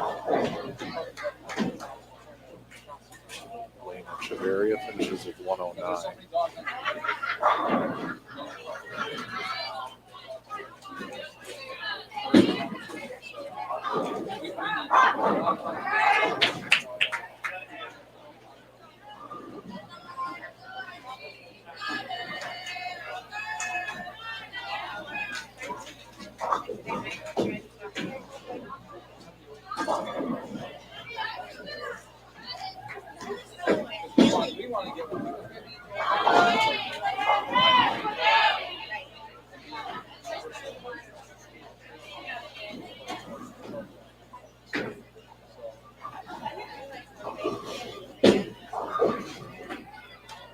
She'll take care of that 5 pin and end up with 167.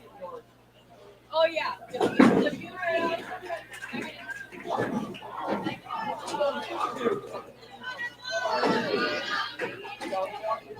Jade Miller with a 91.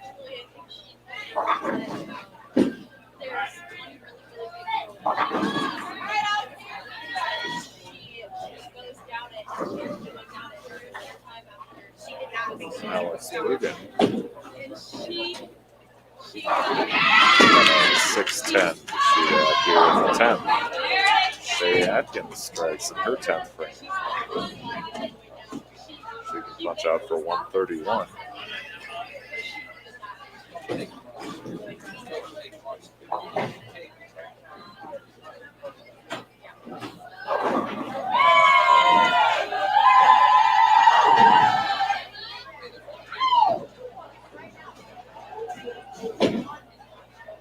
Cheers you just heard for Jenna Betts from Marion. Just struck for the third consecutive time. They have 850 in the 10th right now. Aurora with a team score so far of 823.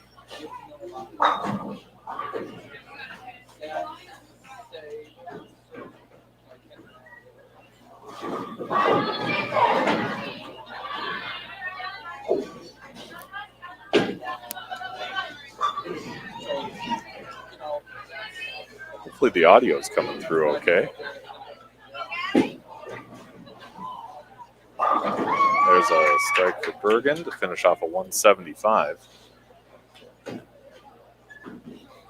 And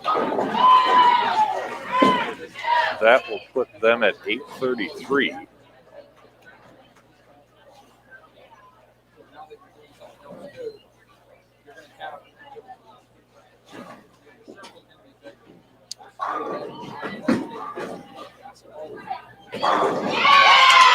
Cesario hits a strike in the 10th. She'll be in the 200s this game.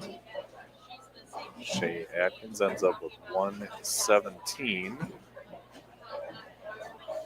And Aurora with 853 on Cesario's second ball in the 10th.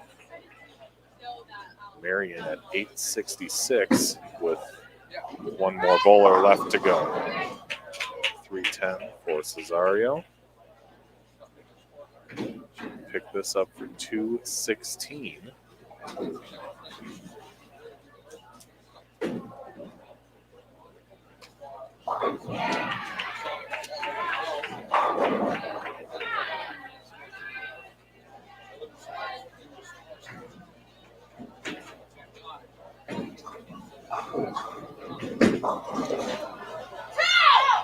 And gets them both.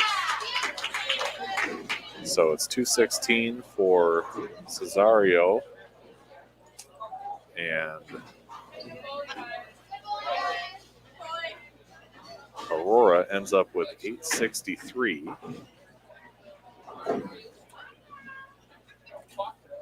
All three other pairs are still going.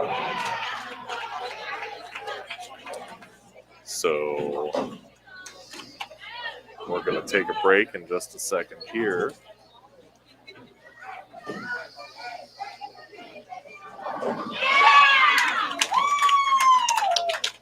Looks like Marion is at 876. Their anchor bowler is on her fill ball.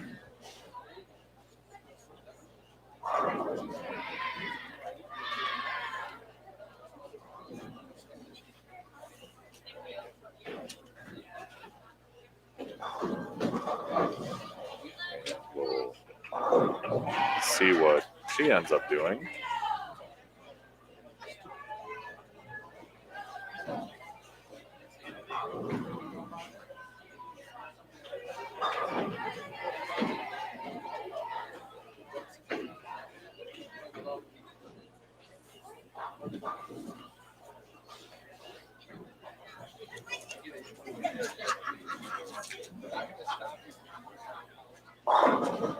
And she hits a 9 count to give them a total of 885.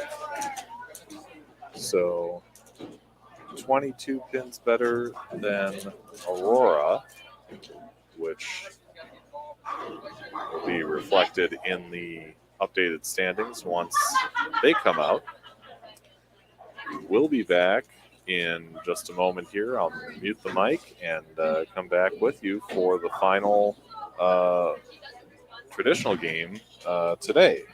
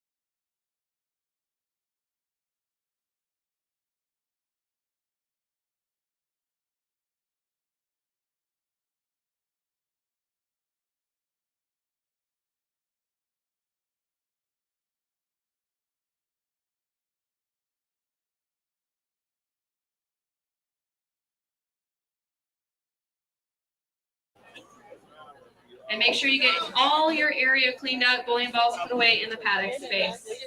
All right, so we are about to start up our final game, or round, if you will. The players are moving pairs here.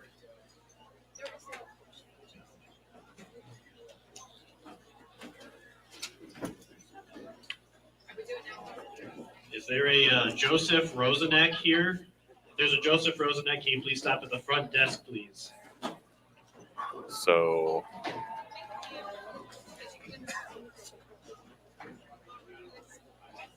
Oh, we're back again. this next game will be the final one today. And then tomorrow, we will have our third day of competition. You can catch that here on the YouTube channel. It'll be on a different page. So this particular one will stand alone as day 2. And you can find day 3 under upcoming streams, upcoming live streams under the video tab on the Bowling with the Fef YouTube channel.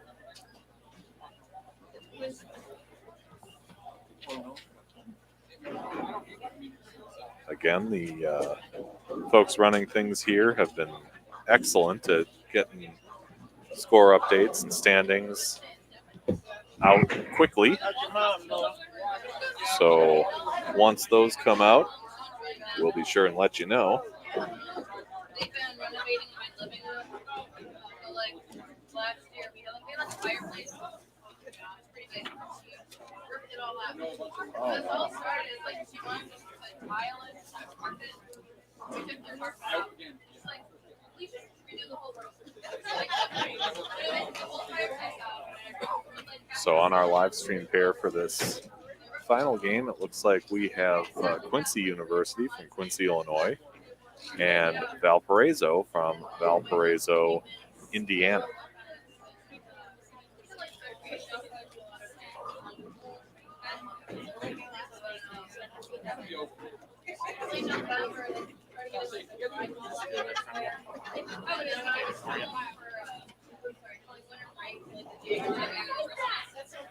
So this match will get underway in just a moment. I'm going to run and see if I can find an updated leaderboard.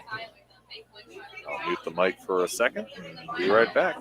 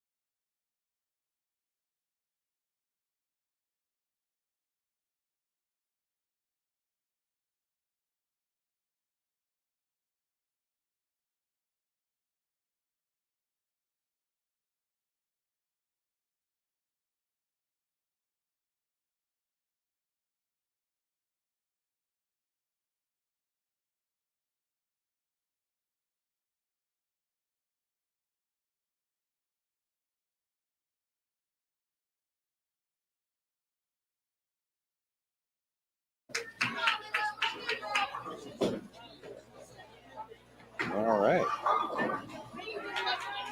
So Lilu Smith will start things out on lane 21.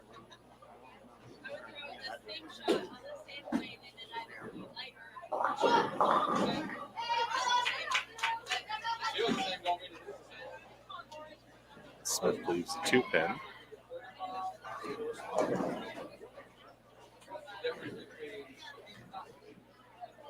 I tried one of our kind of volunteers was there.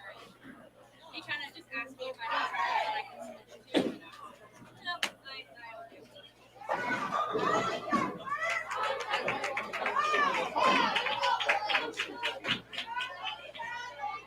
Covers it up.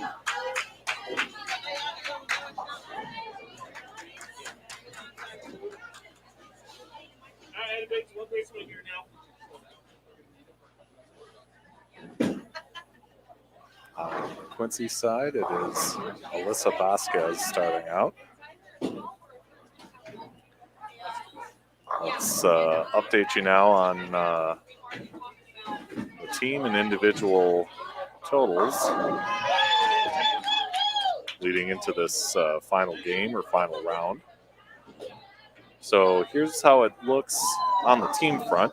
Valparaiso holding down that lead, an 8-1 match record, 8,372 total pins for the tournament. Marian University in second, a matching 8-1 record with 8,147 total pins. Aurora behind them with a 7-2 match record, 7,989 total pins.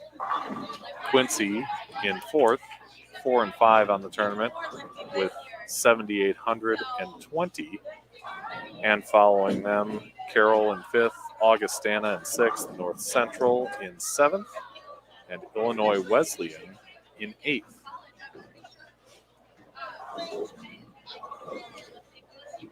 Individually speaking, here's how it looks there. Isabella Palomaro, who you are watching right now, pick up her spare, is leading the field at plus 20. She's followed by Carly Cesario, who we just saw in our last game at plus 11.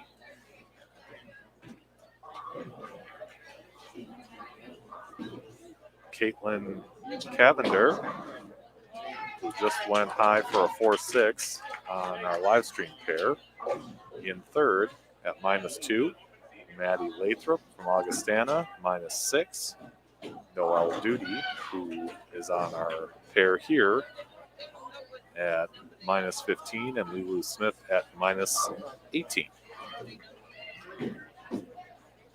So lots of Valparaiso players in competition individually, and that stands to reason as Valparaiso leading the field going into this final game.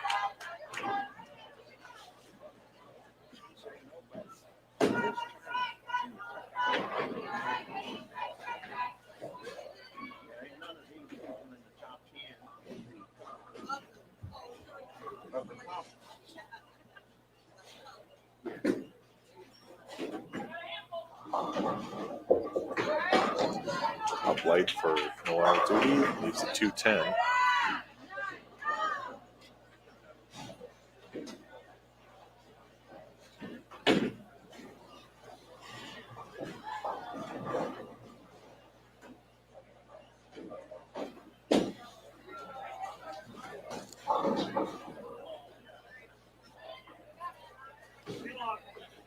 And Cassie Prill leaves at 2-8.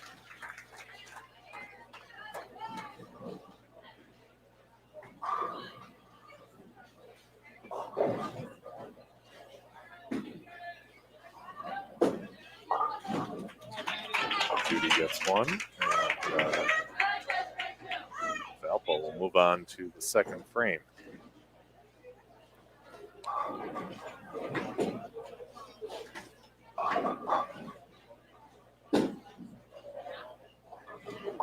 Coach Washington rallying his players.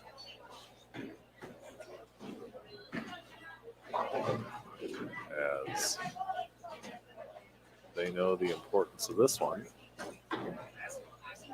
when it comes to the bigger picture of who's going to walk out of here today with the lead.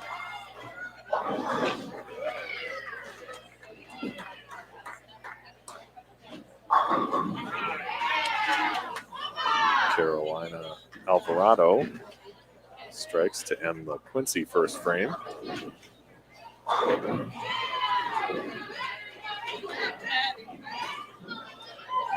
As we move on to the second.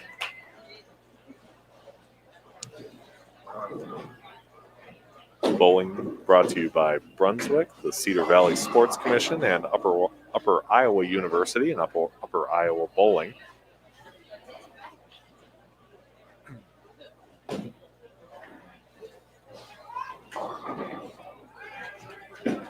Lilu Smith, her second frame, cuts down the 5-10 and strikes to start off the Beacons.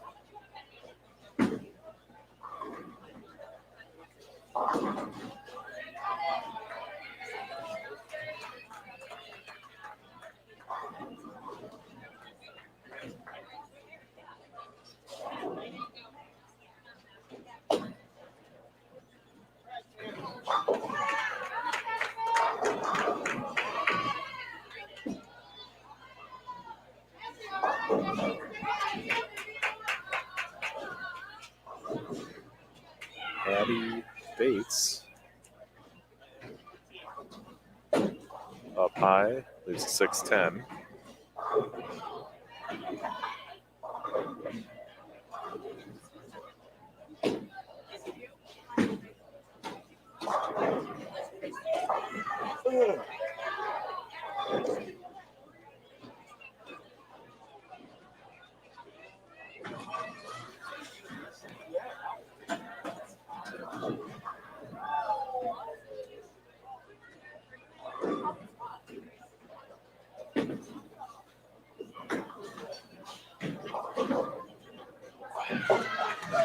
And she takes care of the spare.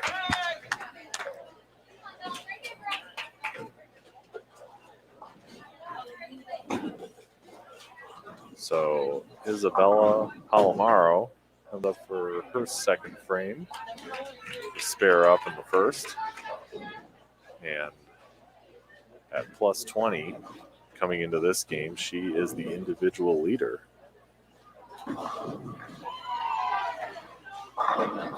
And she knocks out that 7 for a strike and gets off to a nice start for this final game.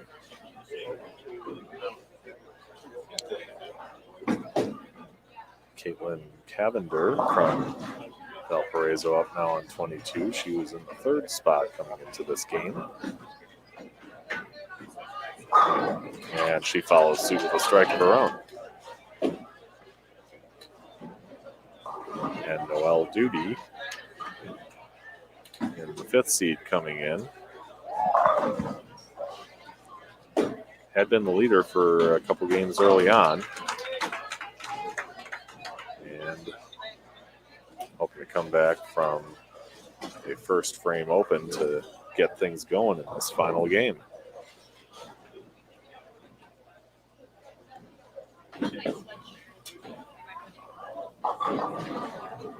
Up high again for a 4-7-10.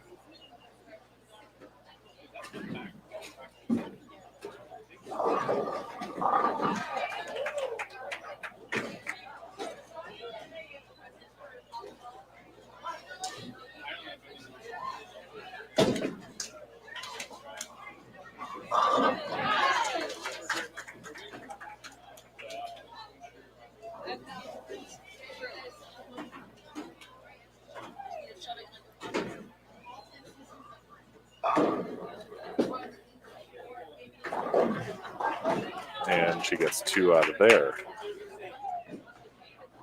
So Valparaiso with 127 through 2. And the third frame coming up for them as Quincy finishes up their second frame. Cassie Krill taking aim at a 1-2.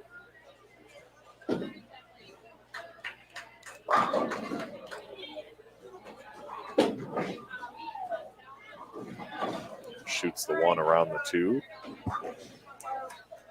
And that'll bring up Carolina Alvarado.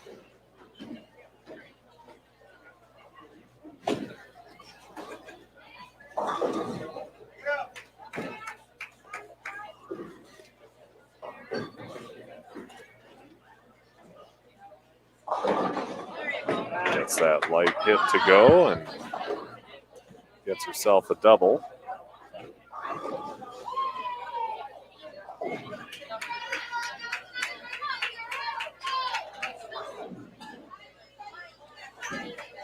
As we move on to frame 3, and Lilu Smith What's on here, Lulu?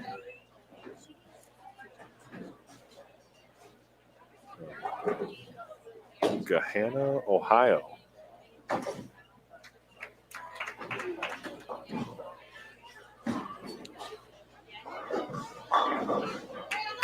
Half pocket hit, leaves a solid 7. Smith also in the mix individually. You can see her there in the 6th spot coming into this game.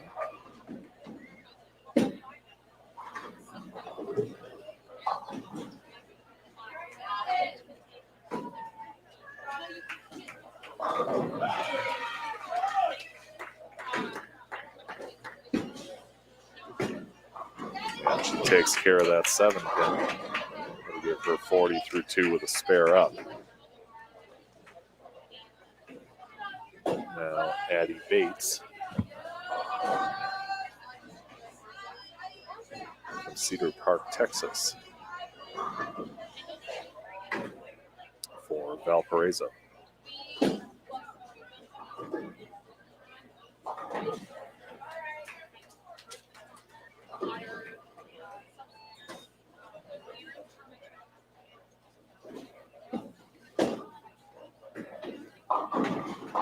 Goes up high, leaves a 4-7.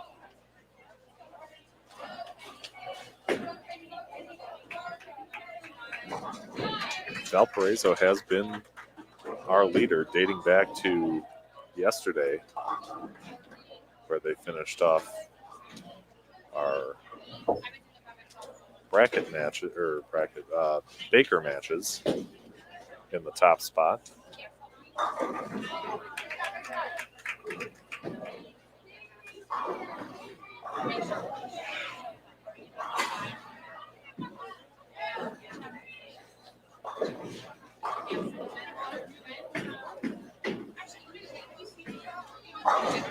And that's a spare for Bates.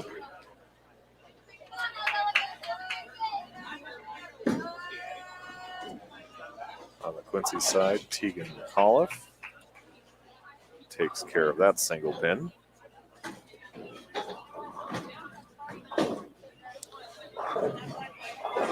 And Valpo has Isabella Palomaro, the individual leader coming into this game, up in the 3rd.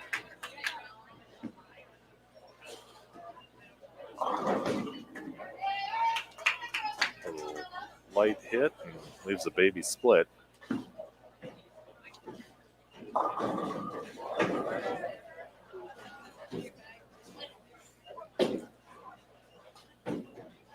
Jessica Ladd have a 4-7 to shoot at for Quincy.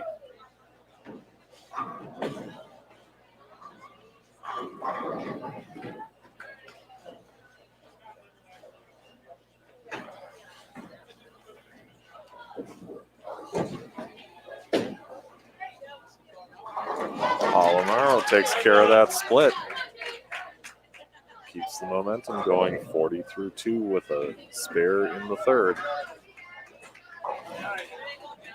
That'll be Caitlyn Cavender.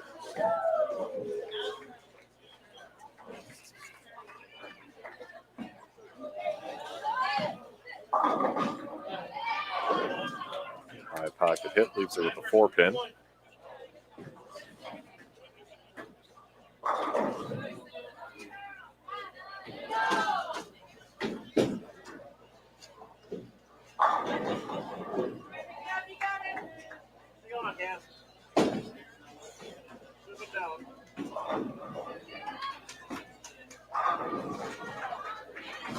Cavender takes care of that spare.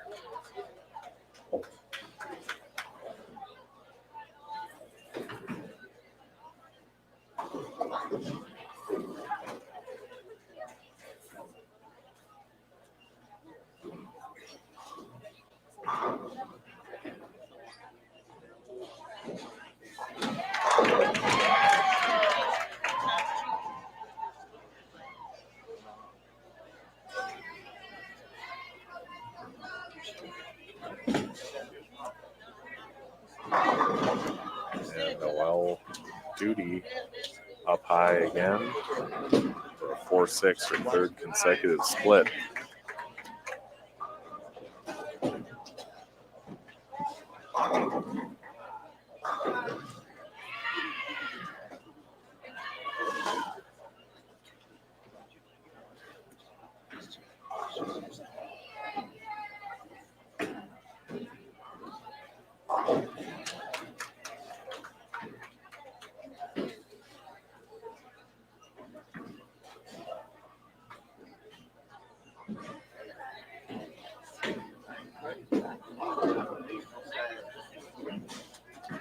She flags both.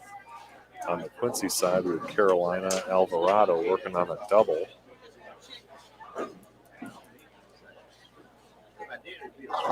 And shakes him out for a third consecutive strike.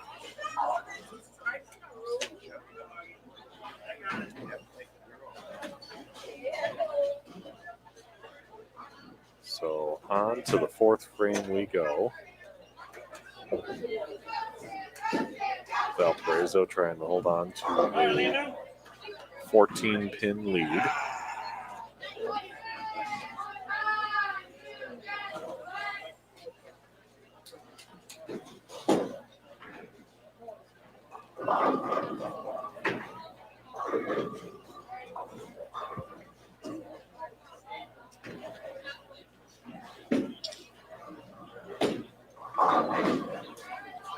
High hit for Smith, and she'll shoot at a 6-pin.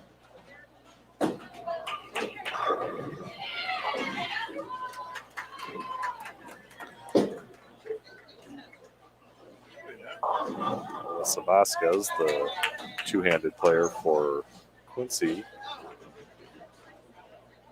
is up with a 3-9.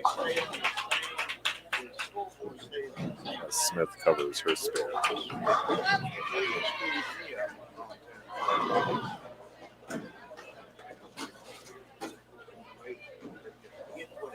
You just watch when one of them bowls, score change.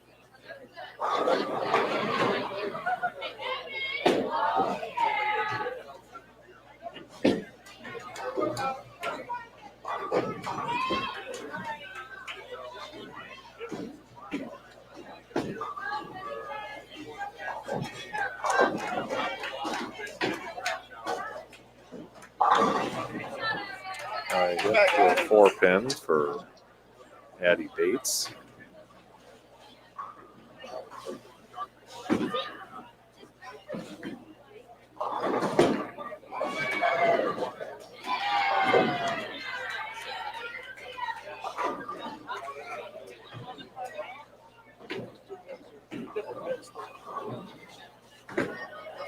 Tegan McAuliffe up there on the Quincy side to shoot at a Hey, you 2-8. guys better win. I'm hoping. Better win. And then, well, we ain't got a chance to And play. flags that 4. Oh, football. That'll give her 66 through 4 frames. Now Isabella Palomaro, Oh, yeah, the Brady Bill. playing too. the individual leader coming into this game. See, who's playing the Chiefs? Bills are playing the Chiefs today.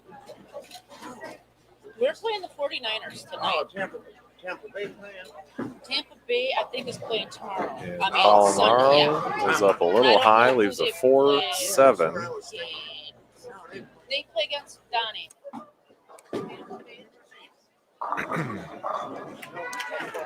So she'll take aim at that. 58 through 3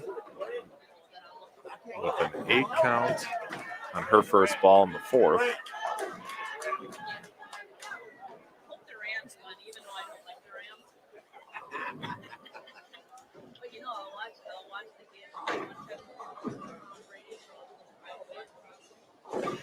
And just takes it out there to stay clean through 4 frames. She and Caitlyn Cavender in the 1 and 3 position individually in this field. Cavender flushes a strike. She's seems to be pretty comfortable on that lane. She's struck both times she's been up. And she has 49 through 2 with a strike, or through 3 with a strike up in the 4th. So that'll bring up Noelle Duty, who came into this game in the 5th position, but is struggling pretty mightily on both lanes so far.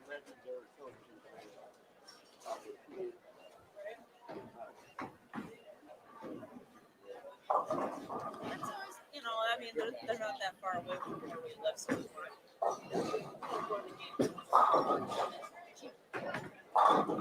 And Duty pulls out a different bowling ball and flushes the pocket for a strike. As she tries to get things going and climb that ladder among the top individuals in this field.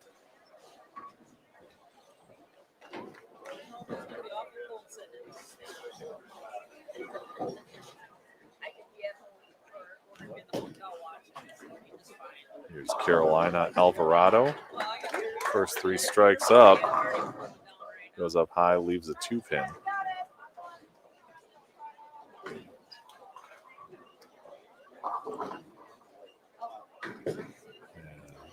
Valpo clinging to a 13-pin lead in this match.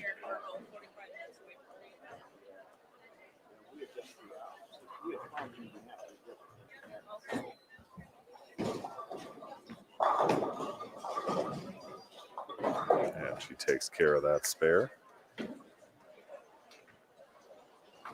As the ladies switch sides and get ready to start up the 5th frame here.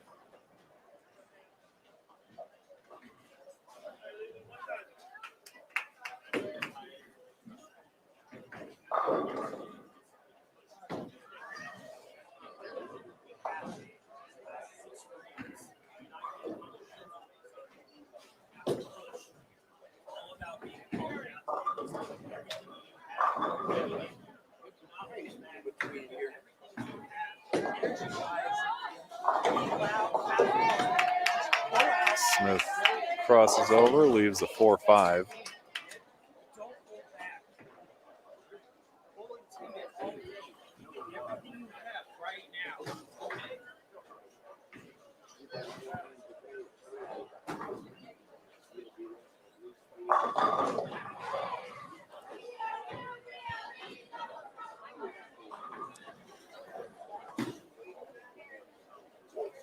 And Smith covers it up.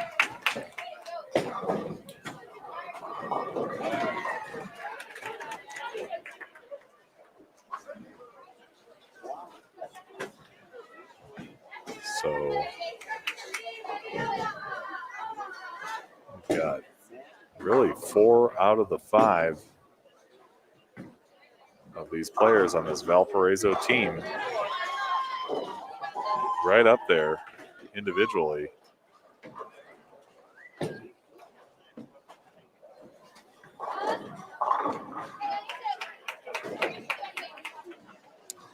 Addie Bates leaves a 6-10.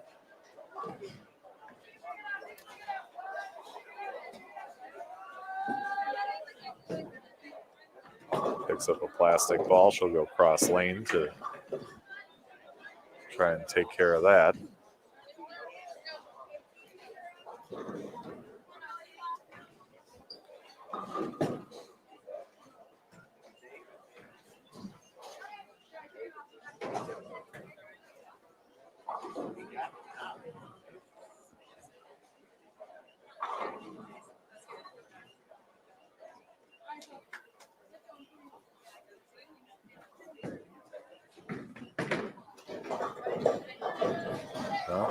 Looks it by both of them.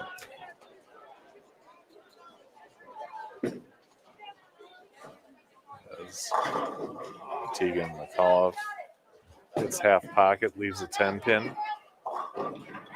Valpo has a 19-pin lead. And here is Isabella Palomaro, the individual leader coming into this game.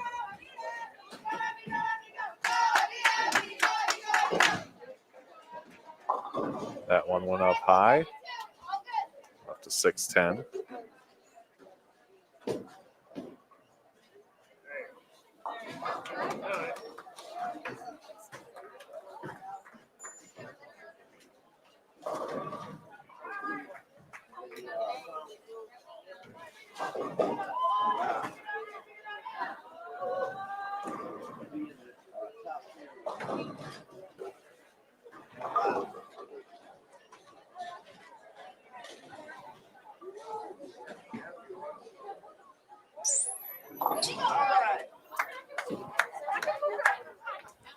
Covers that spare.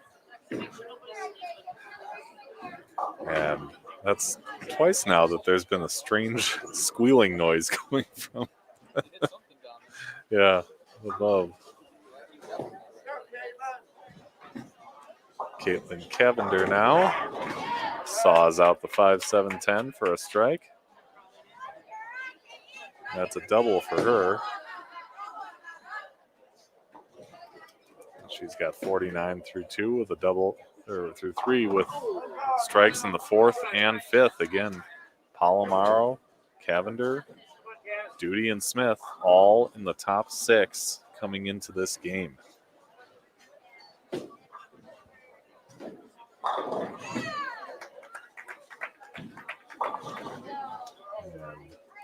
that one left short didn't climb the hill. 1, 2, 4, 6, 10 for Noelle Duty, who is having some problems on this live stream pair.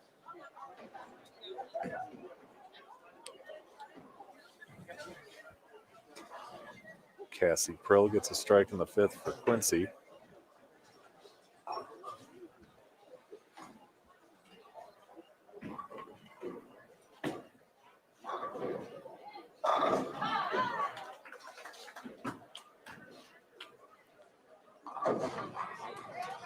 And Duty takes 3 out of that. So she's left with 52 through 5. As Carolina Alvarado comes up light, leaves a 3, 6, 7.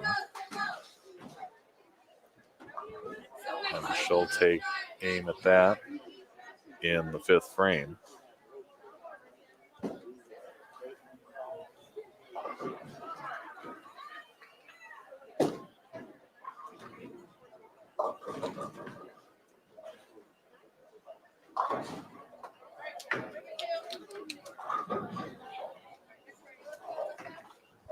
As Valparaiso comes up in the 6th frame, and they are leading this tournament, coming into this game by more than 200 pins.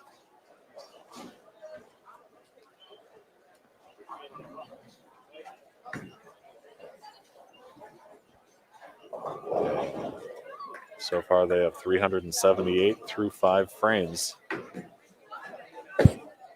A 31-pin lead over Quincy in the match. And Marion, the second place team, is down on, I believe, 33 and 34.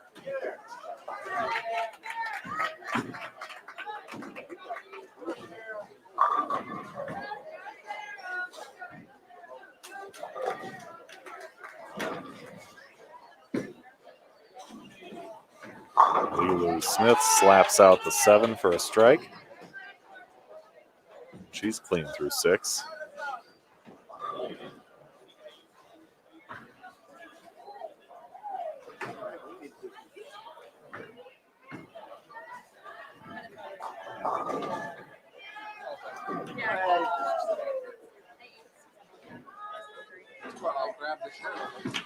Here's Addie Bates. Didn't like the looks of that one. Crosses over, but she carries it out.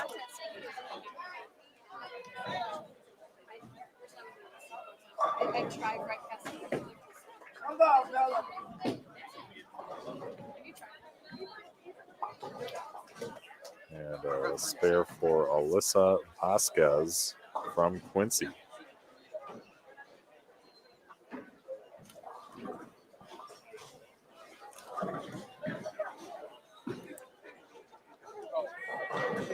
Isabella Palomaro. A little bit light, left a 4.5.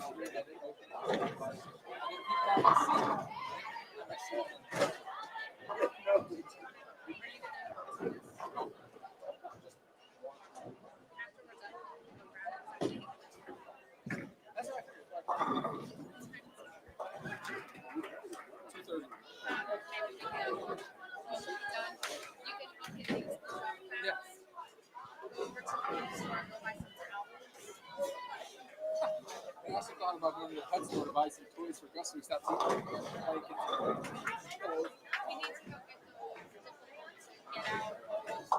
And she got one out of there. So she will have 103 through 6 as Caitlyn Cavender comes up for her 6th frame.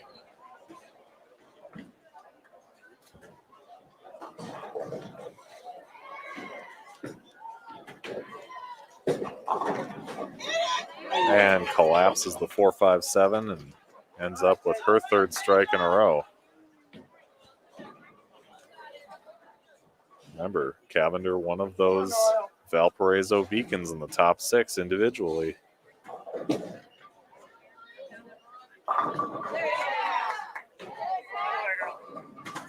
Cassie Prill connects for a double. And Noelle Duty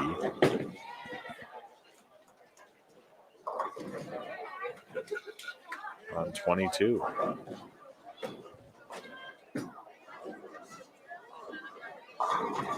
And that ball jumps up, leaves her another split.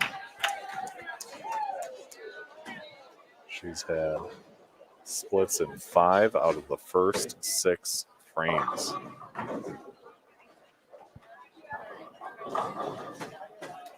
It's tough sometimes when it rains, it pours.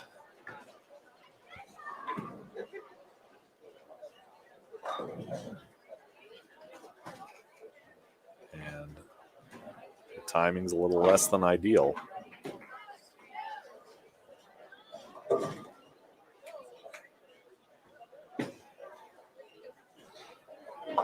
She has had a tremendous tournament so far in the first 4.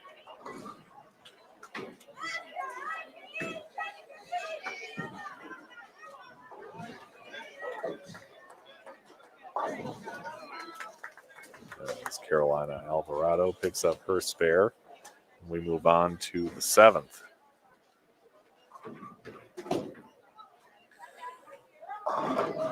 Remember, we'll be back with day 3 of competition coming up bright and early tomorrow morning, 8 a.m. Central.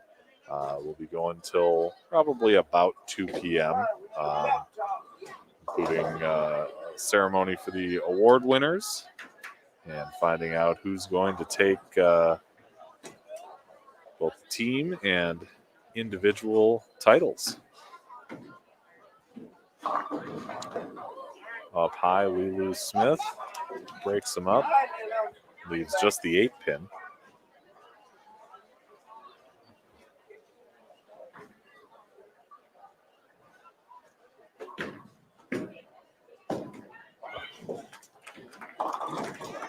Alyssa Vasquez with a 3.610 to shoot at.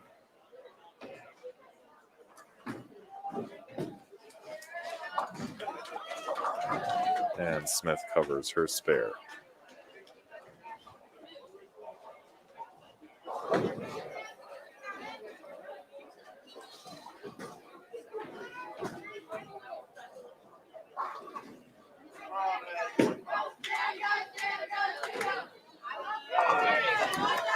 a spare for Vasquez.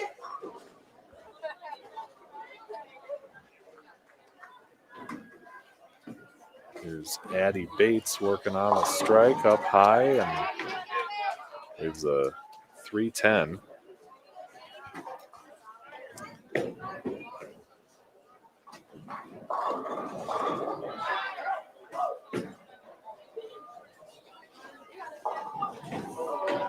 And Tegan McAuliffe through the nose for a 4, 6, and 7.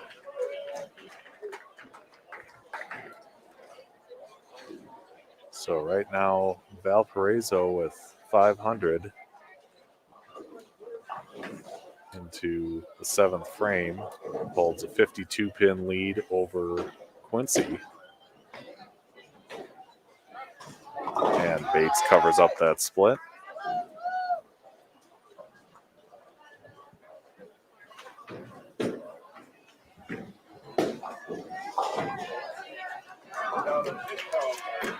As this is going on, Marion, the number 2 seed at this point, I believe, is doing battle with North Central.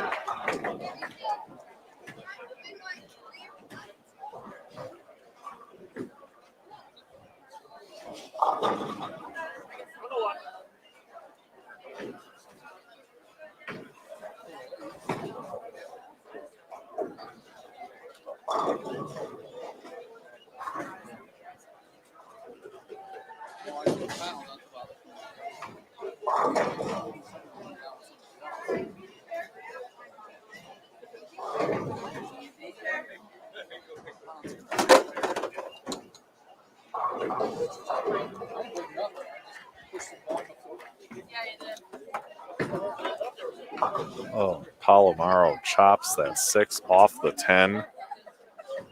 It's tough to do with a plastic ball crossing the lane like that, but it happens occasionally.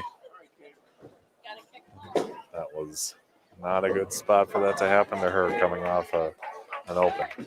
Now Caitlyn Cavender working on 3 in a row. High hit. Leaves just a 6-pin.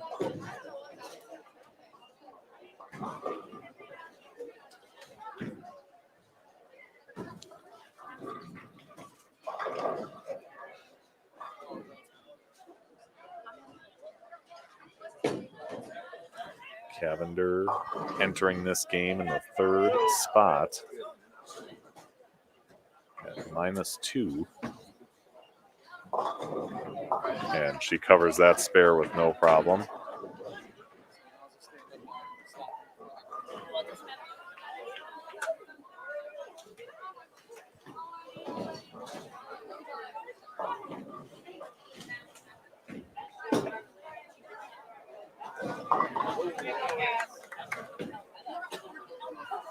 Carly Cesario in the 2nd right now individually. She's down on 33 and 34.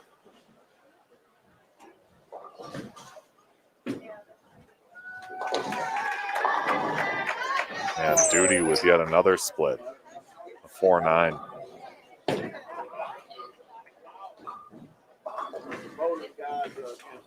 It's tough how that can happen sometimes. The lane's burning up probably doesn't help, but it's one of those things that as a competitive bowler, you just keep trying to work through.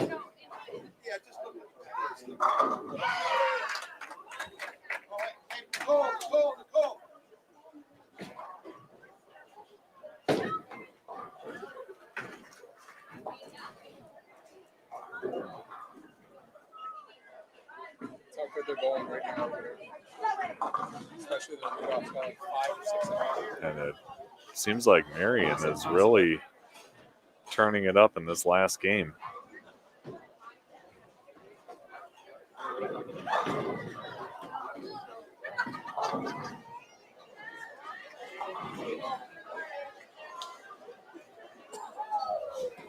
As both Duty and Alvarado finished the 7th with open frames.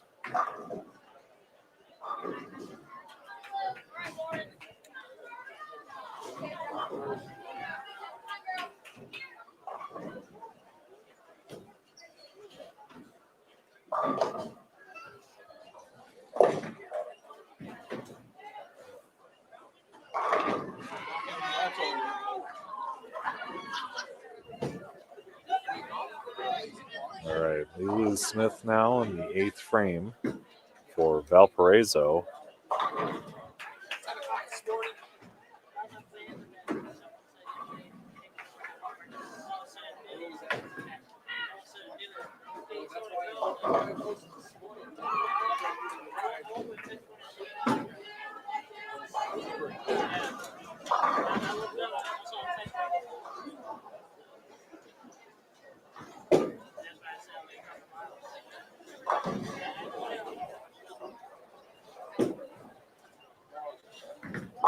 And Smith covers her spare. She's been chugging along, keeping it clean.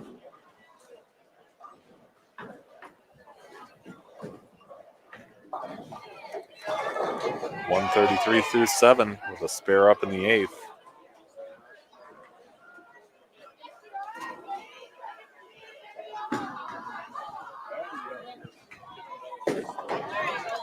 And spare for Alyssa Vasquez of Quincy.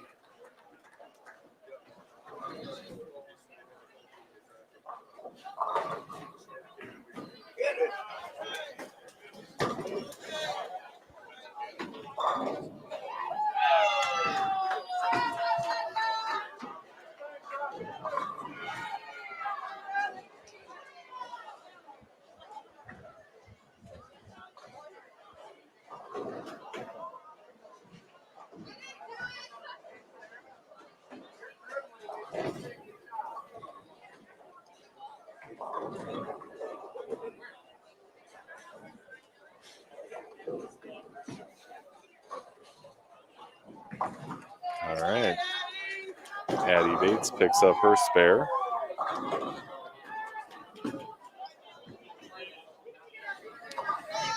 And that brings up the top individual coming into this game, Isabella Palomaro.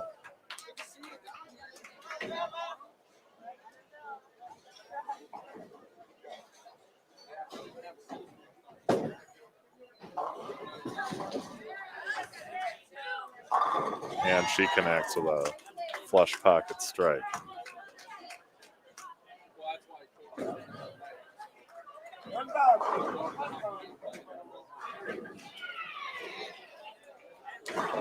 So it's kind of hard for me to see from here just because they're on 29 and 30. But it looks like Marion has 699 about halfway through their 8th frame. Yeah. Now it's 7:06.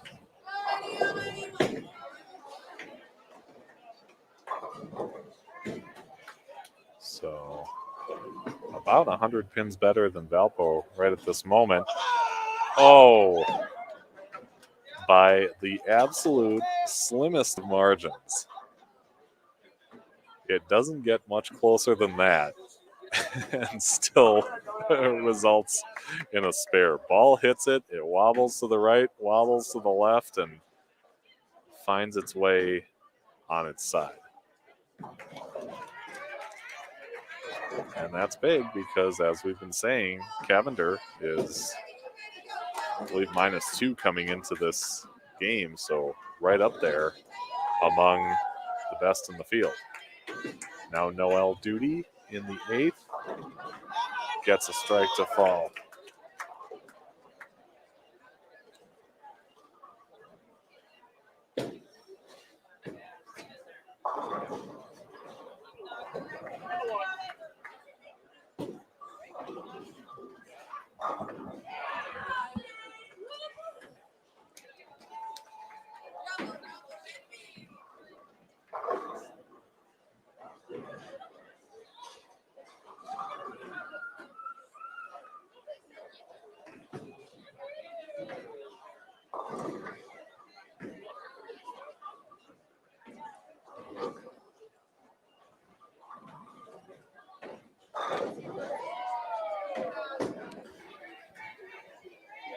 Cassie Prill takes down a 9-pin for a spare.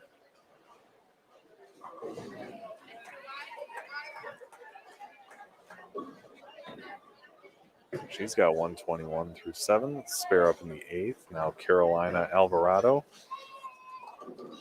with her 8th frame. Crushes the pocket and gets her strike. So we head into the 9th.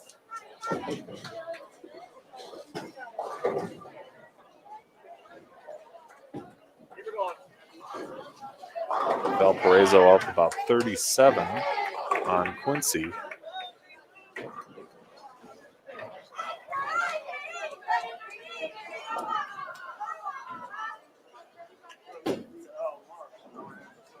But down on 29 and 30, Marion with 7:47 through 8 frames. They are really turning it on.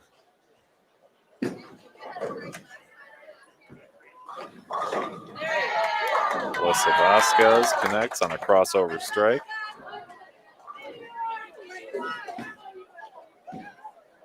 And Lily Smith answers back.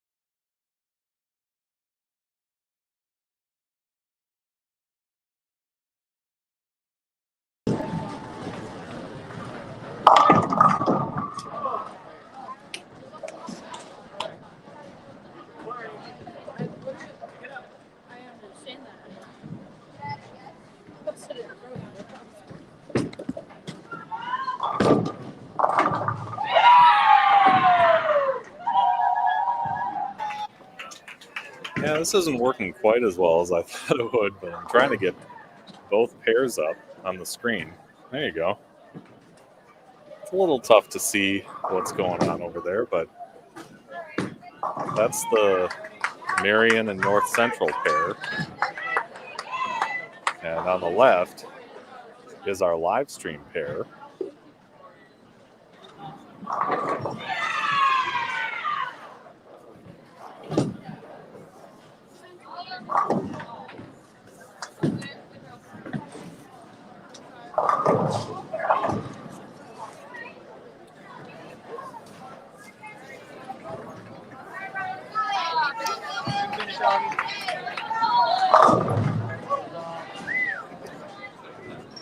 Marion, just by coincidence, is the one team that hasn't been on our live stream pair today.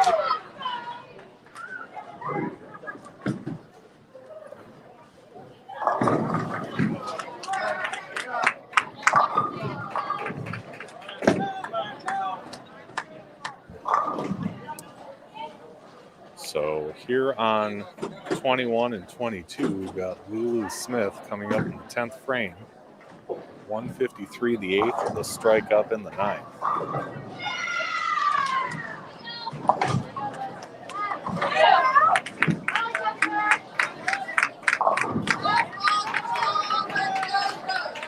And on the right, you can see North Central and Marion.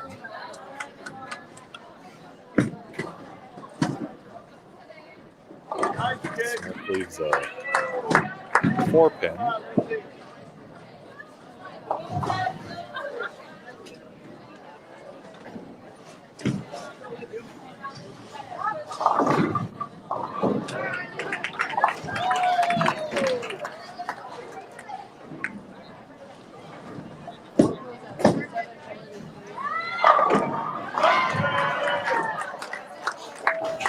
Covers that. Get up there for the fill ball. Still has 193 up. She can strike on the fill ball.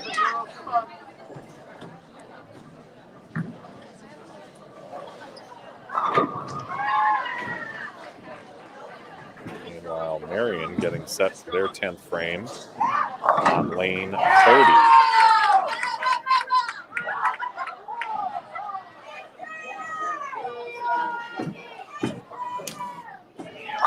Smith slaps out the 7 for a strike, and she'll end with 193. That brings Delpo's total up to 755.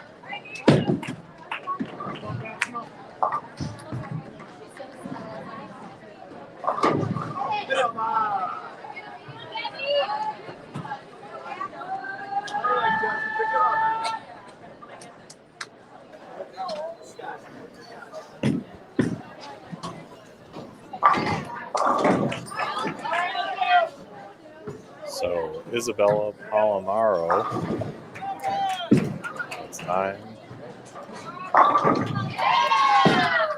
Oh, no, that was Addie Bates.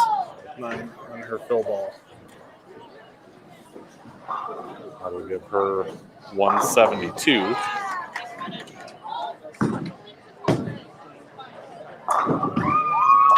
You can see both of the top 2 teams on this split screen. Marion on the right, Valparaiso on the left, as Isabella Palomaro leaves a 10-pin. She can go spare strike for 171.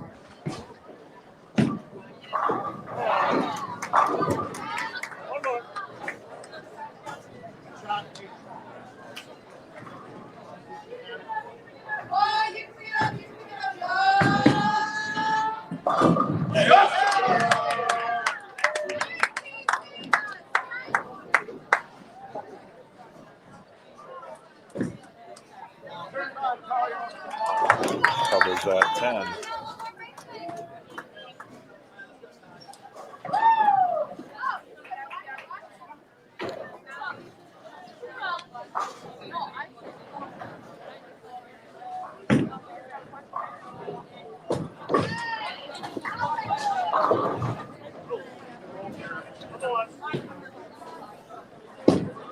Cassie Krill of Quincy with a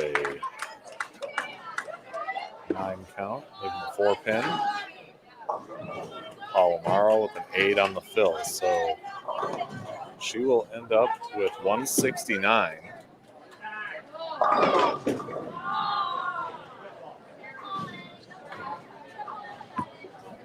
As Caitlyn Cavender steps up for the 10th.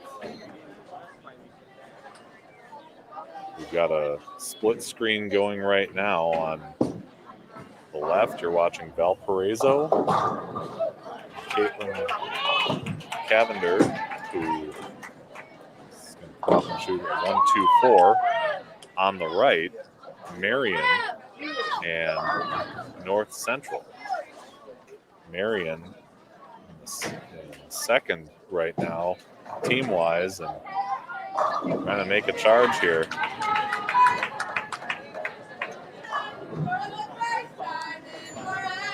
I believe that's Addison Jessic, I think, for Marion. It's coming up here. 10th.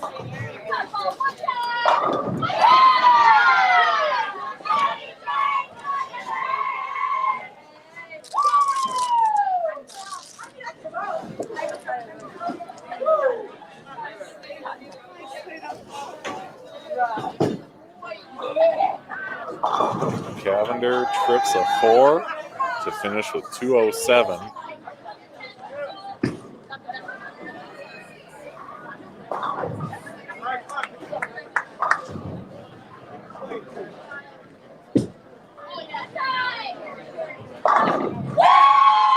There's a strike for Jenna Betts of Marion. That's 4 in a row for her.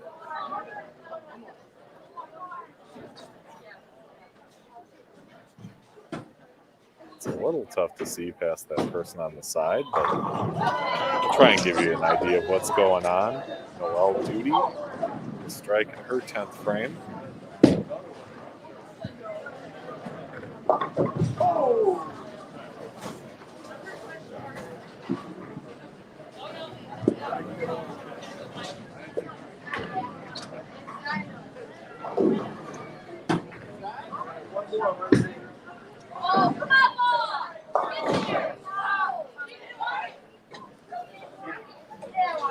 Looked like an errant shot from here at 6 count.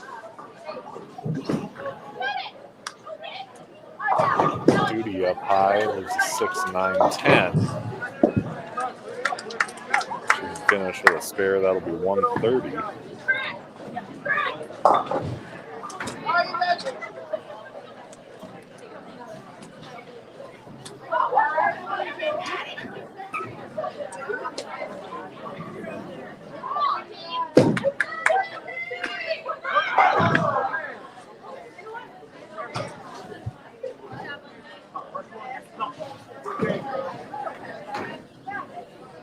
And she covers for that 130. They will end up with 871, I believe.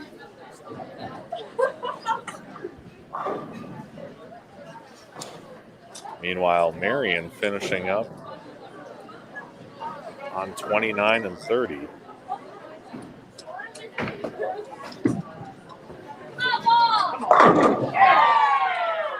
There's a strike over there.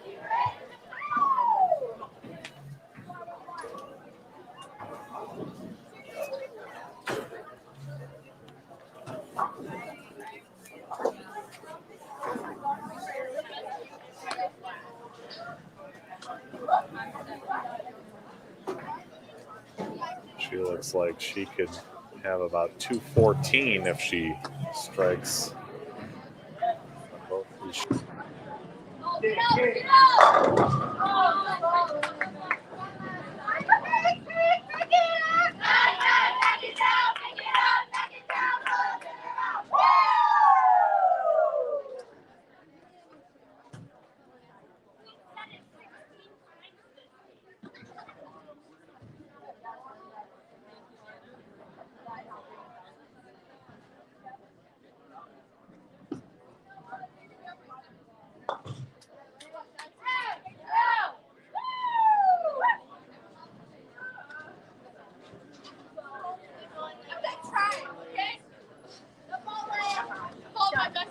This concludes day 2 of the 2022 Peacock Classic.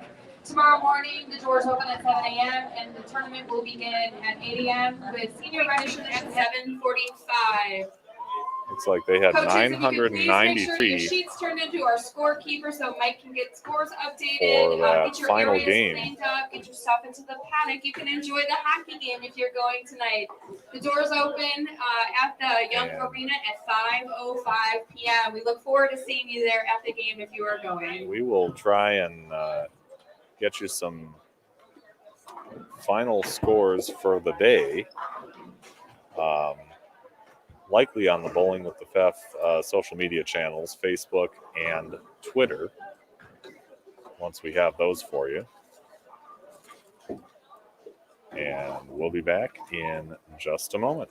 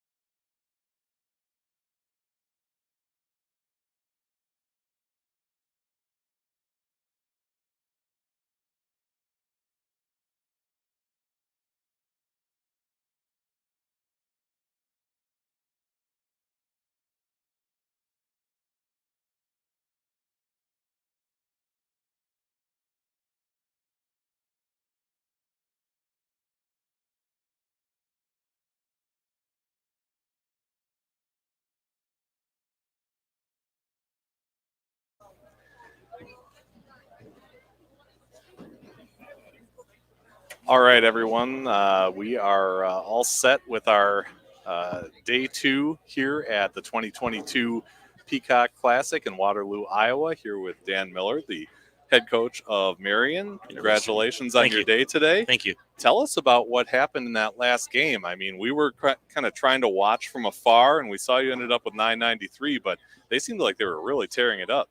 They made the right adjustments. I think we made the right adjustments. We struggled the game before and didn't stay ahead of the transition. And in that process, we made a couple big moves, and the girls made 1 or 2 ball changes, and it really worked out for us. But they executed their shots, and we made our spares when we had to. So that was a big part of it, something we preach about all the time. Yeah, always is. Tell me about, I guess, the team kind of feeding off each other. I mean, it looked like they were all striking. We could hear they were all into it. Yeah.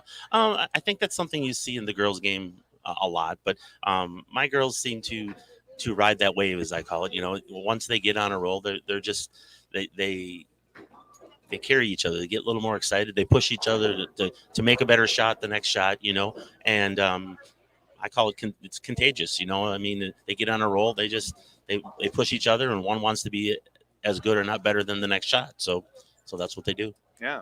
Tell me about the attitude of your team coming in. You've had a nice successful year, I believe 35th in the USBC collegiate rankings. Right. You know, what's been working mentally for everybody this year?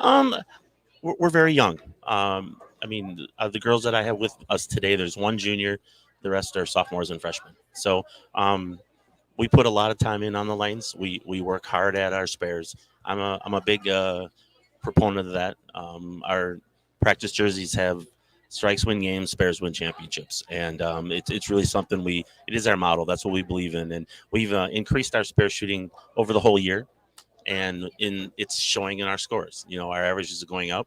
But the credit is to the girls. They put the time in. They put the extra time in. You know, besides being a student and going to classes, they find an hour a week extra to try to go and throw the ball and get better. You know, it's not always just about throwing the ball to get a score out there. You know, they're going out there and they might spend 45 minutes working on 7 pins and 10 pins.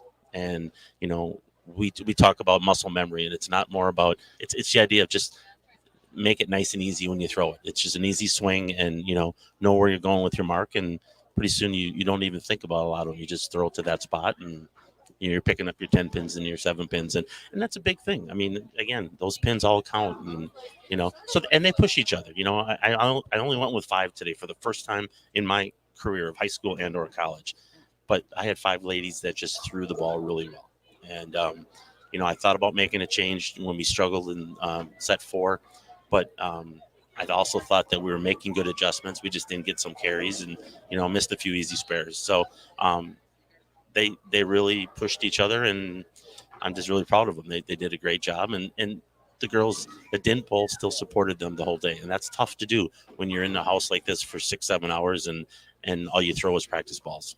So credit is to the 3 that didn't throw the ball today as well, because they supported their team very well. Great point. Yeah.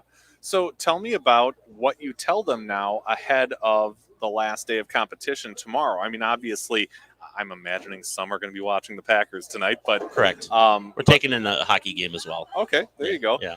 But what kind of what do you tell them to motivate them into the final day? Well, I believe I just tell them to enjoy the moment of what we had today. We're going to have a little team bonding fun tonight, and then coach is going to go watch the Packers after. But and then from there, it's pretty much just, hey, it's a clean slate. We start over tomorrow. What happened today is today, and we have to control tomorrow by throwing the ball again. We'll be on fresh oil to start, so we go back to where we started today. I think we opened up with 9-22 against Valpo, and I thought we threw the ball really well. So that mentality is the same thing I want them to have when we start tomorrow. Now we're an hour early. I have college students, they don't like getting up early very often. No, they don't. And they're not sleeping in their own beds. So, I mean, we'll hit the hay a little earlier tonight, and try to get that at least good 6-7 hours of sleep. Told them that they did well today. They get Starbucks tomorrow. So we'll have a little Starbucks in the morning. That's incentive for them. They all like their cold and warm coffee. So, but we'll attack again. One more traditional game tomorrow. And then it's 4 out of 7. And let's be honest, no matter who you're bowling, best 4 out of 7 comes down to a couple breaks, and a couple good moves, and hopefully you come out on top, And the top 4 that are going to be in here, are good. I think it comes down to spare shooting, and that's what we have to continue to do. And hopefully we'll come out on top at the end of the day. Sure. A lot of people probably in college bowling are familiar with the Marion name, may not know the logistics of where you guys are, where you practice, things like that. You're in Fond du Lac, Wisconsin. There are a couple great centers in that community. Yeah, and they're run by the same Hilbert family. Both of them are. They're very good to us.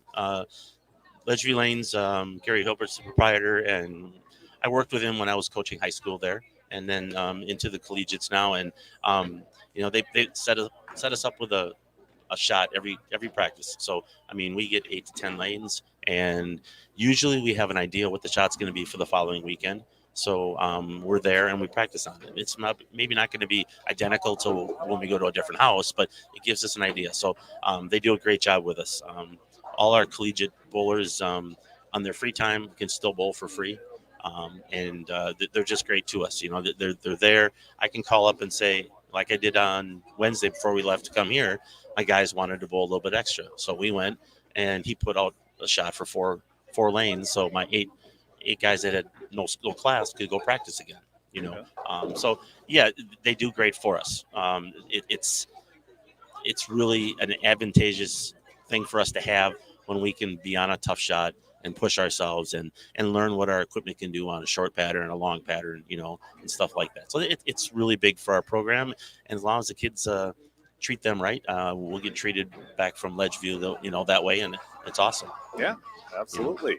Well, I'm going to let you go. They're cranking up the music. And I'm not going to dance. The crowds are gathering, and I think that means it's time to get out of here. But Dan Miller, really appreciate your time. Congratulations on a great day, Thank too. You. Thank you. I appreciate it. We'll look for you again tomorrow. Sounds good. Looking forward to it. All right. Thank you. Go Sabres. Yeah. Thanks, everyone, for joining us. Again, back tomorrow for day 3 of the competition. And you can find that here on the same YouTube channel, just a different page.